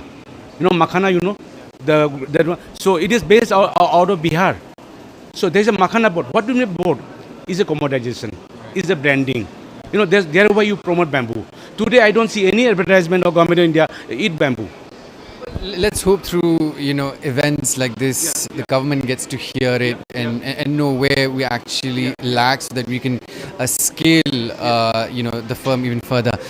Pradeep, coming to you. So what's interesting is you're the man behind, I would imagine, all these beautiful projects that we see. Let's start with the first project that you did here with Canbu. Yeah, like actually in Canbu we have started, the first project is Khanapara. I think the image is there. It is a FOB, foot over bridge. So we have started our project with that project, and later on we have done Sukleswar foot over bridge, and gradually we keep on doing bamboo like cottages and all. And recently we have done one very good project, which is Guwahati International Airport Limited. And we are very proud that we are part of that project. Yeah. So we've all witnessed the airport ourselves, which is like amazing. It's like you're just being transported to a different world altogether when you're there. Talk to us a little bit about the process and how many days or months or years did it take for you to finish that?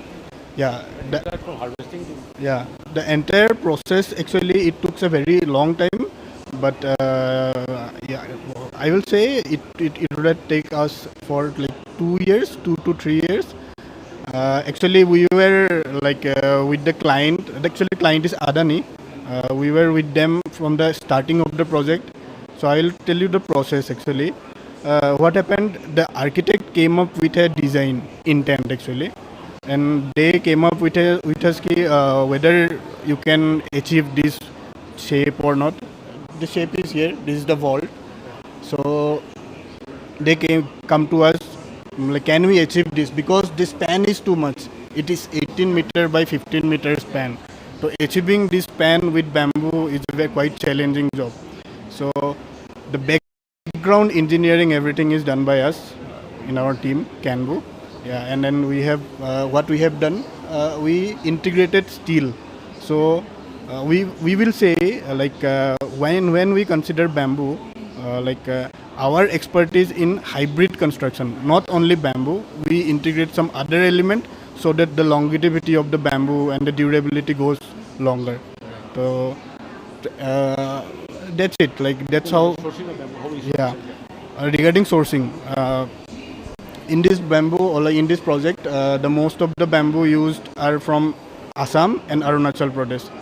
From Assam, we have used Balqua bamboo, which is abundantly available in Assam. And second species is Apatani bamboo. The scientific name is Melocana jup. Yeah, I exactly forgot the name. The commonly known as Apatani bamboo or Zero bamboo, which is available in the Zero Valley. Those bamboos are used abundantly in this project. And third bamboo product is bamboo mat board. So mat board is from Tulda. No, mat board is done from the Tulda Jati bamboo. Yeah. So, sir, my final question to you is, how do you intend to scale this even further? Because, like you said, now it's more localized, whether it's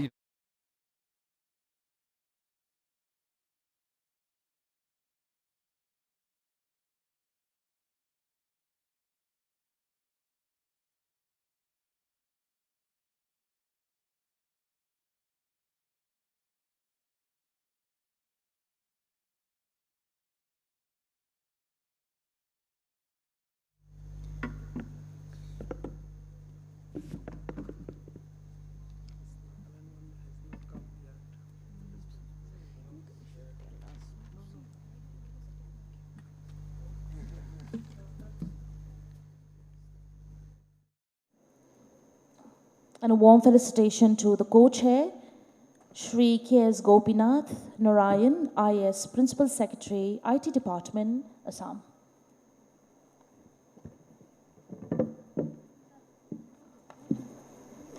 Sir, the floor is yours.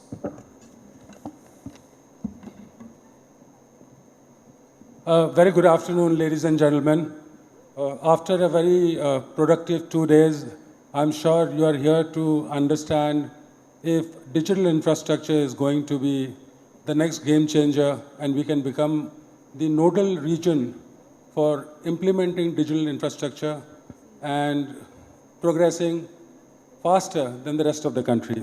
It's a privilege for me to welcome our chair today, Shri J.B. Akka, IAS officer, Government of Assam. Additional Chief Secretary as well, Government of Assam, Shri K.S. Gopinath, and IAAS, Principal Secretary, IT Department, Government of Assam. So with your permission, may I open the discussion with a small introductory. And so with us, we have a diverse range of speakers with us today, including government, academia, and industry. It's a privilege to also welcome Dipen Chandra Takada, Department of Telecommunication, Shri Bibor M. Siam, Secretary, PWD, Shri Arga Basu from Tata Nelco, Shri Santosh Rai from HCC, Shri Indrajit Basak from Cisco, Shri Jiten Mukheja from Joburg. So, the Northeast today is no longer viewed as a remote frontier. Would you agree? How many agree that we are no more a remote frontier? I see only 2, 3, 4 hands. Yeah? We are not. Everyone is looking at us very seriously. All of us. Yeah? So most of us think that we are no more a remote frontier. Yeah? We have roads, railways, highways, airports, blah, blah, blah. Everything is coming to us. But we face a very unique challenge, okay? And the challenges are difficult terrain. We agree we have difficult terrain. How many of us agree we have difficult terrain? Some of us do. High rainfall, yeah, especially Meghalaya. We have the highest rainfall at one point of time in Cherrapunji, but now I think it's changed to some other place. Then we have geotechnical complexities here. You know, ground moving, we are in a seismic zone. We have remote project locations. Our projects are quite far off, and we have connectivity gaps. The question before us is simple. Can the Northeast leapfrog traditional development models and become India's showcase for digital-enabled infrastructure?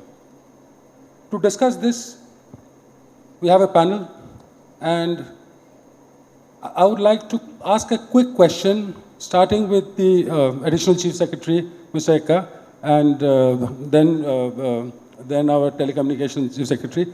For everyone, in 20 seconds. Sir, what technology will have the biggest impact on infrastructure development in the northeastern region?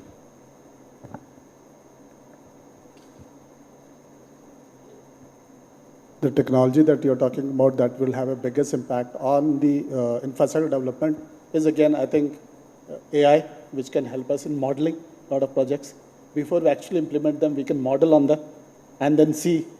And once we are able to do a correct modeling, I think that gives us a lot of, we do away with the failures. So I think that is something which is really going to help us to model the projects well in advance so that when we implement them, they are implemented correctly and on time. Thanks, sir. Excellent question with a very obvious answer, as my colleague and the chair has spoken about.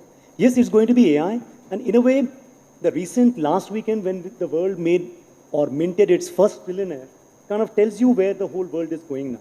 That first AI rocks, that's number one, and data centers and compute are going to power everything. So then the technology which is going to fundamentally change going forward, and the infrastructure that is going to be powering it, is going to be the compute which is coming through the data centers, coming through space if required, and the AI technologies itself. But last weekend was marked by one more thing that all of us in the Northeast need to think about, which was stepping into this weekend while we had the SpaceX IPO, which, but just by packaging an AI and a telecommunications network, because as we know, one of the companies that is powering it is the whole Starlink, the Starlink that the company is tied together, something which Northeast would need desperately, because while we have our mobile towers, we still have dark places. So one company which is able to provide internet connection, over the space, something which we would need, a company which also promises that they will have huge amount of compute coming in through the data centers, possibly even in space. That company is valued in a $2 trillion, already tells us which way it is going. So I believe the technologies of the future is going to be. Thank you, sir. Very insightful. We'll touch upon the satellite communications. Most of our region is very remote, so satellite communication is something that we really need for project improvement. Next.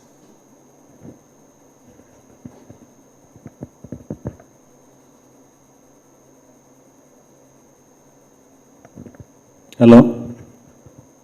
Very good afternoon to distinguished panelists, members of industries, and my fellow colleagues, ladies and gentlemen. It's a very pertinent question, which technology is going to dominate in the coming days. Of course, from Department of Telecommunication, I can mention that telecommunication is one of the key infrastructure activity and technology which is going to dominate the next at least for 5 years, because Government of India has taken a visionary that northeastern region, which was known for its mountain, highest rainfall, communication hindrance. Sir, sorry to interrupt. We need a quick answer as to what technology is going to change it for us. Technology is that telecommunication which involves, government has made a plan, 42,000 kilometers of optical. So telecommunication is your take. It's a privilege to welcome Mr. S. Sothom, Minister from Government of Meghalaya. So kindly give him a big round of applause and welcome him. So we just started the session with a simple question for every panelist, 20-second answers, as to what one single technology do you think is going to change or help leapfrog Northeast to the main infrastructure map or exceed the national averages. So I'll take a quick bite from you.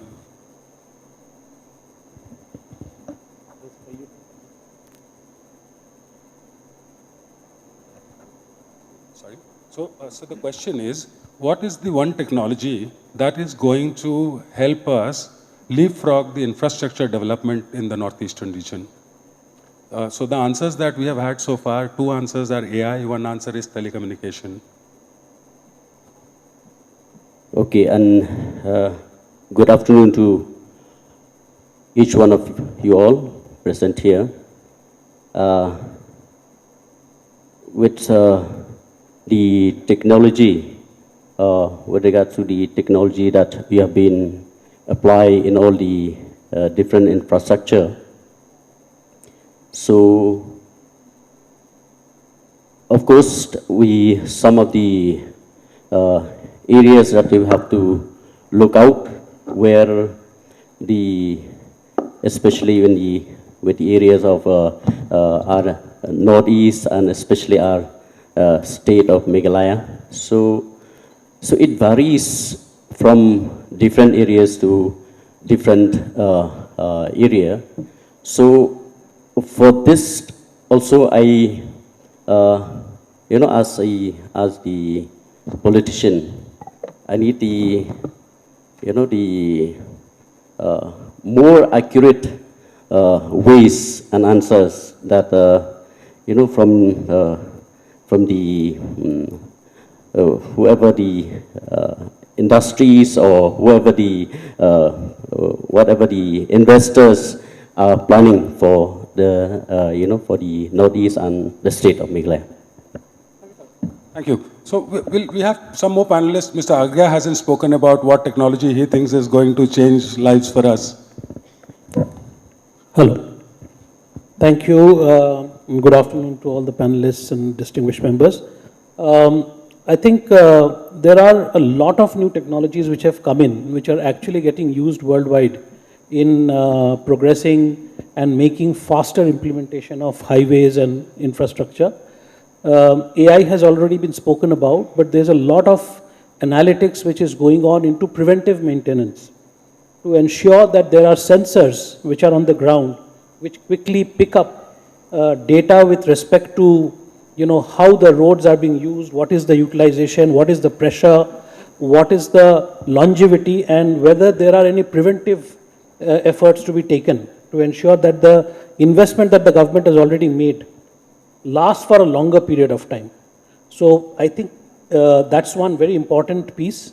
And the second piece is, of course, the use of various kinds of models to ensure that the usage of drones for surveying, the usage of data from the drones to be used for real-time designing of the highways, as well as development of a lot of lithography, which is going to enable better quality infrastructure to be provided. Thank you, sir. Thanks. Next. I'll hand over to.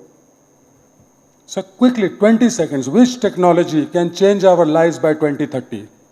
Connected, secured AI, which is ethical in nature. Come again? Connected, secured AI, which is ethical in nature. Interesting answer. So AI now it is connected ethical AI, which is a good input, sir. Which is a very, very good input. Basically, we are having AI pods all across, which are analyzing huge volumes of data. It's not technically feasible to bring all the data in a single data center having the AI capability. So we need to connect them and securely. Thank you. Yes, sir. So good afternoon, everyone. I'm Mr. BMC, I'm Secretary PWD. So I apologize for coming in late with our Honorable Minister because we thought we had some time and I took him around for the stalls.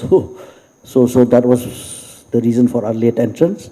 However, if you ask me which single technology is going to bring about, impact us a lot by 2030, I think the single most, the changing face that we see now is being made by AI. There's no question about that. There is no single technology now that can really affect as much change as AI. But however, be that as it may, construction is somewhat more AI-proof than other technologies are, but I think the impact of AI is going to be tremendous in the future. Thank you, Mr. CM. So AI definitely is emerging as the biggest winner. Anyone differs here? Raise your hand. Anyone differs with that?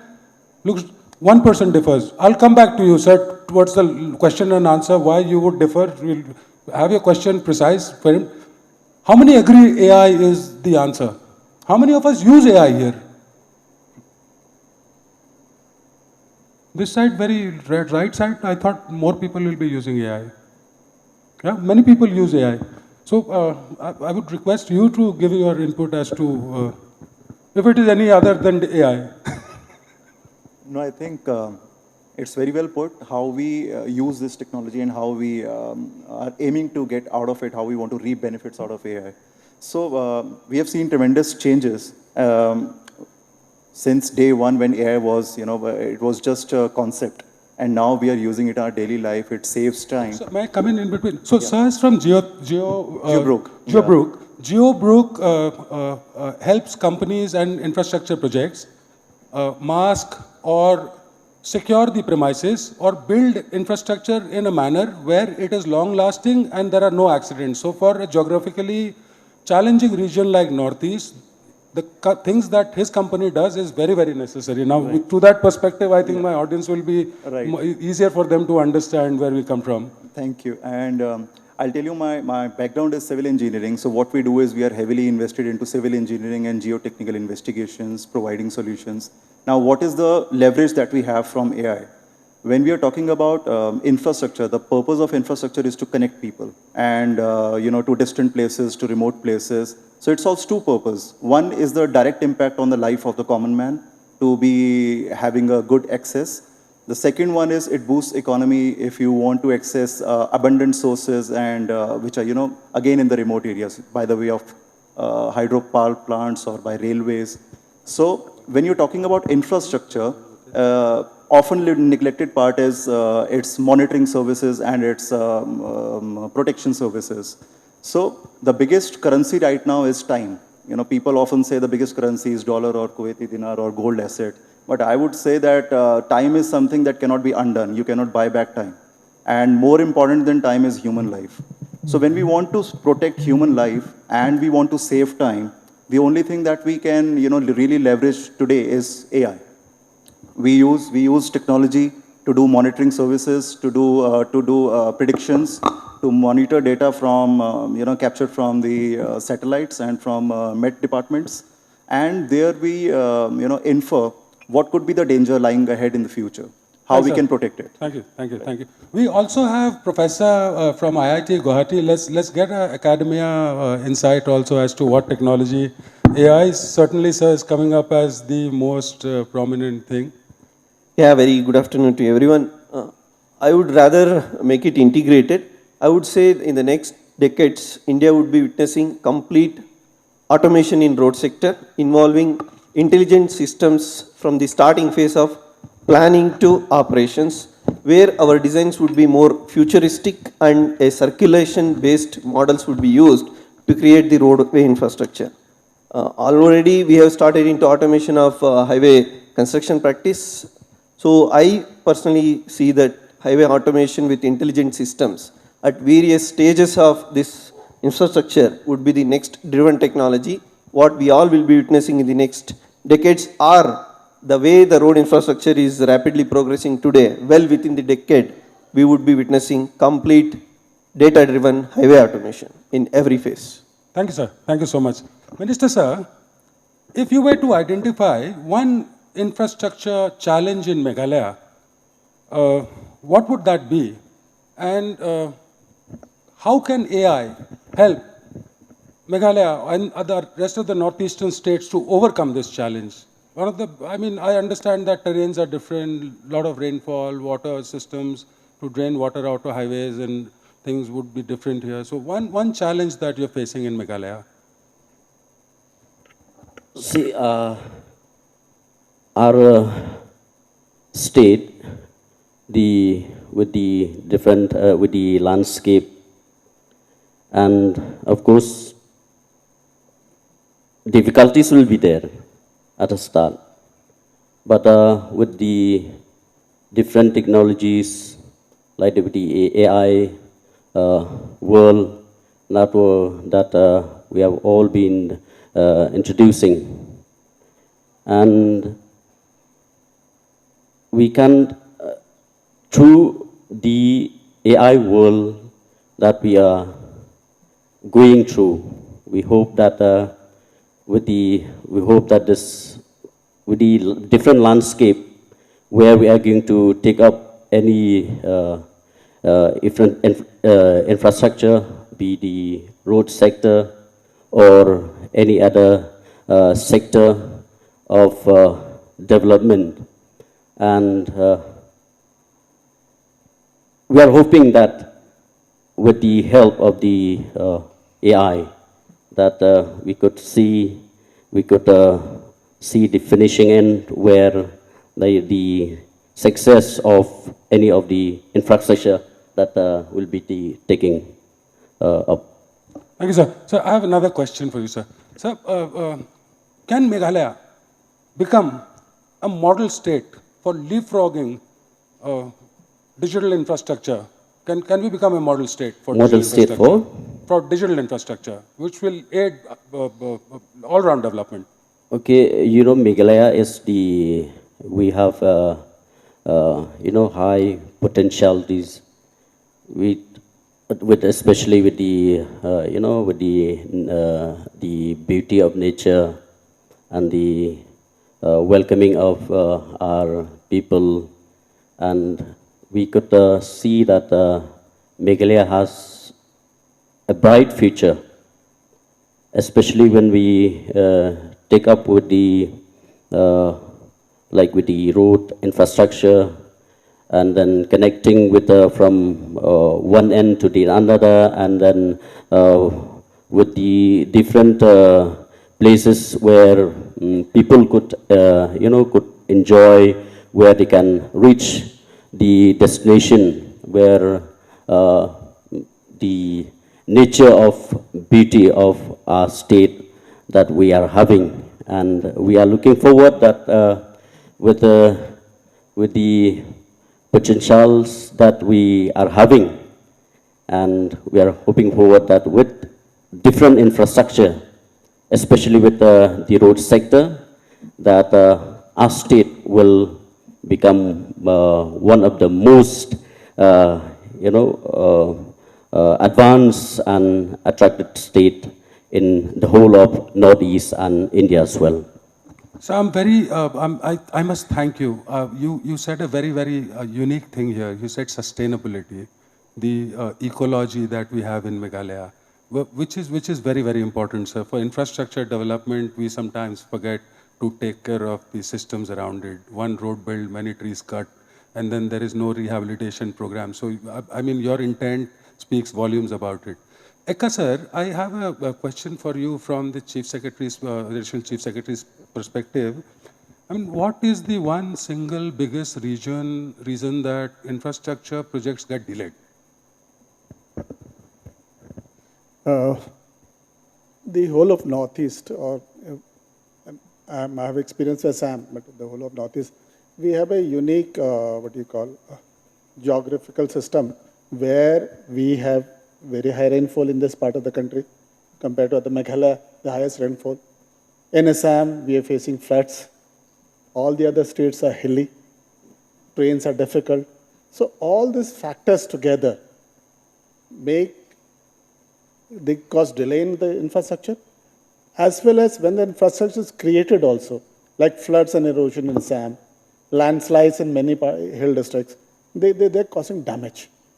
And because of the high rainfall, again, what is happening is the kind of infrastructure that stays for a longer period in other parts of the country, we have to have better infrastructure. Again, we have, this place is earthquake sensitive. So we have to then create infrastructure which will be able to resist that kind of earthquake. So the cost of infrastructure is higher. So all these things together, so they increase the cost. There's a delay in the project.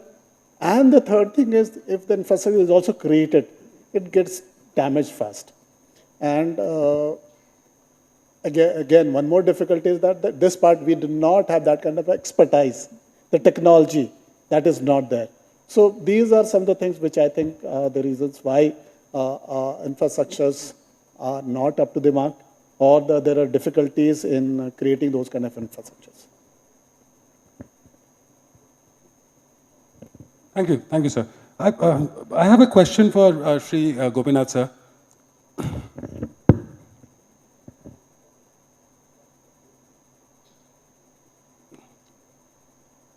So, sir, information technology, they say, has done wonders. So, AI is a result of information technology. From what Ekka sir said, that difficult terrain, high rainfall, seismic zone 4 or 5 we are at, so we have a earth which is moving under us, landslides, floods. How can drone technology help,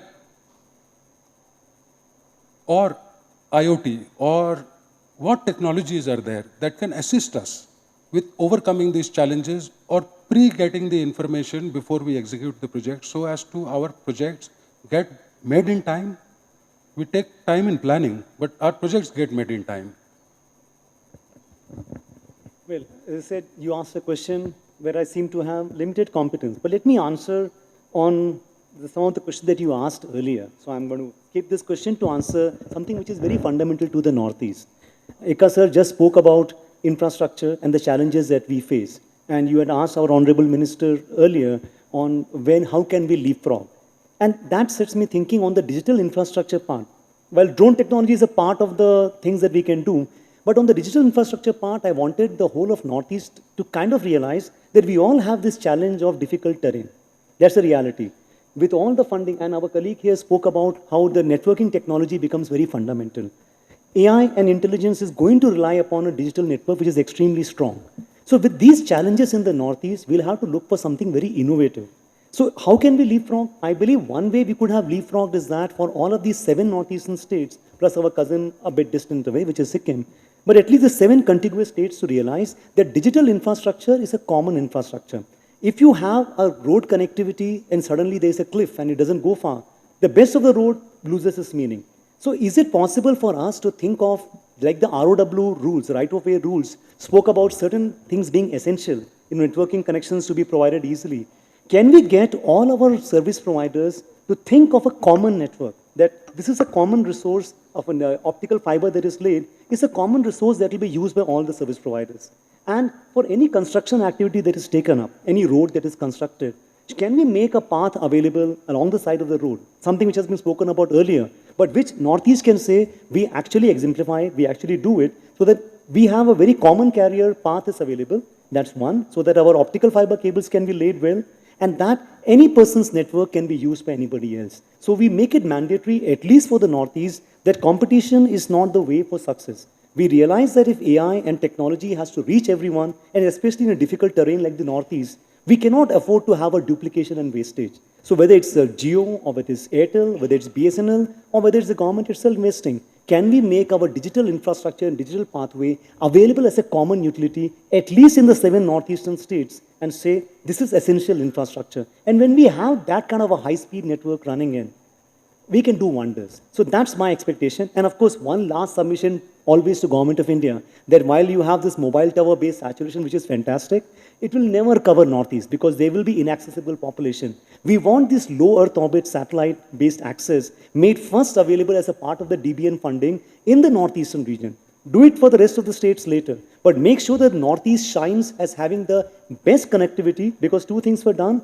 One, the Government of India mandated that digital connectivity in the Northeastern region is a common network. So whoever's optical fiber it is will be used and shared. Let's find an arrangement for that, and the LEO satellites. Make it first happen here. And then when we have a fantastic digital pathway, rest of the infrastructure problem will get solved automatically. Thank you. That's my So answer. we also have from PWD, Mr. Siam. Mr. Siam, PWD ideally was building roads and bridges. Now you are using drone technology to map and survey. How has this helped from ground up? How has it helped us increase our efficiency in execution of projects?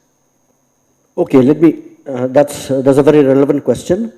Let me give you a very practical example. Okay, Meghalaya, as of today, we have signed we are doing a World Bank project called Meghalaya Logistics Connectivity Improvement Project, MLCIP. So in this project, it is about building roads and multimodal hubs. So we have seen that most of the World Bank projects, they are very stringent about environmental and social norms. This time, the survey for the roads that the World Bank had mandated us to do, we could not just do only a mere survey, but it had to be accompanied by a LiDAR survey.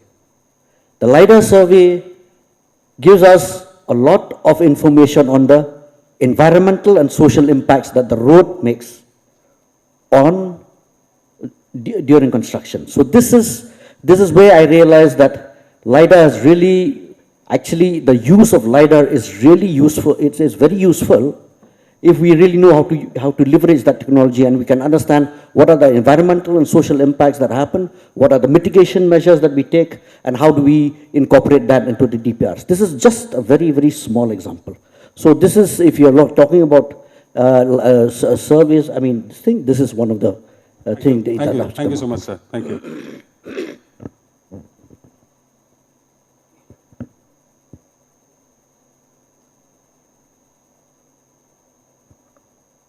So, Mr. Dipesh Chandra, sir, Dipesh sir is here? Yeah. Dipesh sir, you already spoke about telecommunication. So, how prepared is the Northeast for the next wave of digital infrastructure involving 5G, fiber, and satellite communication?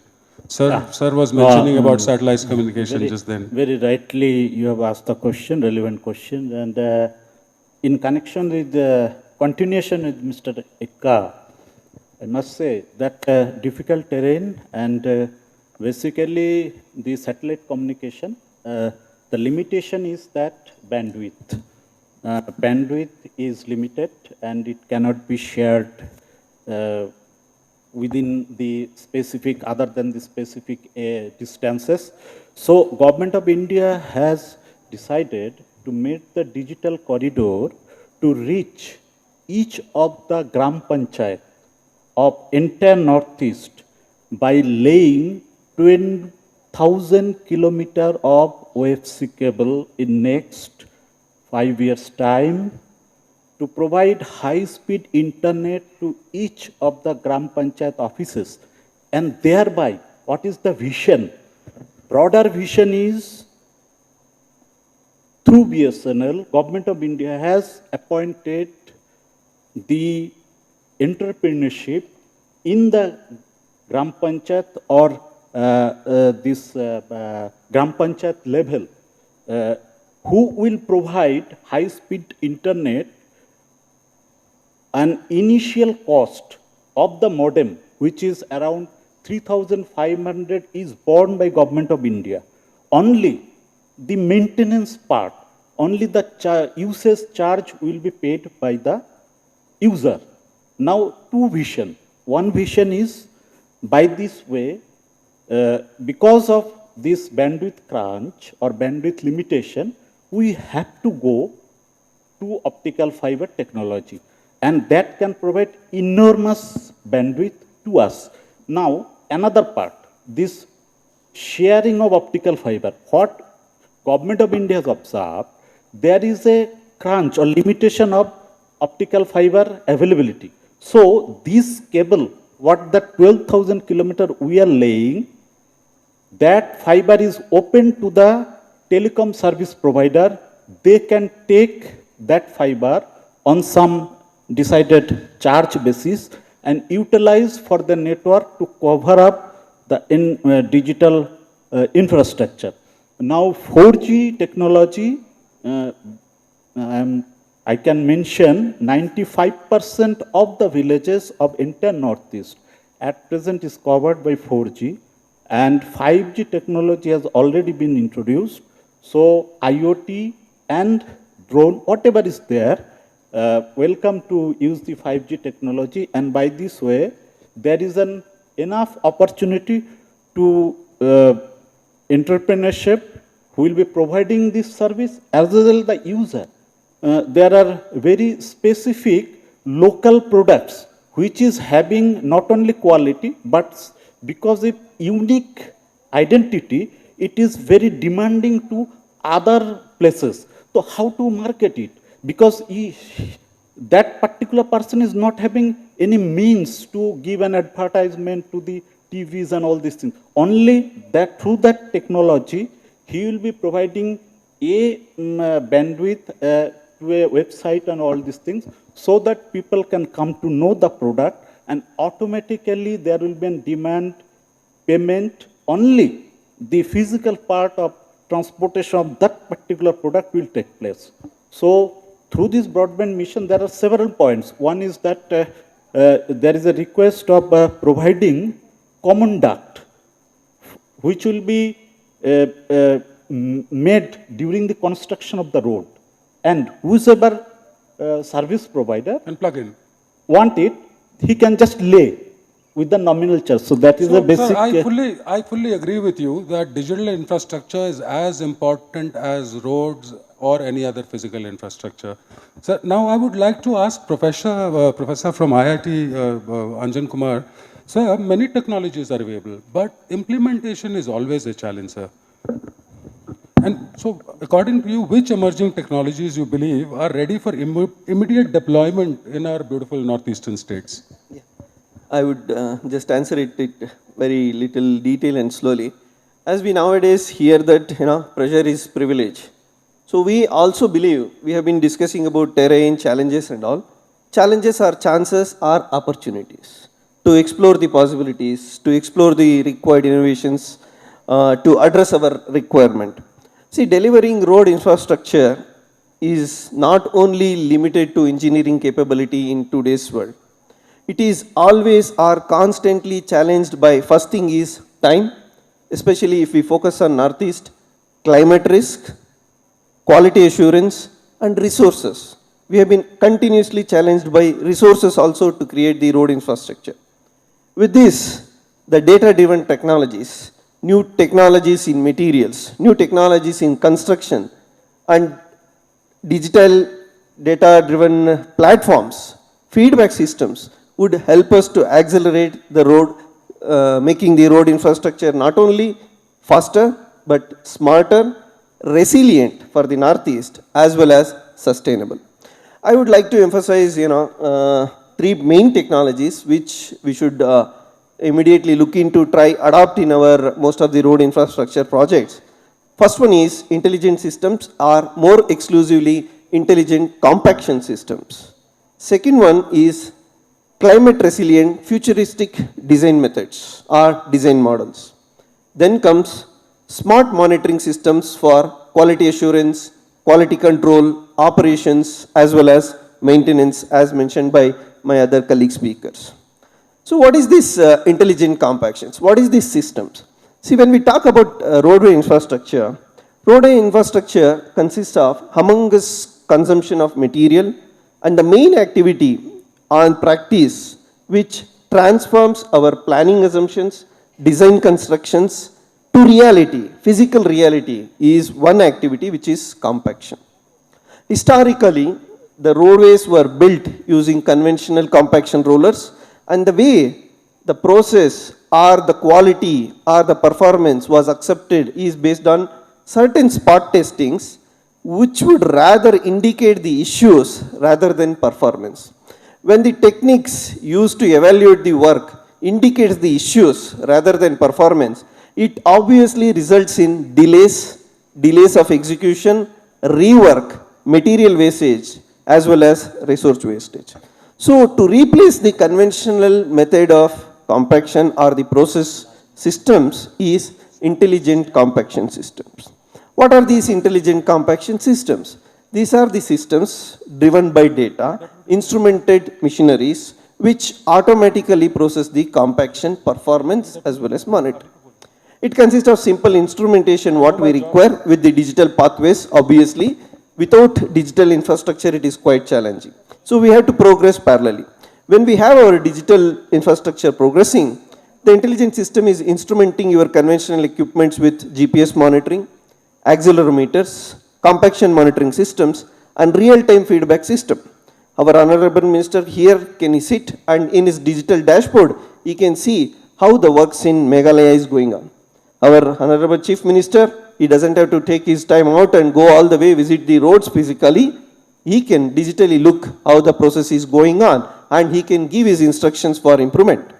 So these are all the technologies which have been data driven, which have been used successfully elsewhere in the world, and very happy to say which have been started in India and recently experimented in some of the national highway projects and successfully seen the results. There could be a capital investment, but the time saving, the performance enhancement, the overall sustainability we accomplish is almost targeting around 30 to 40%.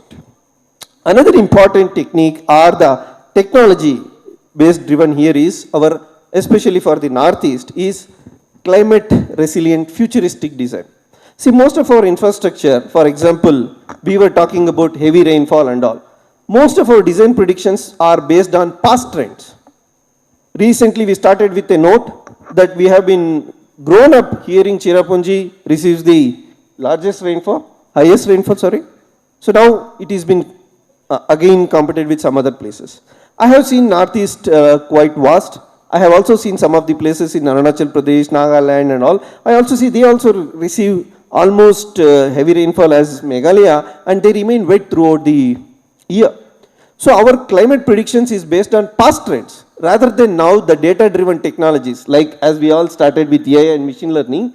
Our climate prediction models should be futuristic, predicting the future climate changes, climate requirements, and adapt that in our roadway infrastructure.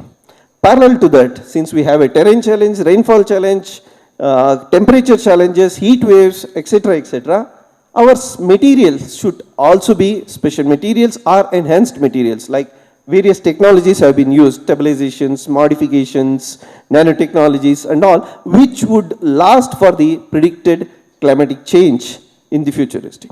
And lastly, yes, completely digital data driven smart monitoring system, including IoT sensors during the construction while the pavement asset behaves or the road asset behaves, is smart monitoring during quality assurance, control, operations and futuristic maintenance requirements. We have now technologies like drone based technologies which can monitor your construction progress. With the help of image processing, you can monitor the structural health of road infrastructure asset, including pavements, including bridges, cross drainage structures, road furnitures, road appendage. Everything can be digitally marked, and most importantly, safety requirements and the maintenance requirements can be predicted well early and budgeted so that a sustainable road infrastructure can be created for the time. That's what I feel. These three technologies like an intelligent compaction system, highway automation, smart monitoring system can accelerate the roadway infrastructure, making it more faster, smarter, resilient and sustainable for Northeast. Thank you, Professor. That's very, very insightful and very, very well said about all these things. So my next question was to Mr. Basak, who is from Cisco, and you have more or less covered most of the things that I was going to ask him. So I'll try to reframe the question. I hope I do justice to it. Whenever we think of Cisco, we think of networking. So sir, paint us or make us an image of an ideal, truly smart infrastructure project, the frame of a truly smart infrastructure project.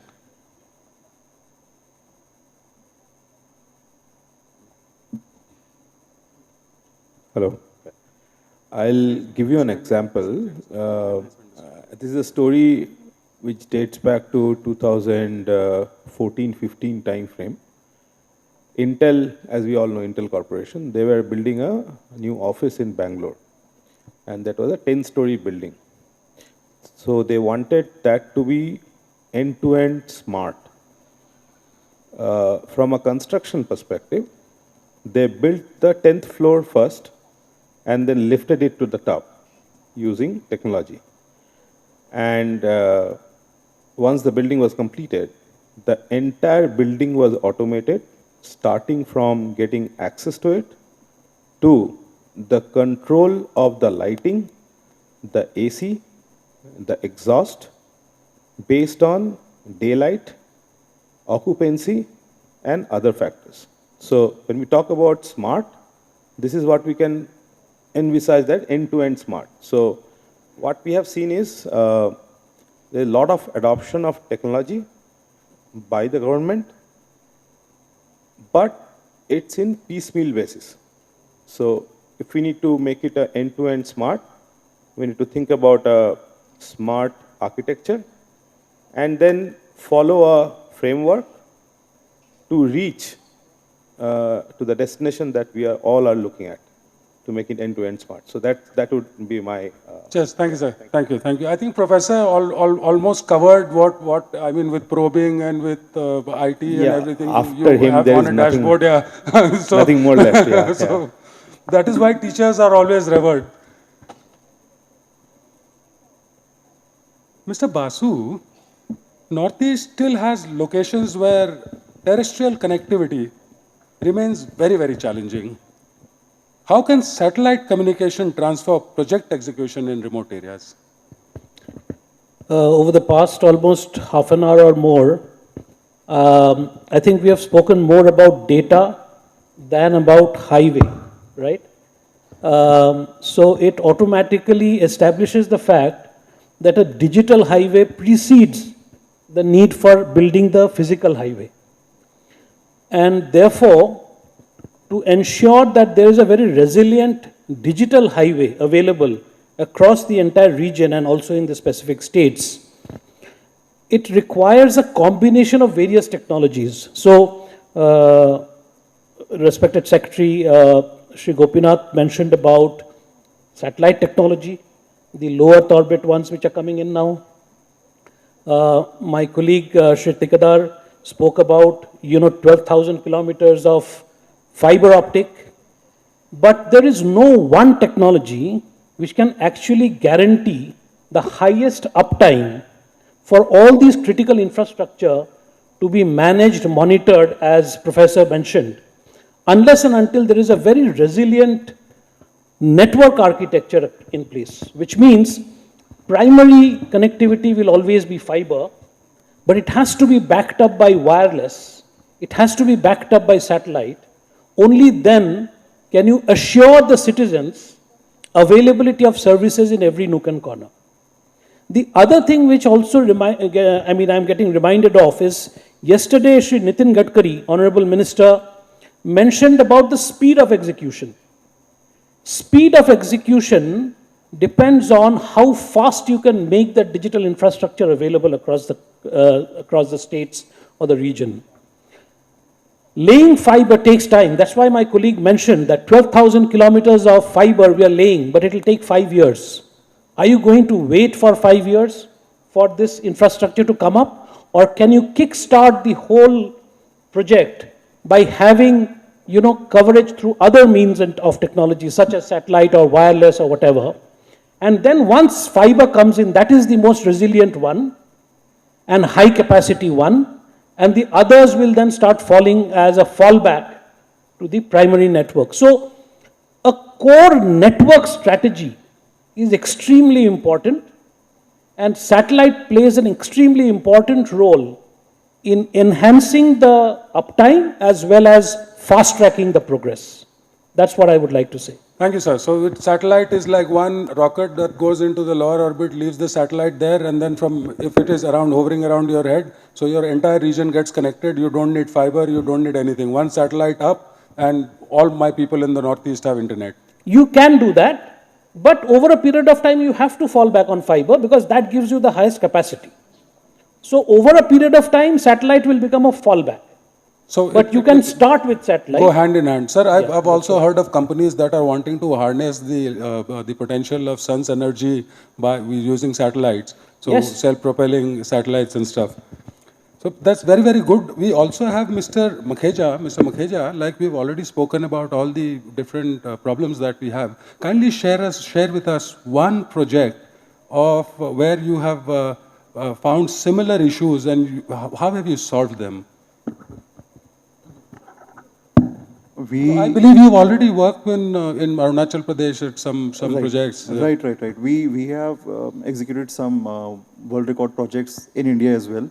So in all geologies, starting from J&K, Himachal, Uttarakhand, and in the Northeast, in Arunachal itself, in Sikkim also.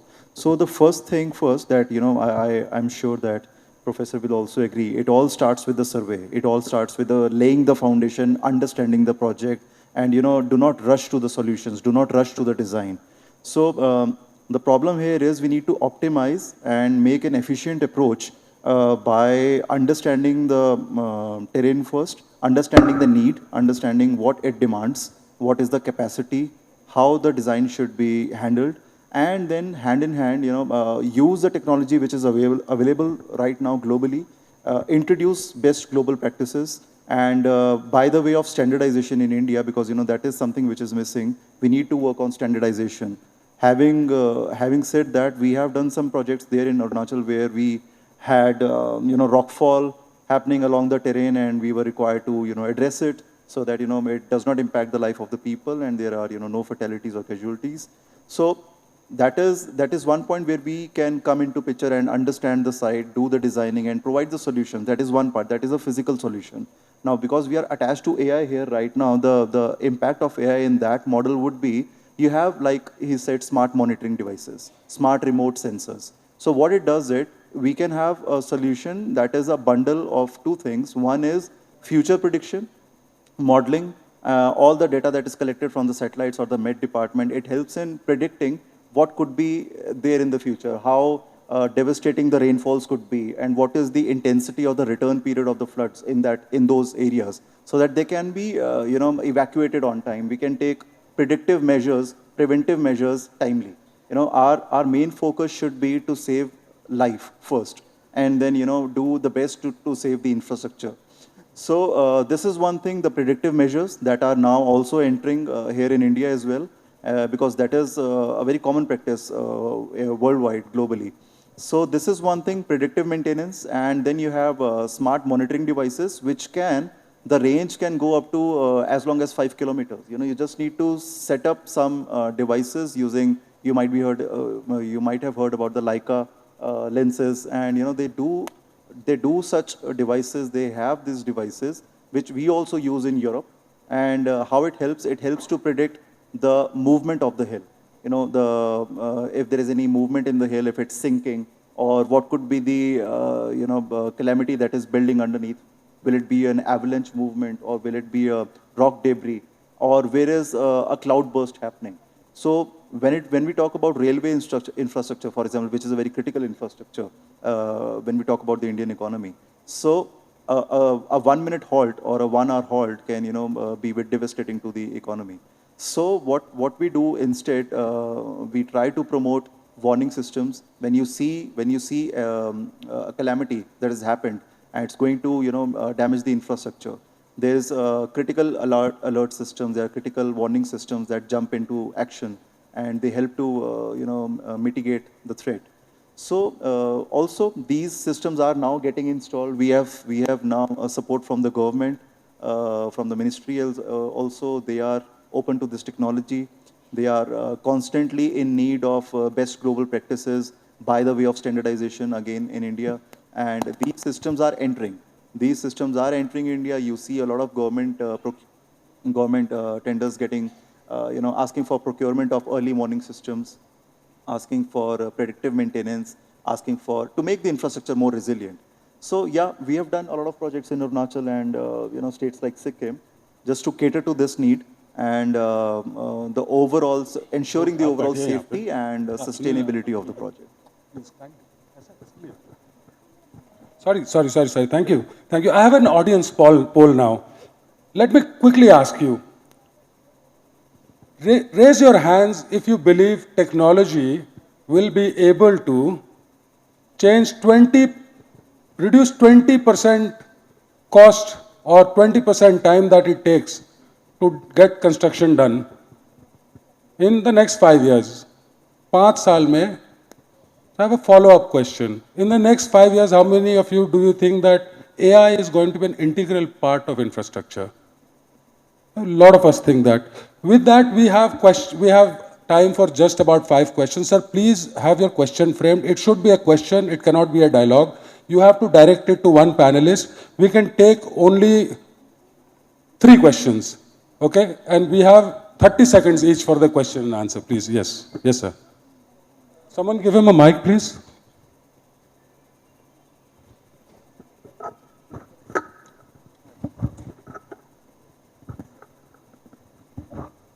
Good afternoon, and panelists.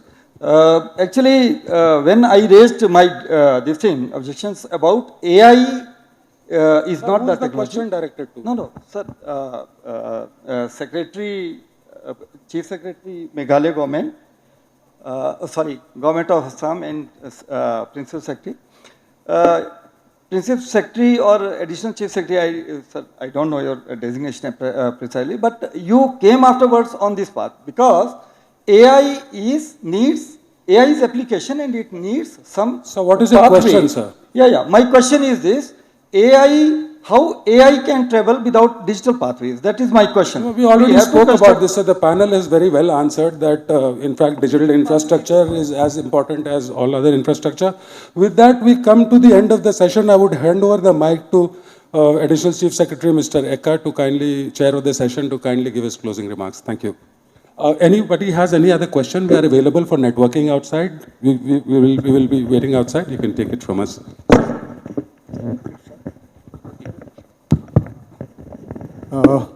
Honorable Minister, Sri Sutan sir, my esteemed panelists and dear friends, we had a very fruitful discussion on infrastructure, new technologies and digital pathways.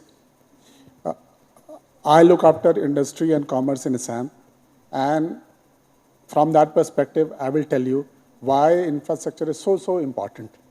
Today, when we had last year Advantage Assam, and then a lot of interests are coming. Now industries are coming.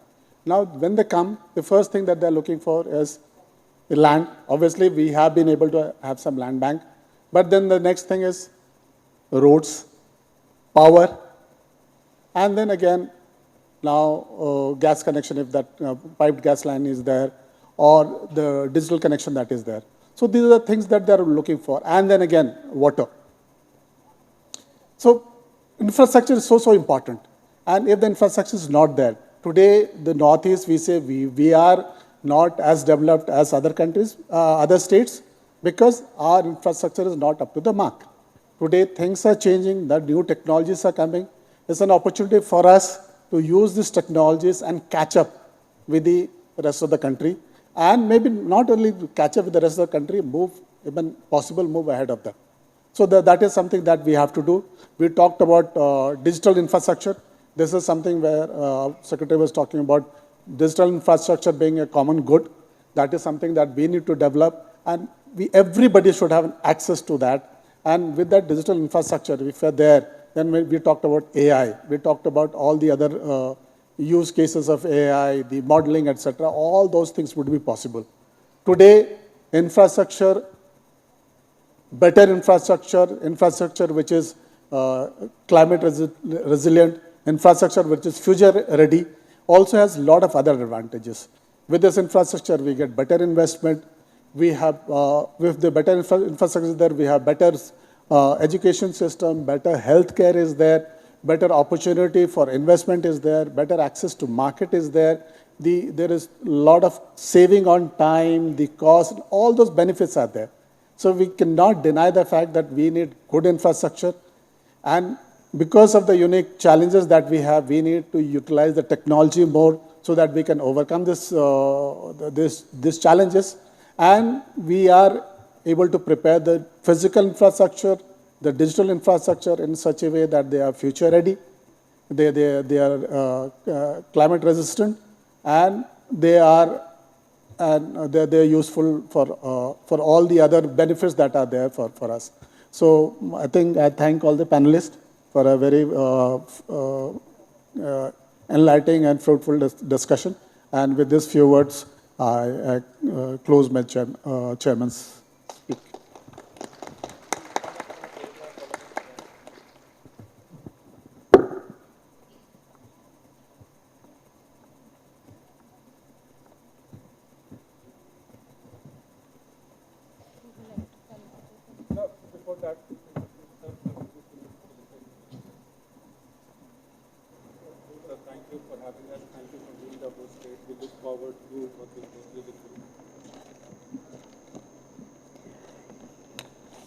Ladies and gentlemen, it is a privilege to have here with us Shri Sosthanas Sotun, Honorable Minister to the Government of Meghalaya. Sir, thank you so much for being here with us. A warm felicitation, welcome to you.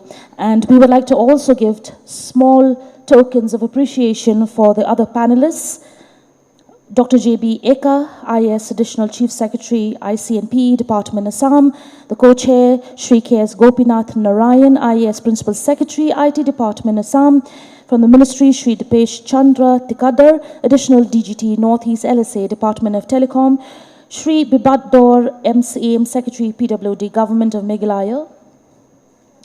Dr. Anjan Kumar, IIT Guwahati. Shri Argav Basu, Head of Business, Tata Nelco.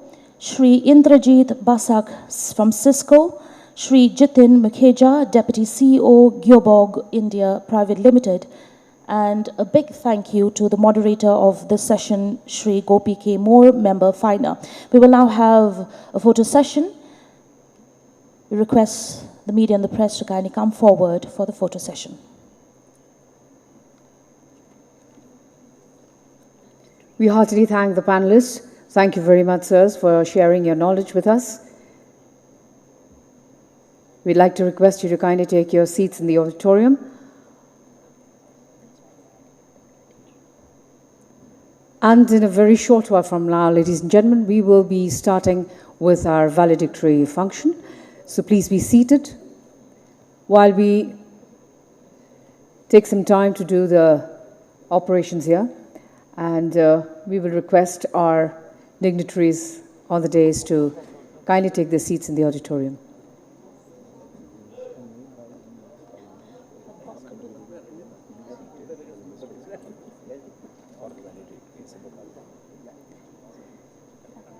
Ladies and gentlemen, we've just been informed that the Honorable Union Minister will be here with us any moment now. So we request you to kindly remain seated as... Viewers, welcome back. We're at a very interesting pavilion here at the Infrastructure Summit. Joining me is Kamesh Salam, who is the Chief Executive Officer and Managing Director of Canbu, and also his associate and architect. My name is Architect Pradeep Gogoi. All right, so gentlemen, I'll begin first with you, sir. Like I said, this is very interesting in the sense that we've seen bamboo, but at a smaller scale.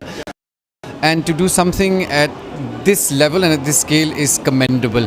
I want to hear it from you, first of all. How did the idea come about? Let's talk about the inception stages and the journey so far. Okay. Thank you for giving me a chance to speak to your channel. Greetings to all. I am Kamesh Salam. I belong to Manipur. I started my bamboo journey 35 years back, where I ran an NGO in Manipur on bamboo. Later on, I joined UNIDO, United Nations Industrial Development Organization. There, across the world, I have worked on bamboo. There, I started counseling people, telling people what to do, what not to do. It started long time back. Ultimately, I then started thinking of doing something on my own. That is why I started my company called Canbu. The full name of Canbu is Cane and Bamboo Value Chain Management Private Limited. I do the entire value chain management, right from plantation, harvesting, processing, and making product. So this is what I do. But let me also give you two things what I have given to the world. You know, there's a 18th September is considered the World Bamboo Day. So when I was the president of the World Bamboo Organization, I started this day on 18th September 2009 at Bangkok. Today the whole world celebrates World Bamboo Day. The second thing which I given to the country, my own country India, is the National Bamboo Mission document which I prepared. Then third what I did was the regulation of bamboo as a grass. The regulation of transit permit was one of my biggest moments, which the Minister of Forest and Environment, Dr. Harshvardhan, mentioned my name in board of parliament as I am the prime mover.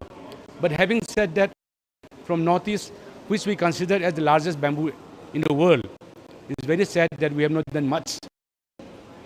And we are just doing, as you said, small cottage level product. So with this we cannot sustain the bamboo industry. So we have to work like China, Vietnam, or other countries where bamboo is industrialized. From top to bottom, every part of bamboo is used. This is the mantra I can tell you. You cannot use one bamboo for one particular product. That is why we are failing again and again, again and again. You know, in China, the price of bamboo is $5. In India, the price of bamboo is not even $1 or $1.50. But how come the agarbatti stick made in China is imported in India at 80 rupees a kilo? And my production of agarbatti sticks is 110 rupees. Look at the gap. So we burn 2 billion sticks a day and we import everything from Vietnam and China. It's a matter of shame to say. But today is not a day to discuss. Today is a day to celebrate and discuss what our achievements, what goals we have achieved. So these are the projects we have done. And my colleague Gogoi will explain you more in detail the projects we are doing, what are projects in hand, what we see bamboo as a future. We call bamboo as a green gold. It was given utterly by our former Prime Minister Atal Bihari Vajpayee. He called it green gold, and that's how we also follow that it's truly a green gold. For Meghalaya, I also respect the captainship of your Chief Minister. I see him as a visionary. I see him a lot of things as progress. I wish he also talk a lot something about bamboo in future. So before I come to Pradeep, I just want to ask you another question, which is, you know, bamboo is classified into like homegrown and et cetera, et cetera. Clarify that for our viewers. See, in the Indian Forest Act, the bamboo is considered as a non-forest timber product. By having said that, the movement of bamboo from one place to another requires a permit of Forest Department. Then when we started this campaign to declare bamboo as a grass, bamboo family is a grass. It's not an NTFP in terms of botany. So what the government did was that they have declared bamboo growing in the homeland, in the homegrown, as a grass. Whereas bamboo that grows in the forest still remains as a non-forest. It's a forest bamboo. So you cannot have two definitions for one product. What I suggest is that we have to commercialize some species of bamboo, like Balqua, Tulda, Melocanna pesifera. Then there are a couple of 10 bamboo which are being certified by Government of India. They should be allowed to move freely. See, we also believe that there are a lot of bamboo which are endangered, which are linked to the biodiversity. So we respect that. But having said that, we should not cut all the bamboo. We should plant, grow bamboo which are commercially viable, where the farmers can earn money. We should not grow bamboo for the sake of growing bamboo, that we are growing bamboo. So this is my suggestions, this is my request to the bamboo community, that we should look into bamboo as a commercial crop, like tea, rubber, coffee, or any plantation crop. We should see as plantation crop. We should not look as a grass, we should not look as a NTFP. Today there's a rubber board, there's a coffee board, there's a spice board, there's a coconut board, there's a honeybee board, there's a turmeric board. Why not for bamboo? Now recently Government of India has set up a turmeric board. Recently they have set up a board for this makhana. Makhana, so it is based out of Bihar. So there's a makhana board. What do you mean board? Is a commoditization, is a branding. There why you promote bamboo. Today I don't see any advertisement of Government of India eat bamboo. Let's hope through events like this, the government gets to hear it and know where we actually lack, so that we can scale the firm even further. Pradeep, coming to you. So what's interesting is you're the man behind, I would imagine, all these beautiful projects that we see. Let's start with the first project that you did here with Canbu. Yeah, like actually in Canbu we have started, the first project is Khanapara. I think the image is there. It is a FOB, foot over bridge. So we have started our project with that project, and later on we have done Sukleswar foot over bridge, and gradually we keep on doing bamboo like cottages and all. And recently we have done one very good project, which is Guwahati International Airport Limited, and we are very proud that we are part of that project. Yeah. So we've all witnessed the airport ourselves, which is like amazing. It's like you're just being transported to a different world altogether when you're there. Talk to us a little bit about the process and how many days or months or years did it take for you to finish that? Yeah. The entire process actually it took a very long time, but I will say it would take us for like 2 years, 2 to 3 years. Actually, we were with the client. Actually, client is Adani. We were with them from the starting of the project. So I'll tell you the process actually. What happened? The architect came up with a design intent actually. and they came up with us whether you can achieve this shape or not. The shape is here. This is the vault. So they come to us like, can we achieve this, because this span is too much. It is 18 meter by 15 meter span. So achieving this span with bamboo is a very quite challenging job. So the background engineering, everything is done by us in our team, Canbu. Yeah, and then we have what we have done. We integrated steel. So we will say when we consider bamboo, our expertise in hybrid construction, not only bamboo, we integrate some other element so that the longevity of the bamboo and the durability goes longer. So that's it. Like that's how. Yeah. Regarding sourcing, in this bamboo or like in this project, the most of the bamboo used are from Assam and Arunachal Pradesh. From Assam, we have used Balqua bamboo, which is abundantly available in Assam. And second species is Apatani bamboo. The scientific name is Melocanna juk. I exactly forgot the name. The commonly known as Apatani bamboo or Jiro bamboo, which is available in the Jiro Valley. And those bamboos are used abundantly in this project. And third bamboo product is bamboo mat board. So Mat board is from Tulda. Mat board is done from the Tulda Jati bamboo. Yeah. So my final question to you is, how do you intend to scale this even further? Because, like you said, now it's more localized, whether it's just here in the region. How do you intend to scale it further? And and are there any projects in the pipeline coming? We are very happy that the policymakers, like the PWD Assam, the airport authority, has started accepting bamboo for large-scale structures. That opens a huge gate for us. So we are also doing the Imphal airport. That is on the pipeline. There is a Brahmaputra Convention Center that is coming in Guwahati. That is by the Taj. There are also huge projects coming up. So these kind of big projects are in the pipeline. As for us, as you said, challenging is the sourcing of right bamboo, right sizes, right age, right maturity. So that takes us more time. So we have a huge field staff that goes around and start looking for bamboo of our requirement. Then we bring to our treatment plant. Then we started treating bamboo as per the, with chemicals. And after treatment, we start processing. Then it is a ready-made structure to be installed. Yeah. So it's a process which involves a lot of manpower. That's what we like. We are employing more and more people. Yeah. Well, thank you so much for your time, and I wish both of you the best of luck. Thank you. Thank you. Can you let us know when it will be broadcasted?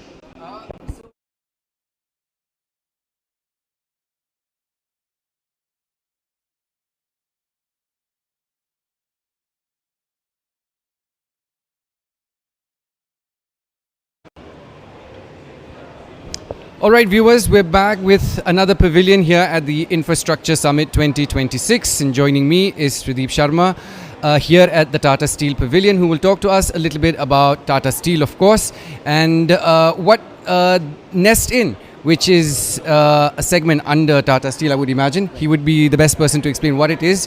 So please welcome my guest, Mr. Sharma. Mr. Sharma, first of all, everybody knows Tata Steel.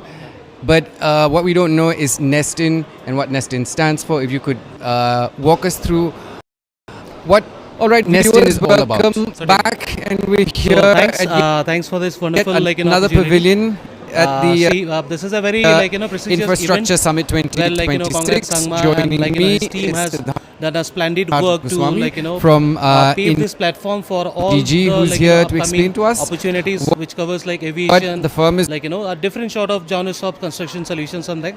So in order to come up with something smart for the state of Meghalaya, so basically Tata Steel as an innovative, we basically have the core value where we come up with the pioneering, right?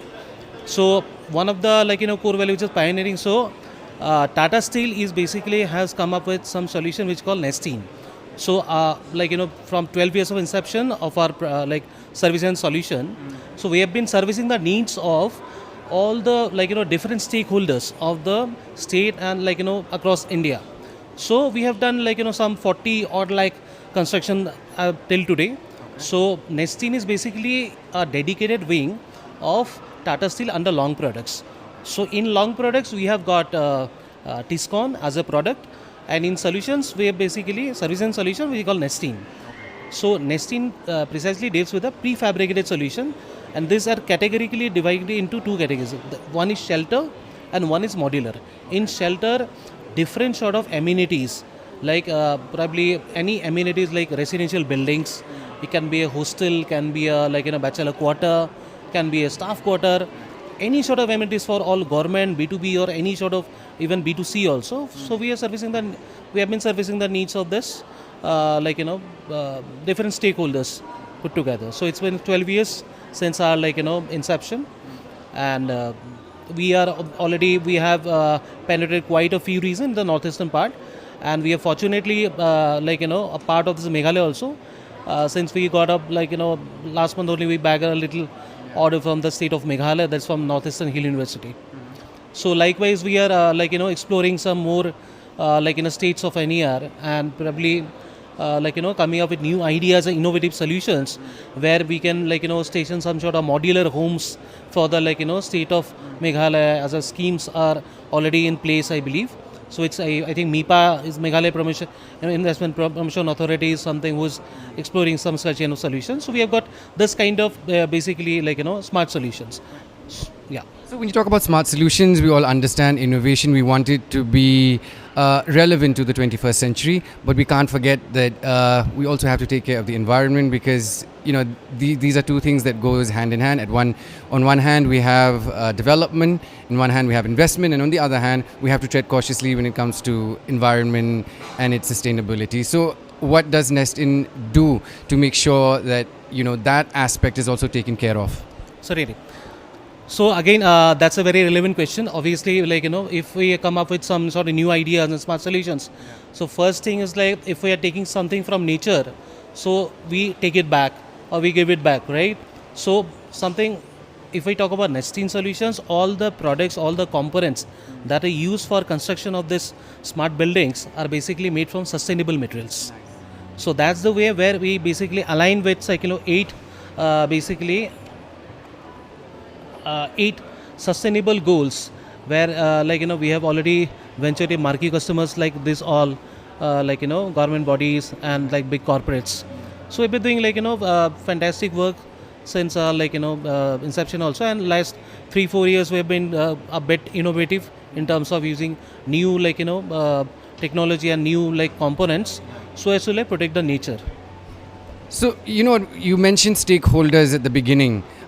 When you say stakeholders, who are those stakeholders, and who is suggesting that they are really main people behind all of this, or who are part of Nestine? You mentioned stakeholders. Who are the stakeholders in particular? Certainly. So I'll take an opportunity to elaborate about the stakeholder part. Right. So when we talk about stakeholders, basically we are precisely into B2B and B2G business. Okay. So in the northern part of India, we are also concentrating on B2C. That's a retail part. We are coming up with some sort of resorts, some sort of rooftop extensions, some sort of farmhouses for those some aspirants who believe that quick construction can be a way where you can add numerous architectural elements. So in category, if we talk about the NER part, northeastern part of India, so we are precisely focusing on developing business to business and business to government. So when we talk about government, so in Meghalaya, we have already ventured into quite a few, government departments, including the PWDs and all. So I hope, in the near future, we might be exploring, quite a few other CPACs or PSs who are basically centrally positioned, like NEHU is a central university. So that way, we are venturing some sort of, small or big projects in the near future. Mr. Sharma, I want you to talk to us a little bit about some of the challenges, because any startup, any business, any firm for that matter would not have, it's not a cakewalk, and the road ahead is not always as smooth.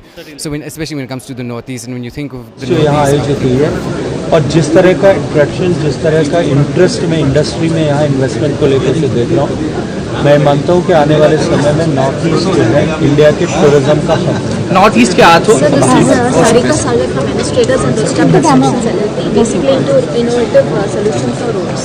Road stabilization campaign. That's good. Sir. It's a pleasure to meet you again. I'm your team Derek Rajesh Verma. He's a friend. But आपका जो idea था ना, that was very interesting. Tourism से आपने youngsters को relate कर दिया, experience के लिए वो ready है to expand. So do you think there's a big scope of good India happening for the youngsters now? Because experience, expenditure, एक तरफ से बोलते हैं consumption पैसे नहीं है, दूसरी तरफ expense. You know, the youngsters are ready to spend, and that's why you're saying invest in hotel. Generally, acquisition of hotel is the model. जो लोग invest करते हैं hotel acquire नहीं कर लेते. But getting the land for subsidized rate will The states will have to work, and many of the states, they have started taking these type of initiatives. They are offering land at the subsidized rate, and again, as I mentioned, they are extending the incentives, cash incentives in form of subsidy and tax rebates also they have started giving. And because of that, the investment into industry, hospitality industry and infrastructure has taken to the new height in recent past. Thank you. Thank you.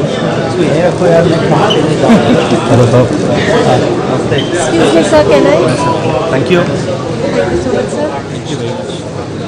Sir Aashna धान का बहुत तारीफ करेंगे आपकी। मेरी बिल्कुल मेरी भाभी दोस्त हैं है। सब। Thank you sir. Aashna, Yash, Divyanka सब। Thank you sir. Sudhar ji कैसे हैं? इससे अभी हम लोग मुलाकात है कि दिल्ली में सर कैसे हैं सर? थैंक यू, एकदम बढ़िया हूँ। ये आके गया था ना मैं अभी आपके साथ। जी थे उस दिन हम लोग, बहुत अच्छा लगा था आपको। We are waiting for you sir अभी सुबह से। चलो वेरी गुड। तो स्टेनलेस स्टील की रिपोर्ट है सर, स्टेनलेस स्टील रिपोर्ट हूँ पूरी कंपनी पे। नवीन और सज्जन जी दोनों मेरे दोस्त हैं।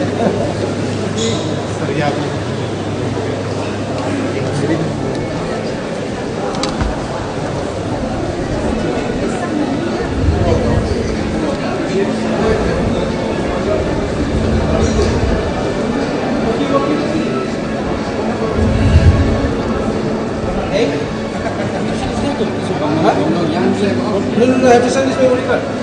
Interview is interviewing.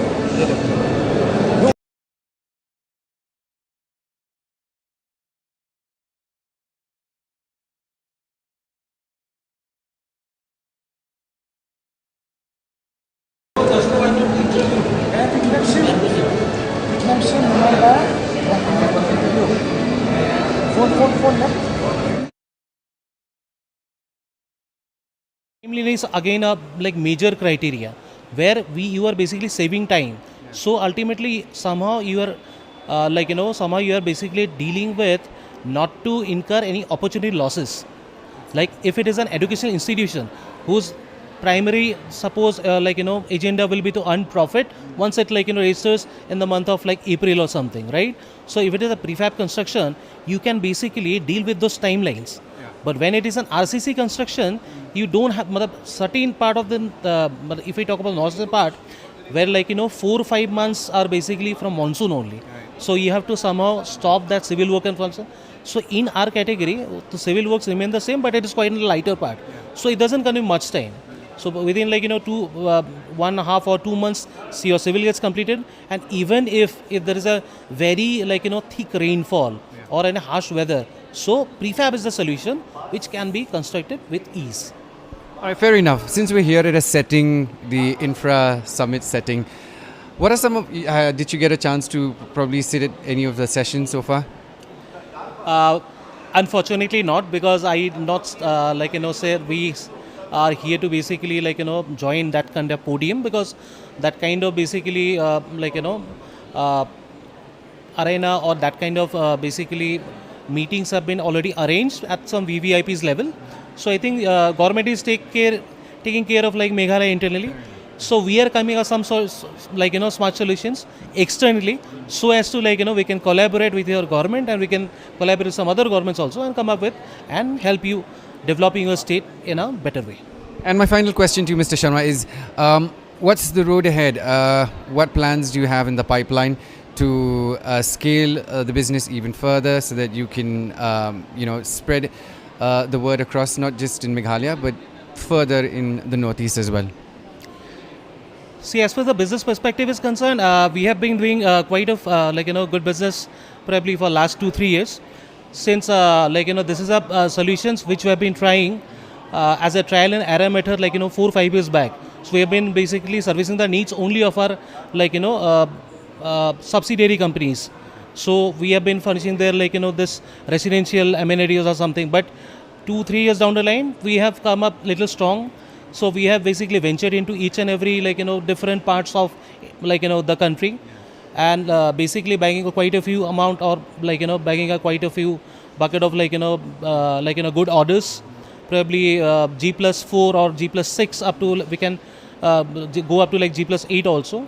And probably we have already bagged a order that's a platinum rated building from Hindalco Industries. And in Guwahati also we are doing a G+4. That is a unique kind of proposition that is quite new to the northeastern part of India. So we are housing around 800 packs of CISF personals. And definitely I think going forward, there are certain, obviously there are hurdles or some sort of blockers will always be there. But I think probably 2-3 down the line, so we'll be somehow targeting to be a 1,000 crore company in this particular division. And we wish you the best of luck for that. Mr. Sharma, thank you so much for your time. It's been an insightful conversation. Best of luck to you. Thank you sir. so much. Thank you. Thank you for having me.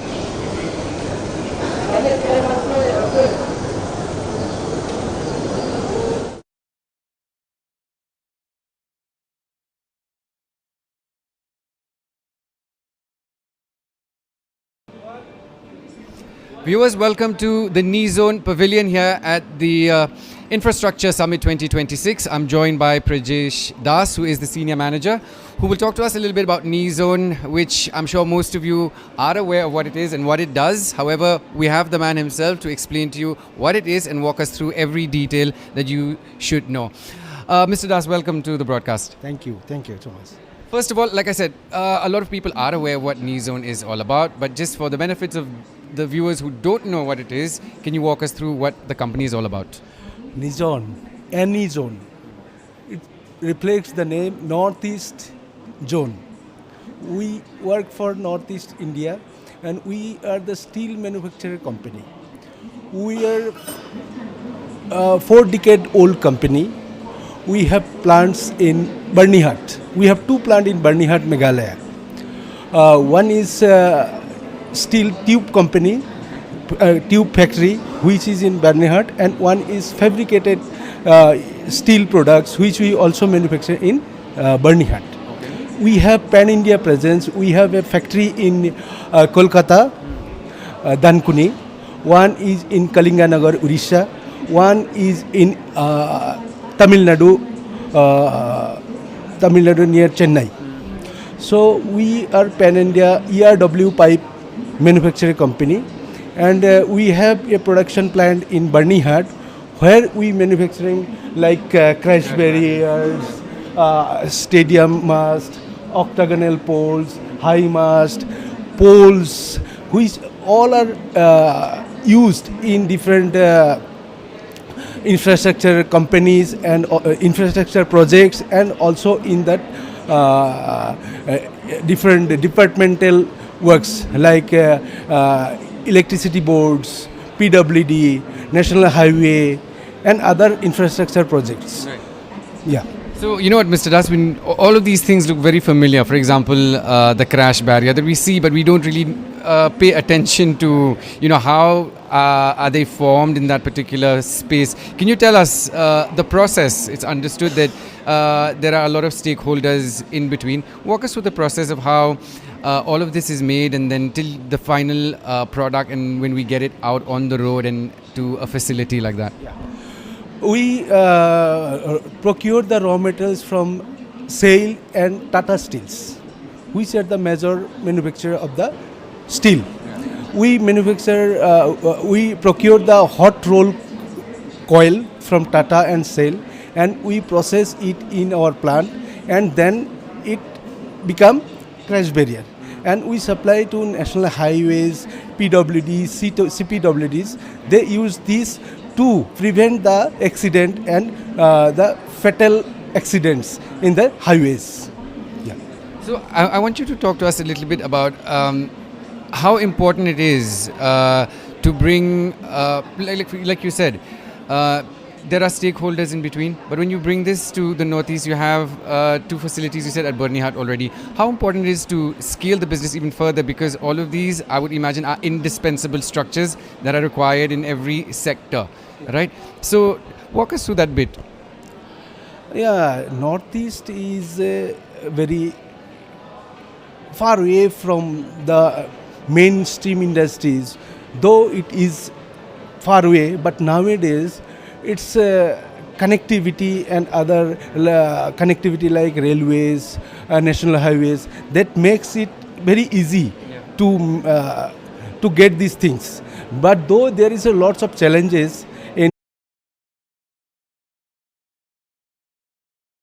How would that help, or how will that not help, any company? Yeah, previously there are lots of subsidies in Northeast India, but nowadays it is becoming very lesser. So if government give us more facility and subsidies, then definitely it will help and encourage the new generation to come up for this infra summit. As you know, it is an infra summit. We are focused on the AI automation tool for the infra company. Maybe it's like GIS solution or tender management portal or kind of a leave application portal, which can be a very useful tool for this infra company to manage their project in Meghalaya or other state, other northeastern state going forward.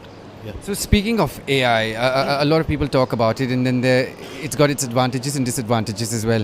Where does your company somehow probably intersect to bridge the gap? See, as you know, AI is a new technology that has came up, and it is very beneficial for the company like infra company who manages their project, okay, across the northern region or across the globe, you can say, to manage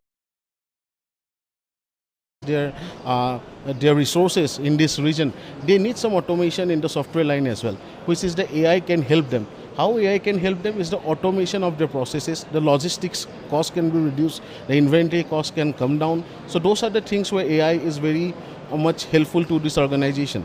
Okay, and building up AI application like the GIS, where they will be doing some project. The help of the GIS application, they can track the project, they can monitor the project, okay, till the execution, till the delivery to the agency. Okay, this is how the AI has been infused to this solution, to this industry, so it can be helpful for them going forward. Yeah. So when we speak of IT companies and IT firms, we've got like loads of them. So how prepared are you to take on competition, especially? We know the industry. We have worked in the multiple PSU company like Oil India, NRL, BCPL, Northeast Gas Grid, PBGPL. So we know this industry. We know this vibes, how to deliver project in the AI automation tool in that space, and we are very much sure that adopting our solution, it can be helpful for them going forward and execution the project successfully. Well, fair enough. So let's talk a little bit about some of the success stories, probably just a couple, if you could share it with us for the benefit of the viewers. Okay, so the success story, you can say we have implemented SAP. So SAP is a renowned platform, ERP platform from Germany. We are the only partner in the entire Northeast. So we have implemented SAP, that is flagship product called Grow with SAP, with one of the PSU client from Northeast, that is Purva Bharati Gas, okay, PBGPL. So we have implemented in less than 25 days. So it has been recognized by the SAP and by the ERP community as well. Okay. Then we have implemented IGGL. So IGGL Indigenous Gas Grid. So they are the pipeline gas grid which connecting all the northeastern state through the natural gas pipeline. So we have implemented SAP there in 120 days. Okay, so those are milestones that we have achieved in the earlier days. And also we have implemented grievance portal. We have implemented integrated application, mobile application, automated mobile application into Guwahati Jal Board, okay, inland water. So those are a prominent customer that we have delivered successful solution to them. So, events like this, summits like this, how would this probably elevate, if I could use the word, the company to an all-new level? So speaking of Meghalaya in particular, you understand whether it's connectivity, whether it's tourism, handicrafts, textiles, you name it. Some of the key areas that you see that your company would fit in and would work perfectly for a region like Meghalaya. Yeah, so Luckily, we already have done few projects in Meghalaya as well. Okay, and now the focus is more into infra summit, as you say.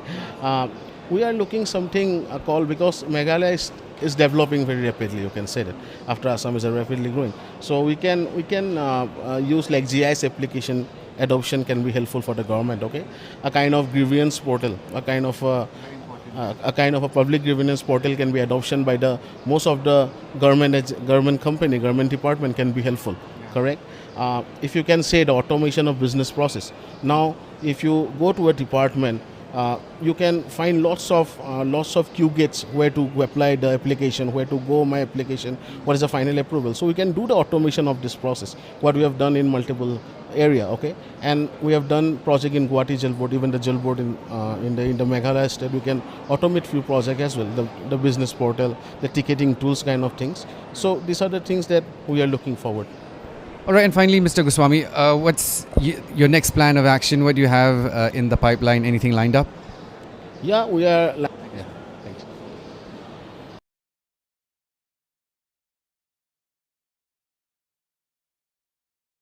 Ngadon bat nga hakani pavilion bat iba Walambok naka Allied Safety Equipment Private Limited iba Walambok in sepinitho ipi kini ki safety equipments ki badan ni bat shwabing in poshtang kwa iba in pinitho shwaya ledi kakam ka pitre haning sa posh kini ki equipments ki jongpi.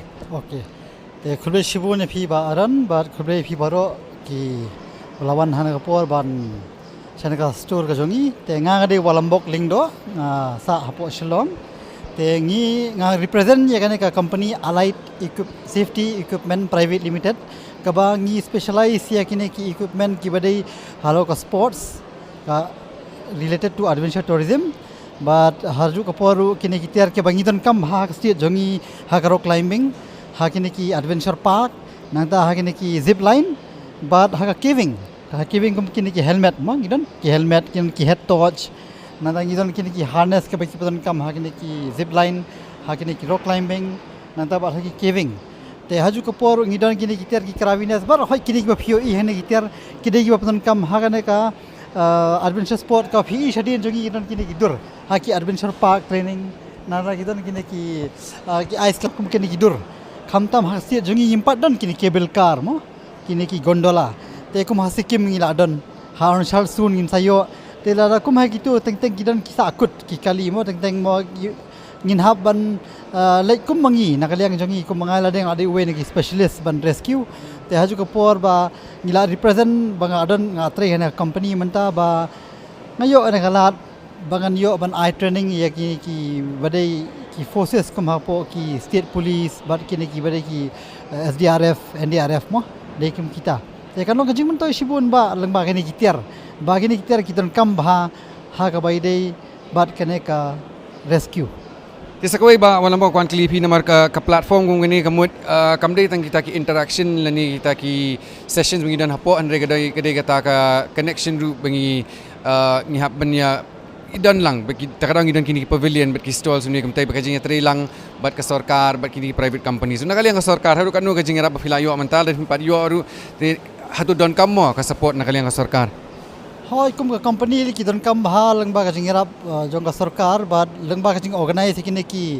exhibition kum kine kan long ka jing play large issue ha ki state jongi mo but khamtam wala ka main ka de ka marketing but ka main ka de ke user ki bri ki papan kam ya kane but lala haki kala lej but kala pen I shy ba maki kin tip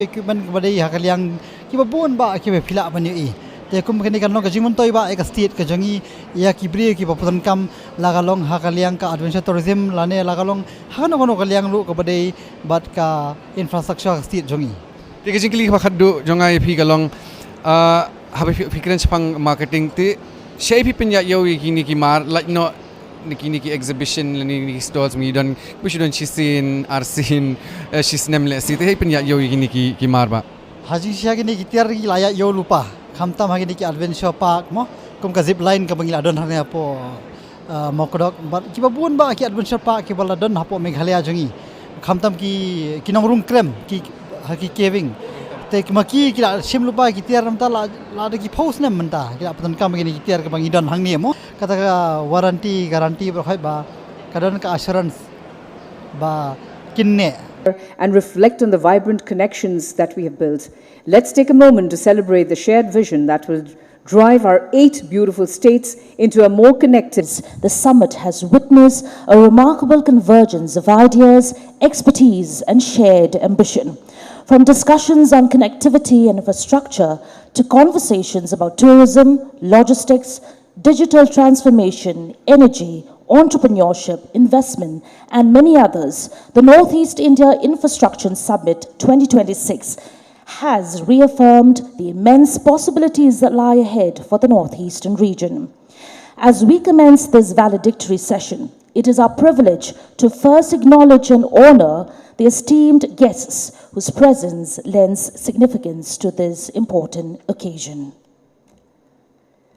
Ladies and gentlemen, today we are truly privileged and honored by the gracious presence of Honorable Union Minister of Tourism and Culture, Sri Gajendra Singh Shekhawat ji. A very warm welcome to you once again, sir. May I request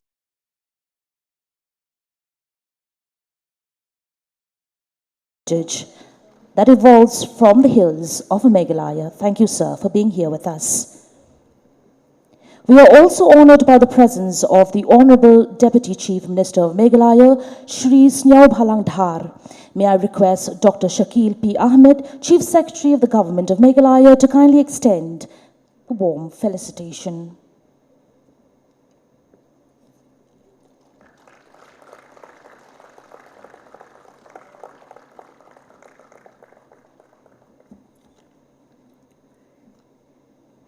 Ladies and gentlemen, we are privileged to have in our midst today the Chief Secretary, Government of Meghalaya, Dr. Shakil P. Ahmed. May I request Sri Sanjay Goyal ji, the Commissioner and Secretary, PWD, Government of Meghalaya, to do the honors of felicitating Dr. Shakil P. Ahmed.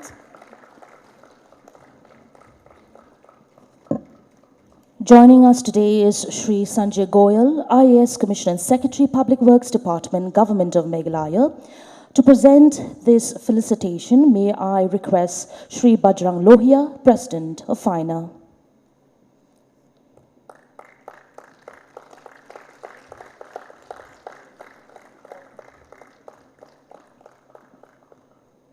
Ladies and gentlemen, we are honored by the gracious presence of Sri Cyril Diengdo, IAS, Commissioner and Secretary. May I request the President.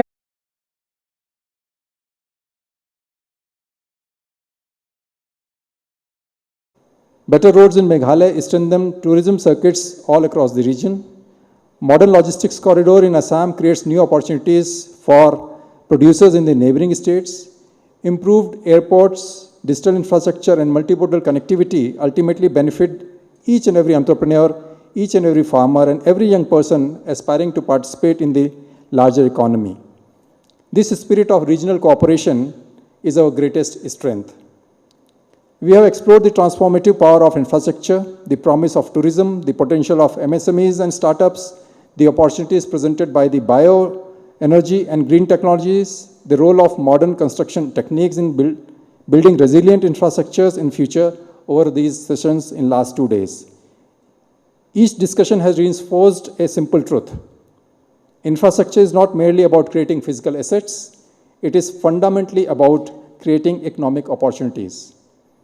Having had the privilege of participating in and chairing in some of these sessions, one clear thought stays with me.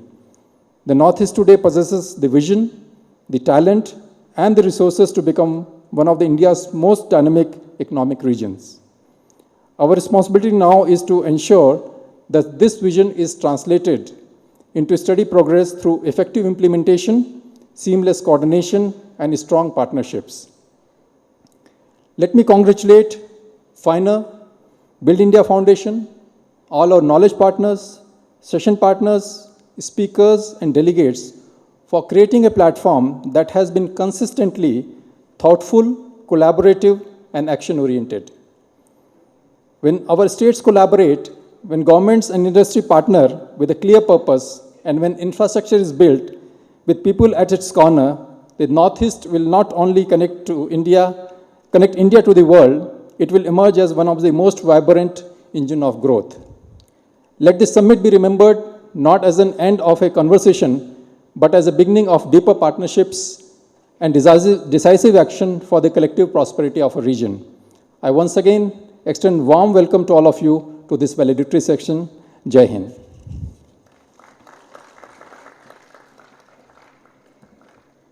Thank you very much, Sri Sanjay Goel, sir, for that inspiring and thought-provoking speech and welcome address. May I now request the Chief Secretary of Government of Meghalaya, Dr. Shakil P. Ahmed, to present his keynote address. Sir.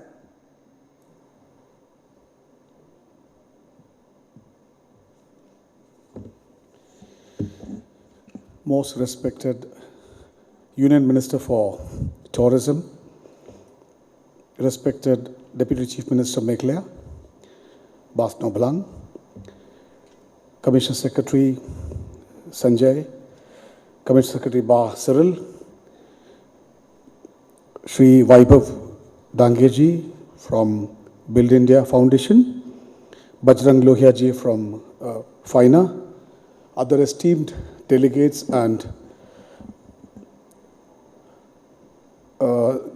from business, industry and tourism sector, friends, sisters and brothers. Sir, it has been a real learning for all of us, though I couldn't attend all the sessions, whatever I could gather and collect the information which they have passed on.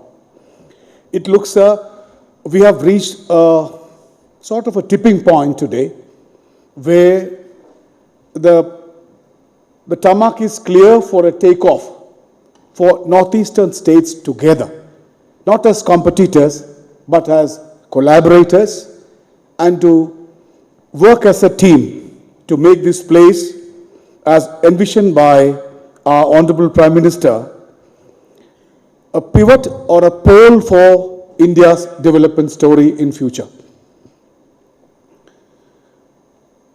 So there has been a lot of deliberation across the sector, which really highlighted that Government of India in particular has given specific emphasis on our Northeast, which resulted in visit of Prime Minister himself more than 60 times, which I said in the beginning, and Union Ministers visiting 700 times to this place in 10 years period. That much of a physical closeness, they made people and the entire system to feel that we care for Northeast. Now it's a time it's for the Northeast to say that we care for ourselves. Are we caring for ourselves? Are we caring for our future? That's the challenge before us. Because, sir, in 10 years' time, the road connectivity has improved significantly. From over 10,000 kilometers, it has gone more than 16,000. Investment has gone into multiple, over 46,000 crores. The connectivity to 16 destinations from 9 has really made each and every capital closer than before.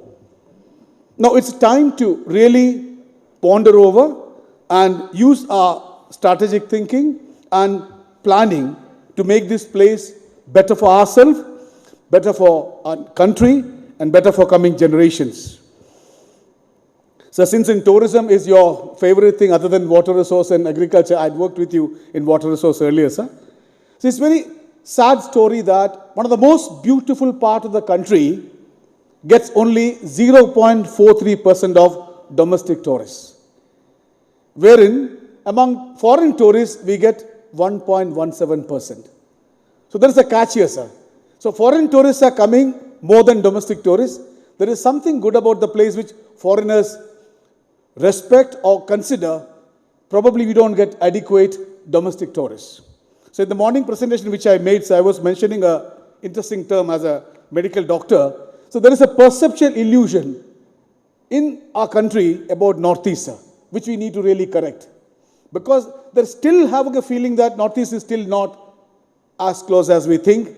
It's far beyond what we think for. it's different from the rest, you won't get what we want. A lot of negative perceptions or illusions are about this place, which from tourism sector, the states will do a real warlike situation to change this perceptual error, sir. This can be done through social media in extensive manner, sir, which I took a session in the morning here, sir. So other thing is, sir, we need to look beyond infrastructure in roads and bridges done quite well, sir. Digital connectivity has improved significantly.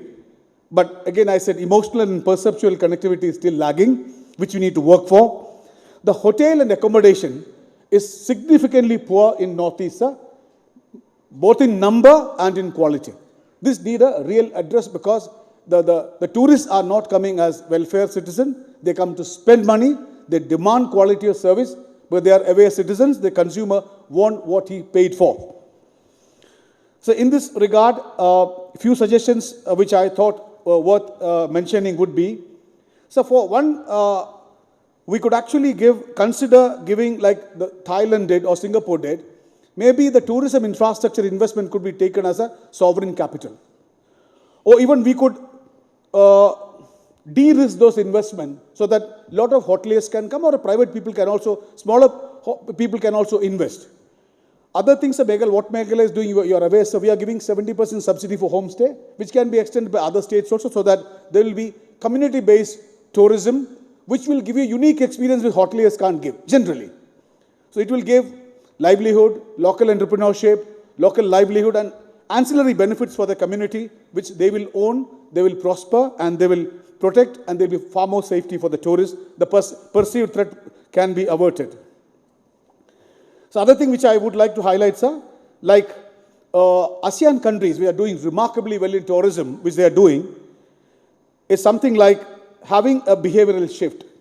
So we need to really work on a framework for institutions, both government, private and industry, to make a baseline hygiene as a primordial structure for doing any business, sir. Because so Northeast charm is greenery, its charm is pure water, clean soil, fertile soil. Without this, you are removing the canvas from the picture. So to protect that, to preserve our culture and to retain the greenery and the attractions of the Northeast, we need to work on having a civic cleanliness and the framework for hygiene, which will cut across as a core asset for investment and interventions in Northeast. So I think it is our time to work together, work further. We are at, as I mentioned, takeoff point. If we miss the bus, rest will overtake us. Because Government of India has done remarkably well, far more than what we could imagine. Investment in Northeast has been significantly multiplied in recent years. And in every sector we have identified, we have witnessed the kind of investment which happened. So I urge upon the industrial leaders, the champions of industry, my government colleagues and others, it's a time to work together. It's a time to work for our future. And like Unnati scheme and subsidy scheme, let's try to work together to make this place a better place for ourselves and for future, so that they can say that our forefathers did well for us to live a better life. So we were used to think that जब हम लोग sir यहाँ posting होता था पहले सही में बोल रहा हूँ सर लोग सोचते कहाँ चला गया सभी सर मेघालय में काम करते हुए गर्व है सर और नॉर्थ ईस्ट आसाम में होने से भी मेरा sir is what are the best place to work because अब माहौल बदल गया सर वो situation is different and north east is far more closer and you get better amenities and facilities and यहाँ के लोग इतने अच्छे हैं सर हॉस्पिटैलिटी इंडस्ट्री में अब कहीं जाओ सर अब केरल में जाओ बेंगलुरु में जाओ हिमाचल में जाओ बड़े बड़े होटल में मेरा बच्चे काम करते हैं जब मणिपुर का हो मिजोरम का हो केरल का सॉरी शिलोंग का हो this is because the human quality of our human resources far better they are far akin to the courtesies and kindness and soft way of the soft skills which required for a hospitality industry. So we can go miles if we work together. like the Indonesia did, sir, they did something specific. 5 lakh skill training for tourism workers in 1 year.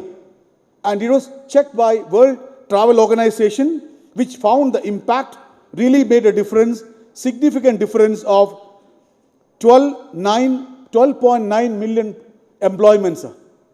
These are in front of us. These are all more close to us culturally and historically. Thailand has shown how wellness tourism can change. Malaysia has shown, sir, the biggest stumbling block in tourism in our state or India in general, sir, the affordability of place, destination and hotels. By one frill-free airlines, Malaysia has multiplied the footfall in tourism. So we need to work for making the travel air journey affordable, stay affordable so that more people can come and enjoy the place, and we need to manage footfall in such a way that carrying capacity of destination will also be considered so that it becomes sustainable. I think, sir, if you can work together, there's nothing but gains are waiting for us. It needs the collective effort of government, industry and tourism stakeholders, because doing business is not the business of government. This is what I firmly believe. We can facilitate, we can handhold, we can support, because ultimately it is the private capital or a private industry who can run business definitely better. So with these words, I congratulate each one of the organized partners and organizers, and I also thank the Honorable Minister for coming all the way to attend this event, sir. So जब हम लोग join किए थे, हम लोग सोचे थे कि ये तो कष्ट दशमी का जगह में हम आ गया, सर. वहाँ से लेके हमारा पीएम साहब ने हमको अष्टलक्ष्मी दिखाया, सर, जहाँ प्रॉस्पेरिटी है, विजडम है और आगे आने का रास्ता भी है, सर. रास्ता खुल गया, लेकिन जाने का मजबूरी, जाने का हिम्मत हम दिखाना चाहिए. तो अगर हम नहीं जाएगा तो किसी को हम दोषी नहीं कह सकते. सो ये मौका हमेशा नहीं आएंगे. नॉर्थ ईस्ट इस अभी एक अच्छा सिचुएशन में है. हमको इसको आगे बढ़ाना है, हमारे लिए, हमारा आने वाला पीढ़ियों के लिए.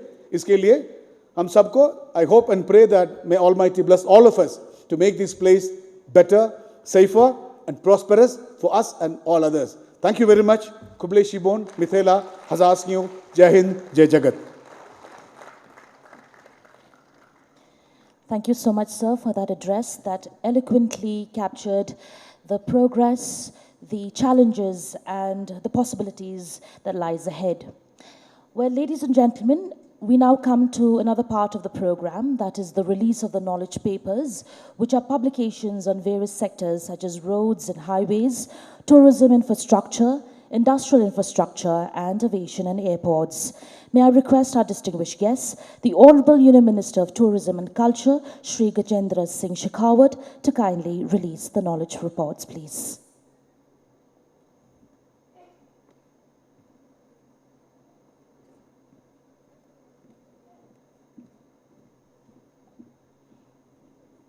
We request our other distinguished guests on the dais to kindly release the report along with our distinguished Honorable Union Minister.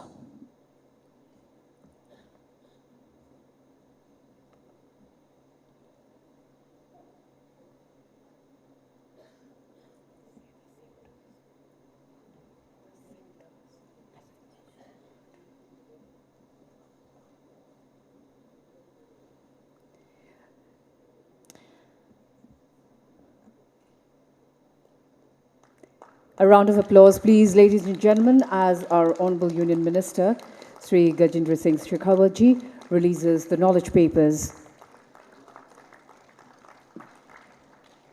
Ladies and gentlemen, another release of the evening is the Vision Report, the Viksit Athalakshmi 2047, which portrays the vision for Viksit Northeast, outlining a pathway for transforming the 8 states into modern, prosperous regions.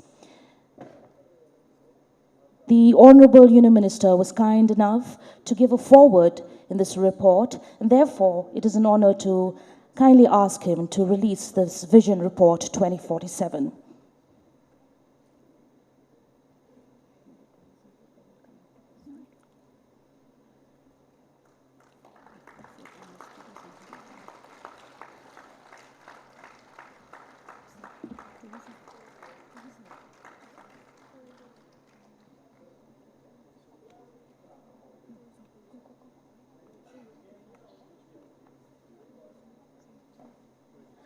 Ladies and gentlemen, another report that we would like to be released at this moment is the Tourism Infrastructure Report. And may I again request the Honorable Union Minister to kindly release this report as well.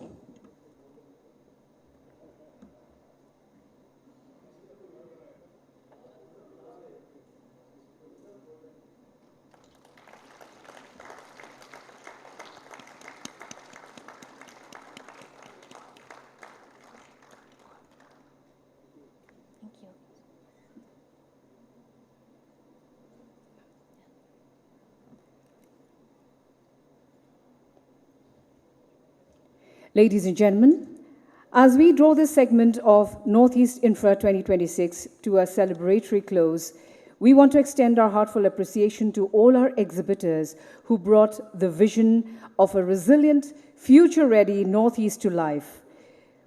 The spectacular exhibitions and stalls we witnessed over the last 2 days have showcased an incredible blend of cutting-edge innovation, sustainability, and regional ingenuity. To honor the exceptional efforts of the participants who truly stood out and set a benchmark for excellence, we have a series of awards to present. I would now like to request our esteemed chief guest, the Honorable Union Minister for Tourism and Culture, Sri Gajendra Singh Shekhawat ji, to kindly do the honors of presenting these awards to our deserving winners. We would now go to category B, the MSME exhibitors. To begin our MSME category, the award for their incredible display and engagement is Dakti.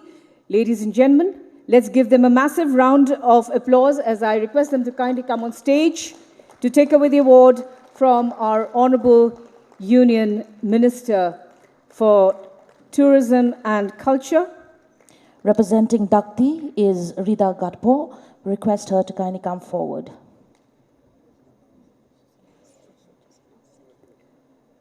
After a stellar performance and an outstanding showcase, the next award goes to Naira Travels. May I request a representative of Naira Travels to kindly come forward. Heartiest congratulations, and the applauses should be louder, please.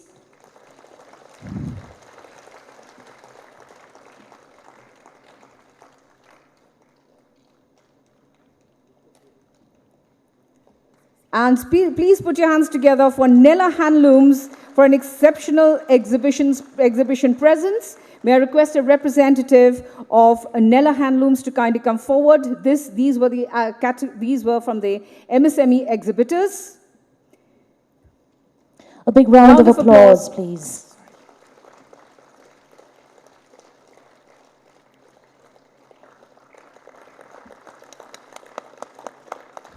We now move to the main exhibitors. Opening our main exhibitors category, we are thrilled to award this position to Jubilant eSport. May I request a representative of Jubilant eSport and the applauses? Please keep them coming. Thank you for bringing such high energy and innovation to the floor.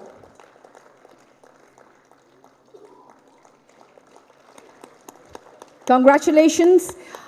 After an impressive showcase that truly stood out to everyone, congratulations to Allied Safe Equipment. Fantastic work. A round of applause for them as I request one of the representatives of Allied Safety Equipment to kindly come forward to take away the award from our chief guest, the Honorable Union Minister. Finally, in the main exhibitors category A, taking home the prestigious trophy for their unmatched excellence and presentation, the champion exhibitor is Canbu. May I request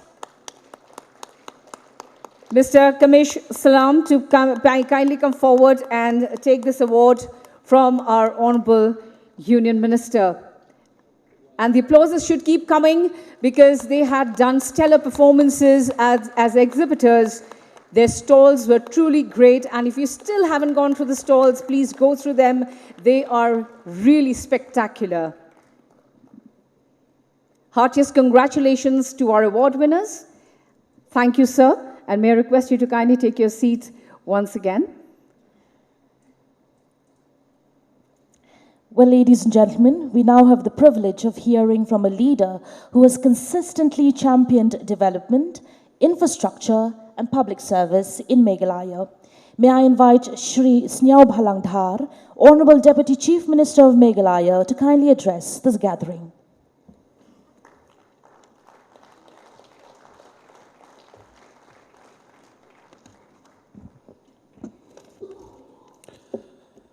A very good evening to each and every one of us.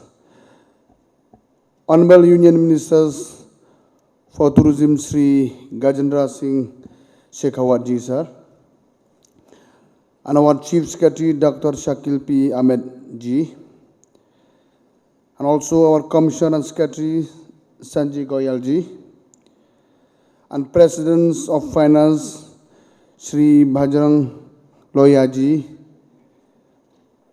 and founder of Bull India Foundation, Sri Vaibhav Dangeji, and all the distinguished guests, delegates, friends, and all the industries players, and all the stakeholders who are present right from yesterday till this moment. We are coming to the closing ceremony of this two-day summit. As we come to the close of this two-day summit, I want to take a moment to look back at what we have achieved here in Shillong. Over the last 2 days, this venue has been the center of some of the most practical, forward-looking discussions about futures of our region, Meghalaya, and Northeast as a whole. We have seen an incredible gathering of minds, bring together centrals, ministries, leaders, the state leaders, the industries captains, and young entrepreneurs under one roof. The Northeast is moving into a completely new chapter. For years, the focus was primarily on building the foundational public infrastructures, getting the road paved, the track laid, and the airport runnings. But 2 days, as we wrap up this summit, the message is very clear that foundation is ready and it is time to build commerce, industries, and long-term job on top of it. What made this summit stand out was that we don't look at infrastructure in isolations, and we don't just talk about highways, flights, or digital connectivity as separate projects. Instead, we talk about how they all connect to drive our tourism, support, and local industries, and create a new economic avenues for the entire northeastern state as a whole. To every investor, business leaders, and startup founders here today, the government of Meghalaya is fully committed to your success, and we know that your time is valuable, and we know that paperwork should not get in the way of progress. As a government, our promise to you is simple, that we are working every day to make doing business here as smooth, transparent, hassle-free as possible. And we are cutting down red tapes, fixing operational delays, and making sure our administrative system works for you, not against you. And also our doors are open, and we are ready to partner with you in every angle. I want to extend my heartfelt thanks to our partner finance, Bull India Foundations, and everyone working behind the scenes for organizing such a meaningful summit for the last 2 days. A special thanks to our Union Minister, Sir Shekhawat ji. Sir, your coming here today is really meaningful for us, sir. Especially we Meghalaya. We are just for the last 4 or 5 years, we are popularing in tourism sector, and your support, your help, your guidance will remain forever. Since the time you are holding as the Water Resources Minister, you are keeping support to our state tremendous in every sector. So thank you so much, sir. Today, your coming really bless us in all directions. And I remember that when I met you during few months back in Delhi, you always mentioned that, Mr. Dhar, Meghalaya is wonderful naturally, but you should know how to respect the tourisms, especially the people from outside Meghalaya when they come to Meghalaya. And it is exactly correct, sir. Because we are here to learn so many things in terms of tourism sector. But what we want as leaders of yours, we want that when the people from across the country visit Meghalaya, we want them to remember us when they go back. That is very, very important for us. And we should know how to be polite with them. We should know how to respect them. I remember during this last season, during Christmas season, one of the women who danced in Police Bazaar openly, because she is very, very happy. And she said before leaving Police Bazaar area, this is my memorable days in Meghalaya. During midnight, 1:30 to 2 o'clock, she told me, she called me personally because I came to know her. Mr. Dhar, this incident I will remember Meghalaya forever. At this hour, 1:32 p.m. midnight, we women, we can roam very, very peacefully. It's the safest place, one of the safest places in the country. I'm very, very happy to hear this. And I always keep a request to the stakeholder and to the friends who are coming from all over the country. Please guide us, please suggest us. We are here for you. We are here for you. Yes, maybe there is some lapses here and there, but please take it. We, the people of Meghalaya, at your door in every respect. So with this few, before I end, I would like once again thanks all the industries player and all your team who really make these summits a grand and success one, especially with the announcement of the Honorable Union Minister yesterday, Nitin Gadkari ji. Today, our people is lived a happy life. They said, they express and they say that how come Meghalaya, such a small state with 38-40 lakhs population, we are unexpected to get this much of 1,000 crore announcement from the government of India. And it is facts and it proved that. Rightly what Sir CS said, Sekal Ji, I think hundreds of times, numbers of times, Union Minister keep visiting Meghalaya. I'm not talking about Northeast as a whole. And the best part is that, sir, I would like to inform you that whenever we as a minister or Meghalaya, we write any DO to the union minister, within 1 week or 10 days, we always get a reply. And it is a very, very good example for us as a state representative. I remember before it was not there. Whether it is possible, whether it's not. Whenever we place a DO letter in terms of whatever we propose, we demand or we request from the government of India, within 10 days, we always receive a personal letter from the respective union minister. This is a very, very good example. And we feel happy. And this really make note on me as a minister for the last 10, 12 years in the state of Meghalaya. So thank you so much. Before I wind up, so I wish you all the best. And when you go home, go back safely. We as a state of Meghalaya, we have nothing to give you, only love, respect. Please go back home today or tomorrow, but we wish you a very, very safe journey. You're visiting Meghalaya. You are here with us for the last 2 days. It's really, really matter a lot for the people of the state of Meghalaya. Thank you. Thank you so much.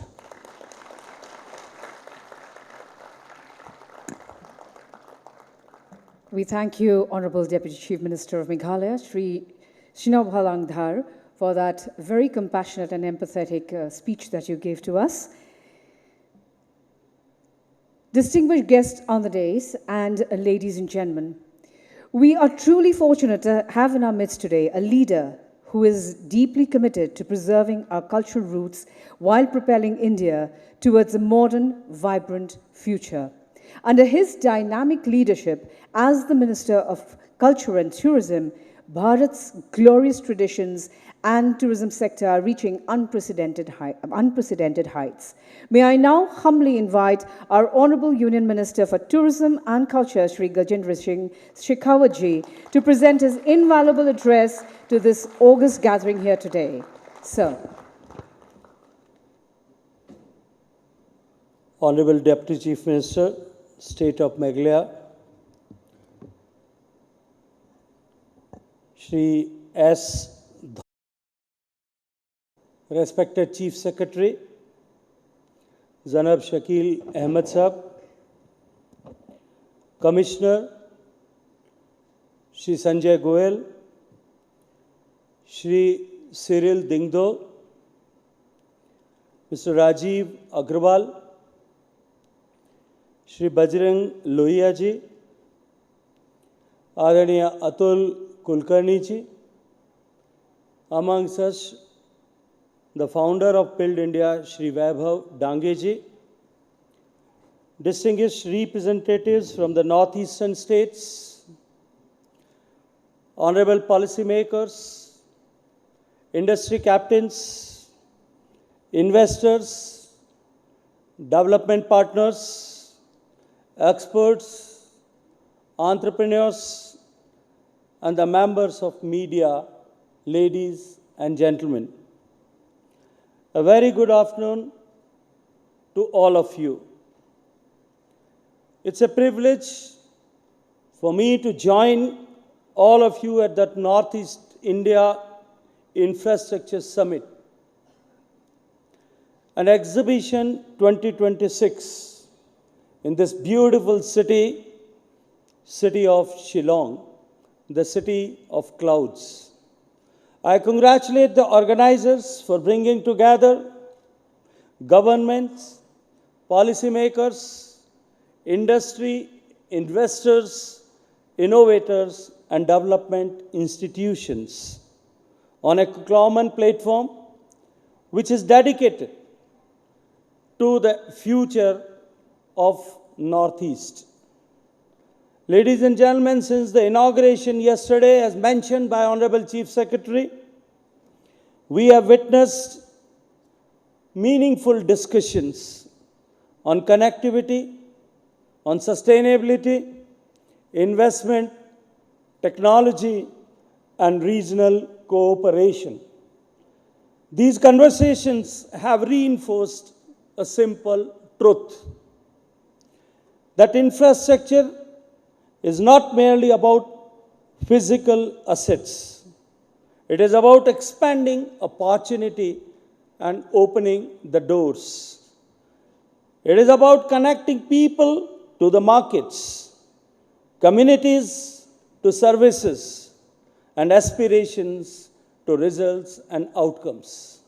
Ladies and gentlemen, yesterday, Honorable Union Minister of Surface Transport, Honorable Nitin Gadkari ji, he described infrastructure as the growth engine of the Northeast and spoke about investment to around 90,000 crores in road and highway projects across the any region. His remarks reflected the scale of ambition with which India is approaching the development of Northeast. Likewise, Honorable Chief Minister of Meghalaya, Shri Conrad Sangma ji, eloquently captured the changing spirit of the region when he observed that the Northeast has moved from an era of uncertainty to one of confidence and growth. Adding earlier, we didn't dare to dream. He says, now we do dream and realize our dreams. Those words resonate deeply because they reflect the transformation that is visible across the region today. Ladies and gentlemen, the presence and participation of leaders from across the Northeast further demonstrate the spirit of collaboration that will define the region's future. While speaking, Honorable Chief Secretary was mentioning that we are not the competitors, we are the collaborators. But I say, and I must say, that we all are the healthy competitors, and the competitive spirit should remain amongst us. Ladies and gentlemen, the Northeast, under the leadership of Honorable Prime Minister, which used to be considered as an ignored area, now it is the center of India's growth story. The Northeast occupies a unique and vital place in India's developmental journey, blessed with extraordinary natural beauty, immense cultural diversity and richness, strategic geography, abundant resources, and a vibrant youth population. The region possesses all the ingredients necessary for sustained and inclusive growth. For many years, discussions about the Northeast often focus on remoteness and distances. Today, the conversation has changed. The Northeast is increasingly recognized as a region of opportunity, innovation, and strategic importance. Ladies and gentlemen, the 8 states of the region, which is called by Prime Minister Ashtalakshmi as India is gateway to Southeast Asia and the wider Indo-Pacific. As global trade patterns evolve and regional connectivity becomes increasingly important, the Northeast has the potential to emerge as a major hub for trade, logistics, tourism, and education, and also innovation and cultural exchange. The future of India's growth story cannot be complete without the Northeastern states. But for me, it begins from Northeastern states now. Equally, the aspirations of Northeast can only be fully realized through robust, modern, and sustainable infrastructure. A decade of transformation India have witnessed. Ladies and gentlemen, the transformation of the Northeast over the last decade is not merely a matter of perception. It is visible in measurable outcomes and tangible improvements in people's life. The National Highway Network in Northeastern region has expanded from 10,000 plus kilometers in 2014 to 16,000 kilometers as on date. And since Honorable Gadkari ji have announced that he is going to make investment of 90,000 crore, and I was seeing his speech virtually. He was supposed, I felt that he was supposed to speak 40,000, but by mistake he announced 90,000, and he has expressed his commitment, since I have announced 90,000, then we'll make 90,000. Landmark projects such as Dhola Sadia Bridge and the Maitri Bridge have enhanced mobility, improved strategic connectivity, and reduced travel times across the region. Railway development has been equally significant. Annual railway investment in Northeastern region has increased from 2,000 crores during 2009 and 14 to 10,400 crores, 5 times almost. Between 2014 and 2025, nearly 1,800 kilometers of new railway track were commissioned, compared to 333 kilometers in the preceding comparable period. 12 major railway projects worth over 69,000 crores are currently under implementation, extending connectivity to areas that remain inaccessible for decades and centuries. Digital connectivity has also expanded rapidly. More than 6,355 GPs are now ready for high-speed internet services, while 3,700 mobile towers have brought connectivity to over 5,500 villages. For millions of citizens, digital access is opening new avenues in education, healthcare, governance, and entrepreneurship. The aviation sector has witnessed a major expansion under the Udan scheme. 10 new airports in the Northeast have been operationalized, supported by investment in new terminals, airport expansions, and greenfield infrastructure. Between 2014 and 2025, 52 aviation projects worth approximately 3,000 crores were undertaken, compared to only 18 projects worth 480 crores in the preceding decades.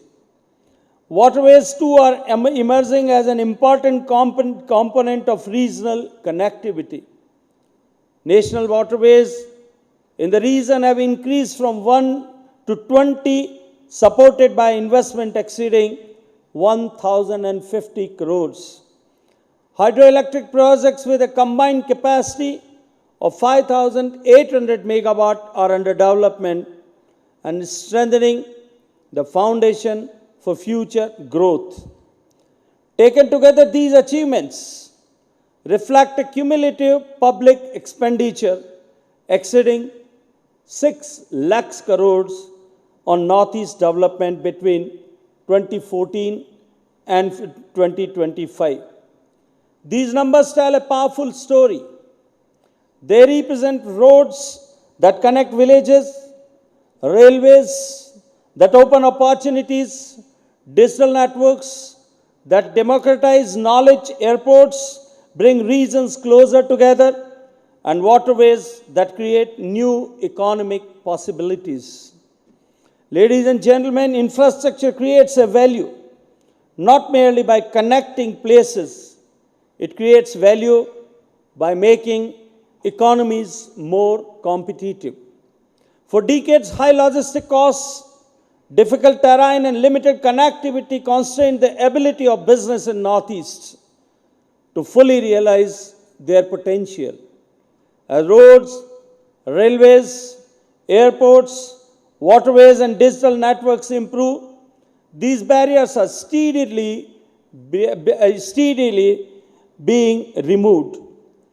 Improved connectivity reduces the cost of moving goods, expands access to markets, and strengthens the supply chains. It enables farmers, artisans, entrepreneurs, and manufacturers to reach customers and markets across India and beyond. It encourages investment by creating confidence that businesses can operate efficiently and reliably. The Northeast today is increasingly being viewed not as a distant frontier, but as a strategic economic corridor linking India with Southwest Asia. This changing perception is reflected in the growing interest shown by investors across sectors.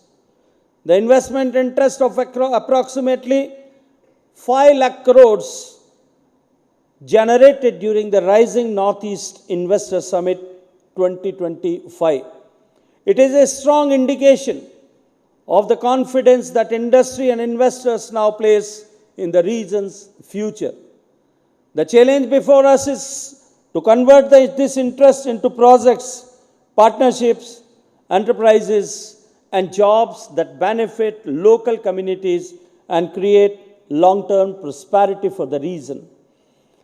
Ladies and gentlemen, the remarkable transformation witnessed in Northeast has been driven by a clear recognition that connectivity is foundation of development. Honorable Prime Minister Shri Narendra Modi ji has repeatedly emphasized the central role of the Northeast in India's future. In his address to the inauguration of the Ashtamalakshmi Mahotsav in New Delhi in December 2024, he observed that we are connecting the Northeast through the trinity of emotions, economy, and ecology. His broader message was that infrastructure development must strengthen both economic opportunity and long-term sustainability. This vision captures the essence of development in the Northeast. Development that strengthens connectivity, promotes economic opportunity, and respects the region's unique ecological wealth. Ladies and gentlemen, history demonstrates that prosperity follows connectivity. Wherever roads, trade routes, ports, and communication networks are flourished, societies have advanced. Infrastructure is therefore much more than an economic investment. It is investment in people. When remote villages are connected through all-weather roads, farmers gain access to the markets. Children reach schools more easily. Healthcare services become more accessible. When railways and airports improve connectivity, business expands, tourism grows, and employment opportunity also multiplies. When digital infrastructure reaches the last mile, geography ceases to be a barrier to innovation, entrepreneurship, and governance. Infrastructure transforms potential into progress and possibilities into realities. Ladies and gentlemen, the Northeast is blessed with some of the richest ecological resources in the world, as mentioned by the Chief Secretary. It forests, rivers, mountains, and biodiversity are treasure that must be preserved for future. As we expand infrastructure, sustainability must remain at the core of our planning and also execution. The infrastructure of tomorrow must be climate resilient, environmentally responsible, energy efficient, and technologically advanced. It must be capable of witnessing the challenges posed by the climate change and extreme weather events. Development and conservation are not competing priorities. They are complementary objectives. The Northeast can demonstrate to the world that economic progress and environmental stewardship can advance together.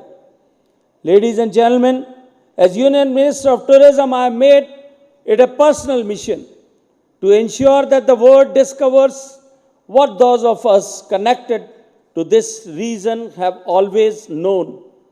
The Northeast is eternal.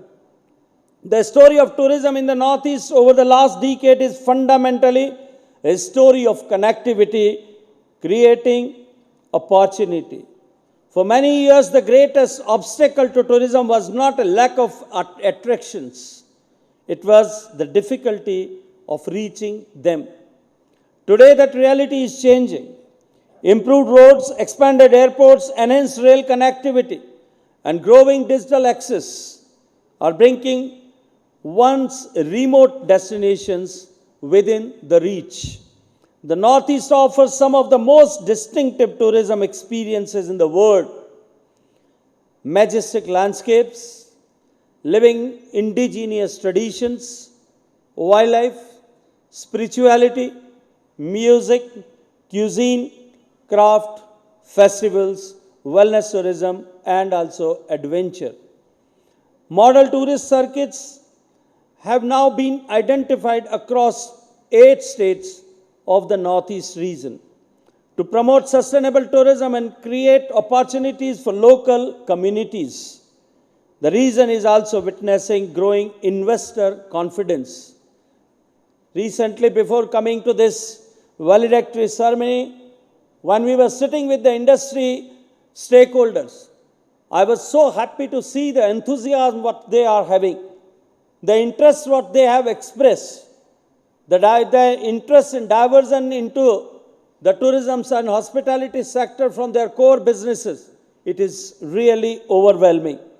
The Rising Northeast Investor Summit generated investment interest estimated at approximately 4 lakh crores, as I mentioned. This growing confidence reflects the belief that the Northeast is poised to become one of India's most exciting tourism and investment destination. Yet we must recognize that much more remains to be done.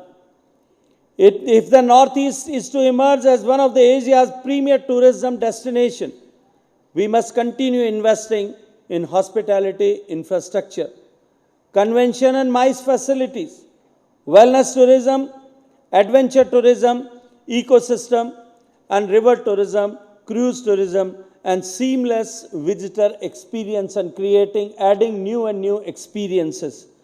Tourism has a unique multiplier effect, we all are aware. It creates employment across sectors and directly benefits local communities.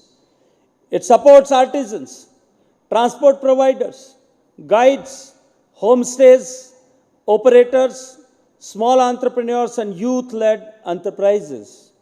Investment in tourism infrastructure is therefore also an investment in livelihood and local prosperity. Ladies and gentlemen, the Northeast is not merely a geographical region. It is a repository of civilizational wealth. Its languages, traditions, music, various dance forms, textiles, crafts and festivals contribute significantly in India's cultural diversity. Culture should not be viewed merely as heritage to be preserved. It is also an economic resource capable of generating employment, attracting visitors, and creating sustainable opportunities. The region's unique product, from Assam's Moga silk and Meghalaya's Lakdong turmeric to Nagaland's coffee, Tripura's Kuyu pineapple, and Sikkim's organic farming, represents stories of identity, traditions, and enterprise. Bamboo and agarwood sectors are also creating new opportunities for artisans and rural communities. Modern cultural infrastructure, museum, cultural centers, heritage circuits, artisan hubs, and creative industry platforms can help preserve identity while enabling economic growth in orange economy. Development becomes truly meaningful when it respects and celebrates local traditions. Ladies and gentlemen, India's greatest strength is its youth. Across the Northeast, young entrepreneurs are building businesses in tourism, technology, agriculture, sports, design, and creative industries. Their aspirations are limitless. What they need is an enabling ecosystem, reliable transportation, digital infrastructure, financial inclusion, market access, and skill development that create the condition in which innovation can flourish. The infrastructure of the 21st century is both physical and digital. Artificial intelligence, smart governance, GIS-enabled planning, and digital public infrastructure are transforming in economies worldwide. The Northeast has a unique opportunity to become a leader in adapting innovative solutions tailored to its geography and developmental needs. Ladies and gentlemen, government also cannot build the future. The transformation of the Northeast requires collaboration among government, industry, investors, research institutions, and financial organizations, startups, and local communities. This summit demonstrates the power of such collaboration. The idea discussed here, the partnership forged here, and the investment catalyzed here will contribute significantly to the region's future trajectory. Our collective objective must be to create a Northeast that is more connected, more prosperous, more sustainable, and more globally competitive than ever before. Ladies and gentlemen, at the end, I would like to say that every generation is presented with an opportunity to shape history. Our generation has the opportunity and the responsibility to build infrastructure that does more than connect people. We must build infrastructure that connect people, cultures, ideas, and aspirations. Let us build roads that carry opportunities. Let us build bridges that strengthen unity. Let us build railways that accelerate growth. Let us build digital networks that democratize knowledge. And let us build tourism and cultural infrastructure that preserve heritage while creating livelihoods. And let us build sustainability so that future generations inherit both prosperity and environmental stewardship. I am confident that the deliberations of this summit will translate into meaningful actions and contribute to the emergence of a stronger, more connected, and more prosperous Northeast region. One that stands not at the periphery of India's developmental journey, but at its very heart. Thank you very much. And before concluding, I would like to express my gratitude along with this commitment that under this developmental journey, Government of India is, under the leadership of Prime Minister, is committed to extend all possible support in the future endeavors of this development of this northeastern region. Thank you very much. Thank you. Thank you so much, Honorable Union Minister of Tourism and Culture, Shri Gajendra Singh Shekhawat ji, for your inspiring address. Your vision for a stronger, more connected, and more prosperous Northeast resonates strongly with all of us gathered here today, as we are reminded that development and progress unlocks opportunities and empowers community.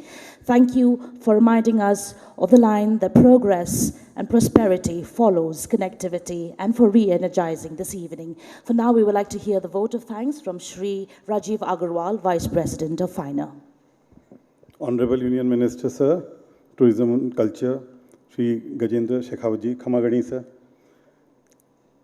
Honorable Deputy CM, Government of Meghalaya, Shri Ezdhar ji.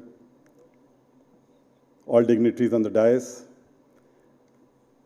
As the convener of Northeast India Infrastructure Summit and Exhibition 2026, I am extremely pleased that you all supported us, participated, and eternally thankful to the blessings of Shri Nitin Gadkari ji to inaugurate the summit, and the man behind this summit, Shri Vaibhav Dhangi ji, founder of Build India. Thank you so much.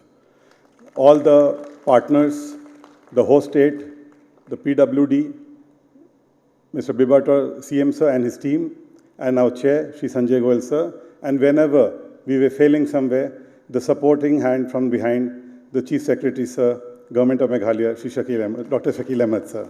Thank you so much, sir. This journey was to make more friends. I hope I have not made many enemies. But yes, I remember everyone, and thank you everyone for supporting this summit, FINA Secretariat, Build India team, PWD again, and all the partners, all the exhibitors, the media friends. Thank you so much. Thank you.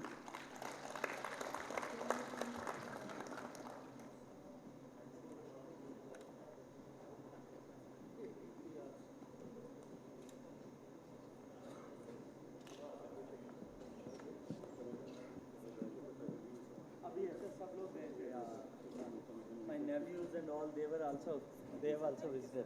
So which batch you have passed out? Sir, I'm 99 batch. Yeah, please do come to the batch. So Rashid will take you. Please come. Yes. They have given the picture, this opportunity to the Chief Secretary. No problem.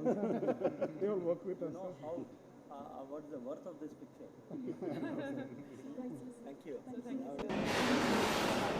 All right, ladies and gentlemen, with that valedictory session, we've come to the end of the Northeast India Infrastructure Summit and Exhibition 2026. It is an absolute joy to be able to bring to you live sessions right from day one and today, which is day 2 and the final day of the summit.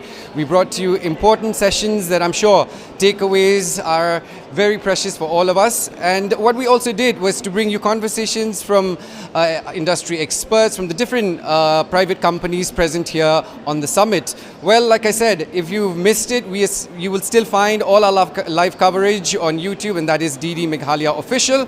And for now, we'd like to sign off, and on behalf of the entire team here at DD Meghalaya, thank you so much for watching. Until next time, goodbye.